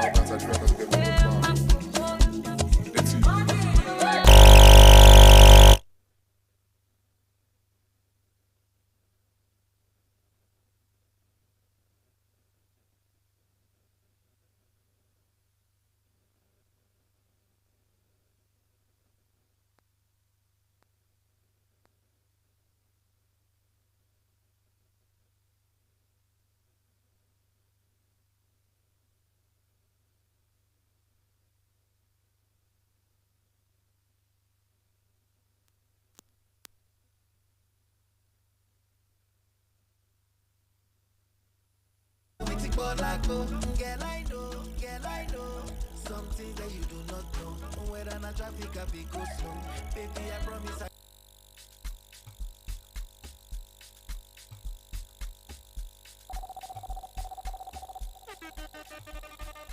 DJ T-Bag.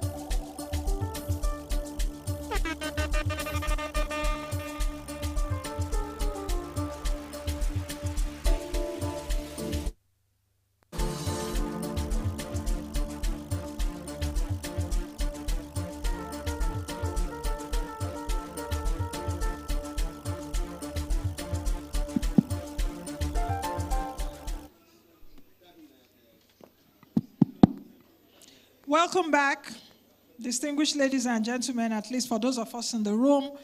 Can we just quickly take the next 2 minutes to wait for the others to come in? The customs people are still there, SON and FCCPC, so that we can round up this event. We've had such a fantastic day, isn't it? If you've had such a fantastic day, say aye. I don't know why I'm sounding like a legislator today. I'm not one of them. Oh. The ayes have it. We'll be out of here very soon, but indeed you've been such a fantastic, not audience, participants, delegates. So it's been nice having you and you participating, and not just participating, but engaging.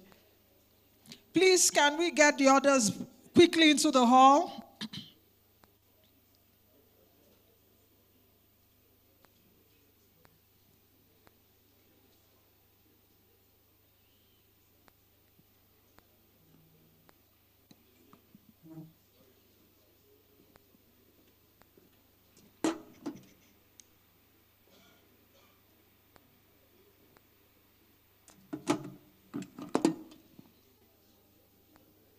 JMK, can we get others into the hall very quickly? I know. Because you are special now, so we need to be out of here soon so that we're just going to have 2 items left. Then we go into, we take, I don't know if it will still be lunch, or it will enter supper, or early dinner. Early dinner. Custom people, please come. I've been waiting for you.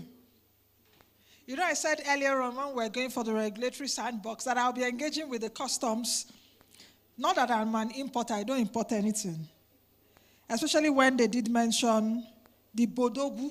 So I got more information from them. She's smiling at me, For all of us here in the room, it would also be nice to engage with the NCS, the Customs Service, and they did tell me, of course, what the Bodogu means. And there was something else that a panelist did say, that a lot of the inspections that the custom do, they do it physically. So they were able to explain to me why they do that physically. They have different lanes. I'm now sounding like a lecturer. They have different lanes, the green lane, the red lane, the blue lane. I hope the red lane, and there are some products or there are some containers that they've just marked them that once these people come in, we must inspect them, because with that, you are able to confiscate a lot of perhaps illegal or illegitimate products coming into Nigeria. So well done. I hope I've been able to convince you and not confuse you. So please, can we quickly just come in and settle down so that we can get this done with? How many of you here engaged with regulatory agencies? How many of you? Yes, okay. While we wait for the minister and others to come in, media, please, can you give the man at the back a mic and let him just tell us in a few seconds which regulatory agency you engaged with and what you learned? I'll do that with just 2 or 3 businesses here in the room, and we go ahead. Quickly, I saw someone raising his hand up at the back. Please, raise your hand. Yes. Yes. Okay, sir. In just 30 seconds, so. Yes, so go ahead, sir. Tell me what the agencies you engaged with and if they've been able to solve your pain points. Yes, it's custom. Oh, and, okay. They have resolved it. They've resolved it? Yes. Fantastic. Okay, who else? I started now, even though I'm not an importer. Okay, can we give the mic to the... Hello. Yes, I can. Yes, madam. Okay. Yes, madam. I also was engaged with custom, and they have satisfied with their logic. Oh, fantastic. Yeah, that is very good. Yeah. Customs, that's 2/2 now. Okay. I also engaged with the NEPC. NEPC? Yes, yes, ma'am. Okay. And they have clarified me on what to do. Okay. So that's fantastic. That's actually why we are here today. So you not be the talk. Now we go do one. Yes, sir. Please. My name is Sheriff Balogun. I Yes, spoke sir. with FIRS, and they promised to resolve within 48 hours. 48 hours. Yes. The FIRS people here in the room, where are they? I will follow up with that. Sir, let me know so that we can drag their leg outside if they don't do it. Okay. Yes. Yes, I ma'am. engage with the NAFDAC, and they'll be able to give me what I need. Oh, fantastic. Please, make that applause louder. FGN approved. Okay, which other business would you like to speak to me about how you engaged? And if they didn't engage with you, to tell me, say it here. So is it that we are all good?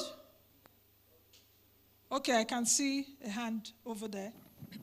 Okay, well done. So I came all the way from Lagos to have an engagement, question and answer session with the BOI. Even though we didn't have question and answer session, I got a good number that is very important for continuous conversation. And that is very good. Well done. Thank you. At least the BOI man is in the room, so I assume that you would engage with him because it takes a lot to come from all the way from Lagos. So you must get what you came here to do to go back. Any other in the room?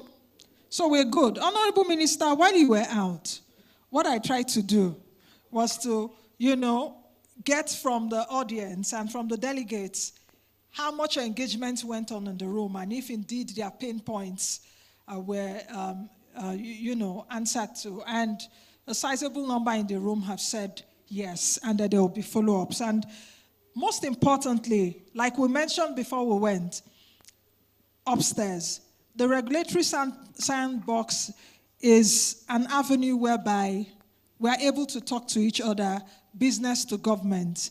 And for the Ministry of Industry, Trade and Investment, even as we go from today, we should take feedback. Honorable Minister, we should be able to say, okay, these are the things we measure from today's event, because what you can't measure, you can't manage. So that by the time we are here next year, by the time we are here next year, we'll be able to, so these are the number of businesses that we were able to help. These are the numbers of businesses. What are the kind of connections that we are able to make? And trust me, I will hold you accountable to that. Trust me. So thank you very much. So please, a round of applause for all of us. It's been such a fantastic day so far, but we'll soon be done. And we've definitely had a rich and a productive day. And as we begin to wind down, we turn back again to the Office of the Honorable Minister for a recap, just like HM said, that we'll hear it now. A recap of the takeaways, the commitment, and most importantly, the next steps. And to take us through this, let's welcome Ayomide Akindole Igwe for this item from the Office of the Honorable Minister of Industry, Trade and Investment. Please clap for her some more. She'll be telling us exactly what the next steps are. And write down, because we'll ask next year. Good afternoon, everyone. No, it's okay. I got it. I had to watch my time. I have the very interesting, he wanted to take my phone, and I refused. I have the interesting assignment to collapse 5 hours of conversations into just 10 minutes. Very exciting. My name is Ayomide Akindole Igwe, and I'm an independent consultant supporting the Office of the Honorable Minister today. Thank you so much for the opportunity, the lovely conversations today, and I'll stand on all the existing protocols so I can save my 10 minutes. So we had 2 sessions, one focused on capital and another on market access. And I'll start with the capital session, talk about some of the challenges, and mostly focus on the solutions, and then go to the market access session and do the same. So on the capital session, or in the capital session, we heard from private sector players and public sector funders, and essentially they divided, I divided the problems that were discussed into supply side and demand side. So on the supply side, there's understandably limited funds, and when it's available, the funds are available at prohibitively high costs. And there were 2 main buckets of suggestions on how to unlock more funds at reasonable rates in Nigeria. And the first thing is unlocking existing pools of funds. So we spoke about pools of funds that already exist today and what we can do to make them more available to the businesses, the gazelles that we spoke of. So one is policy reviews to increase the pool of funds from the pension, from PENCOM, for example, making the PENCOM investment policy more liberal so they're able to sponsor the productive economy as opposed to keeping their funds in, let me say, safer, what is considered to be safer investment options. There's also a suggestion to potentially review the CRR or make it more interesting for banks to take their funds outside of government and invest in the productive economy. Second thing under unlocking existing pools of funds is the credit guarantees and underwriting opportunities that we have. We're not leveraging that as much as we could, and there's a suggestion to use that more extensively to catalyze the financial institutions to invest a higher portion of their debt portfolio in the MSMEs to close that gap between perceived risk and actual risk in investing in small businesses. The third thing under unlocking pools of funds is increasing the capital market participation. There's a very exciting conversation about how the federal government in other countries is a participant in the stock exchange and how we should have state actors list businesses, well, government businesses, if I could use that term, on the stock exchange, and also have businesses that are concessionary partners list on the stock exchange as well, compulsorily. And by doing that, would catalyze growth in the capital market sector. And also, there was a recommendation to consider a tax regime that would encourage equity investment in small businesses by providing tax-free incentives to those who invest in small and medium-sized businesses. And there was a suggestion that that's been done in Indonesia already, who is a comparable country to ours. The second thing under the supply side challenge was rethinking the approach to business finance. So currently, when we talk about financing or borrowing money as a business, we're typically looking at funding the OPEX. And what they were suggesting in the conversation earlier was actually the banks should consider financing CAPEX so that the businesses themselves would release funds from their own business to fund their OPEX. And then funding CAPEX is more, it's not as risky as funding the business operations. So that's another suggestion that came through for the supply side fix. And now to the demand side of the problem. Many of the funders would say it's very risky to finance small and medium-sized businesses, and that's one of the reasons why they stay away from it. And that's understandable. Surveys suggest, I think it was Sterling Bank CEO that quoted more than 80% of businesses do not survive their fifth year. That's very tragic and very risky.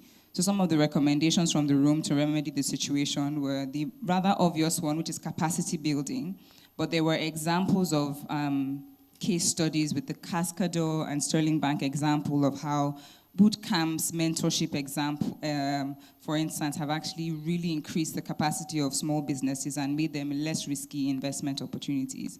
And there was also the comment from InfraCredit around project preparatory facilities that also de-risked some of the people that they've invested in their own portfolio. There was also a recommendation about developing business databases that will help funders better understand the businesses and therefore gain comfort in funding them. And to summarize the first session, in addition to all the conversations on the challenges and the proposed solutions, our PFI has also shared extensively on what they fund today and how they are rethinking their approach to funding. And as a next step, we're hoping that the recommended solutions that we've just gone through now will feature strongly in policy and programs going forward. And now moving to the second session, which was on markets. It was a robust conversation on some of the successes recorded by export players. We had Tolaram talking about some of the successes they've had with building a port, etc. And there were recommendations on how to remove procedural bottlenecks for export. And I've summarized them into three main points. The first one is significantly streamlining the processes for registration and quality certification for export by, number one, actioning the single window clearance. Number two, integrating operations processes across different stakeholders. So for example, There was talk of limiting how many times you have to do a physical examination of your goods to just one session, where all the stakeholders, all the agencies that require physical examination will attend one session, or one person runs that process and informs the others. So that's under streamlining the process. The second thing under the market access, or improving market access, was improving the post infrastructure to reduce demurrage or improve the competitiveness of our exports in terms of delivery time.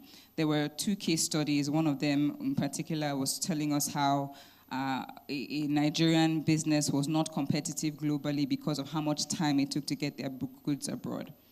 The third thing under market access was improving the shipping process. There was a suggestion to explore a national shipping line that aggregates products to fulfill cargo requirements for one-time shipment or direct shipment. So that's something that I think was really exciting, and it'll be interesting to see which agency. It wasn't clear which agency in particular would be responsible for that. And at the end of all the private sector deliberations, the public sector players then intimated us on their plans to continue streamlining certification and clearing processes, improving value linkages to export markets. And I guess as a next step, we look forward to getting progress updates on the really impressive initiatives that were shared today, and seeing the agencies on board the recommendations from the room today as well. And then to end, I'm just checking that I'm good for time. To end the recap, in the words of the Central Bank Governor today, this was not just about identifying problems, it was about co-creating solutions to support the gazelles, that's the mid-sized, high-growth potential businesses, to support them to build with purpose and to scale with discipline. And the Office of the Honorable Minister will closely track all the recommendations and commitments from today, and progress will be shared in due course, I'm sure, and they'll be pushing for accountability across all the stakeholders. Thank you so much for your time.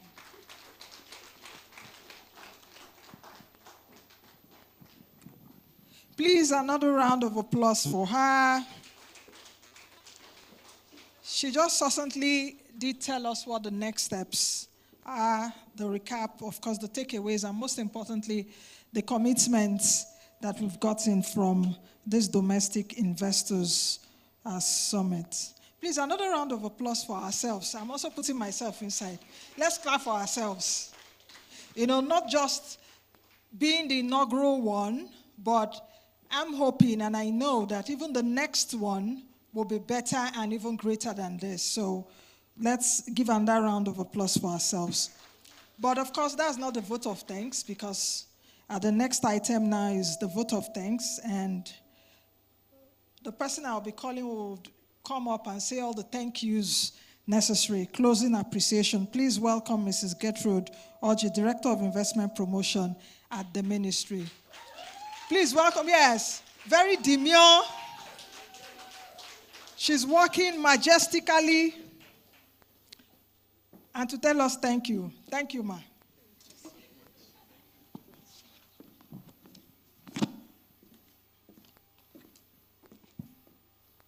The day is fast spent, and so with your kind permission, the Honorable Minister, permit me to stand on existing protocol.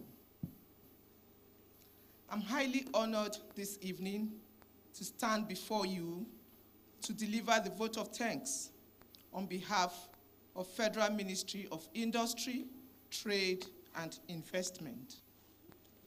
We are indeed pleased with the large turnout we witnessed this morning, despite the change in dates. This signifies a strong testament of your commitment in advancing Nigerian economy. In a special way, permit me to express our deepest gratitude to our visionary leader, the Honorable Minister of Industry, Trade and Investment, Dr. Jumoke Oduwole, MFR, for her insight and initiative in conceiving the idea to organize this high-impact, solutions-focused collaborative platform that aligns government actions with business realities. Thank you so much, ma'am. our amiable Permanent Secretary, Ambassador Nura Abarimi, we appreciate you for your guidance and strategic direction in making this event a reality.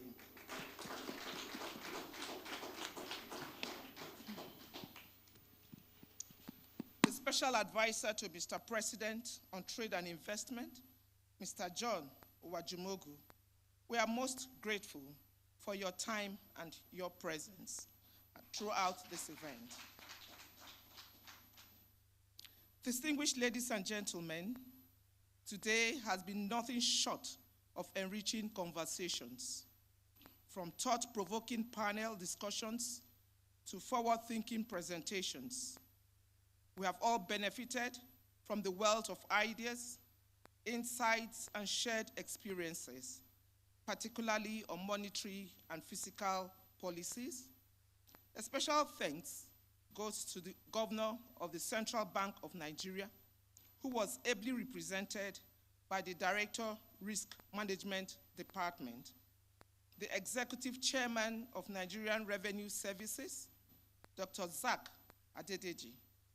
Your contributions today have elated the contributions and have shaped the tone for future engagement.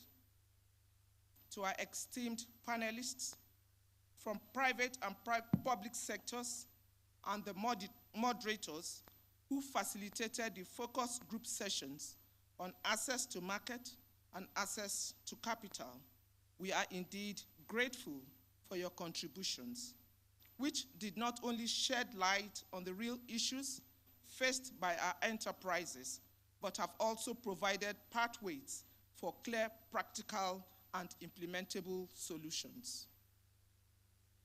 The Special Advisor to the Honorable Minister, Mrs. Patience Okala, we also want to appreciate you for anchoring that session on the launch of the inaugural 5-year report on AFTA implementation in Nigeria, highlighting Nigerians' progress and readiness to leverage the benefits of AFTA's vast market opportunities. To our domestic investors, the true captain and generals of our economy, your presence and participation underscores your belief in Nigerians' immense potentials. Your commitment to local enterprise and homegrown development is not only commendable, but essential to our shared national aspirations. Distinguished ladies and gentlemen, this summit was conceived as a high-impact solution-driven platform to voice concerns, propose solutions, and strengthen trust between stakeholders. With the various regulatory agencies engaging directly to investors' concern and providing solutions, I believe we have made significant progress towards this goal. Let me at this point appreciate the various regulatory agencies, Federal Competition and Promotion Protection Commission, National Agency for Food and Drug Administration Control, Nigerian Inland Revenue Services, Nigerian Customs Services, Standard Organization of Nigeria, for your diligence in engaging with these enterprises. Let me also at this point appreciate members of the committee, our support staff, logistics team, facilitators, technical crews for your diligence and tireless planning which brought this summit to life. Your hard work behind the scene is deeply appreciated and will have a lasting impact.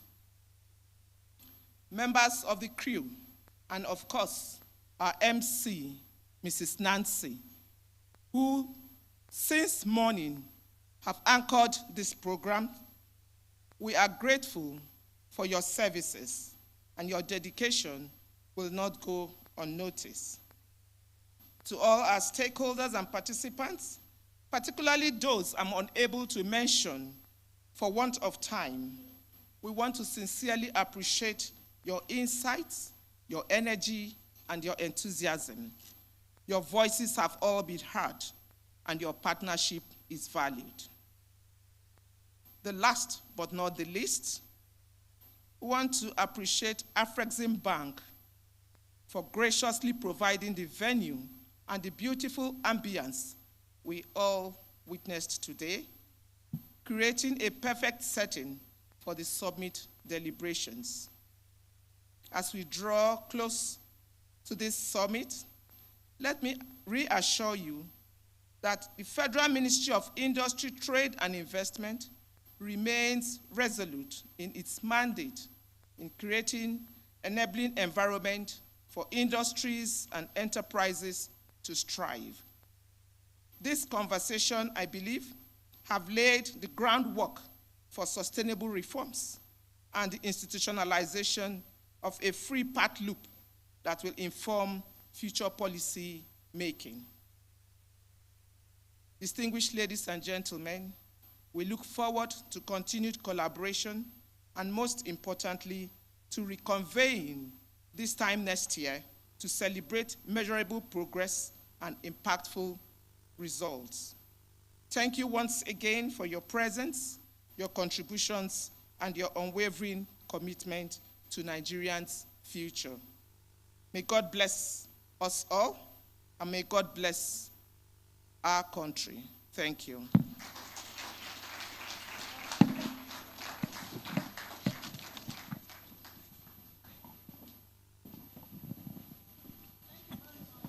Thank you very much, Mrs. Orji. Please, another round of applause for her.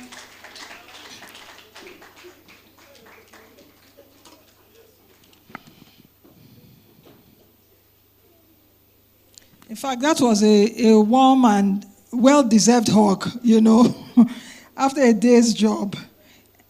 Putting things like this together really takes a long time. And just before we close, I've been giving this from the minister's team, a feedback on the regulatory sandbox. Like I mentioned earlier on, what you don't measure, you cannot manage. So they've been able to measure it so far. 28 cases, out of 28 cases, 21 was solved. That's out of 28 cases received, 21 was solved, which marks 75%. So the resolution rate is 75%, and other issues being carried forward about 7. So well done. Please give your hands, give yourselves a round of applause. That's a good one.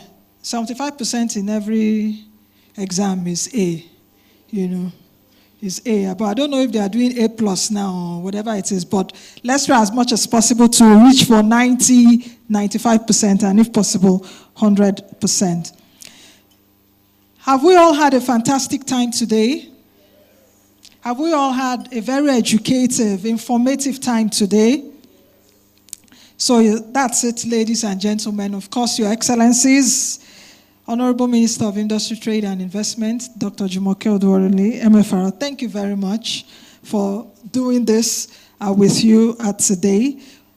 I mentioned at the beginning that we all came for insights. For those that know me and they've known me for years, I'm a sharpshooter. I don't mince words. And when I do things like this, I always try as much as possible to hold those responsible accountable. And like I mentioned at the beginning, we came here for insights. And I'm also feeling that we also we are living with impact. So I would nudge all of us that let us rise, let's reinvest, and let's do it. Nigeria first. Nigeria first. And we must develop from within. So thank you for being part of the Domestic Investor Summit 2025. Let's continue to invest in Nigeria because growth must come from within. I've said this now countless times today. So we will rise for the national anthem now to close this event. And after that, we'll proceed for our early dinner and more networking. I'm being told that the dinner would happen outside this room. God bless you. God bless the Federal Republic of Nigeria. I am Nancy Naji. I'll see you soon. Thank you and enjoy your early dinner. The national anthem, please. Nigeria, we hail thee, our own dear native land. Though tribe and tongue may differ, in brotherhood we stand. Nigerians old and proud to serve our sovereign fatherland. Our flag shall be a symbol that truth and justice reign. In peace or battle honored, and this we count as gain. To hang on to our children a banner without stain. Oh God of all creation, grant this our one request. Help us to build a nation where no man is oppressed. And so with peace and plenty, Nigeria may be blessed.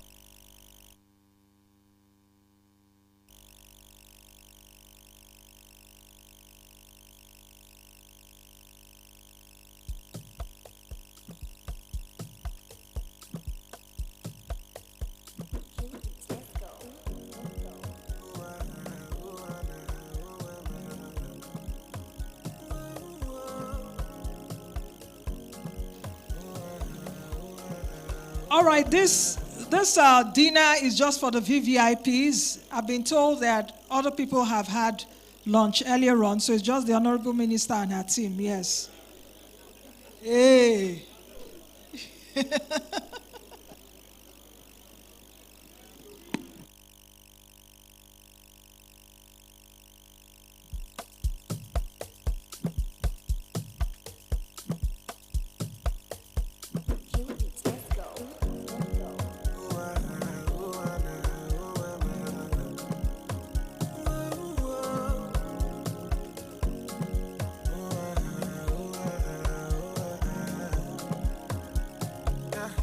I'm at a point in life, if you understand me or not, misunderstand me or not, me, I'm okay. I'm okay. And if you think I'm wrong or not, long as it's what I want, me, I'm okay.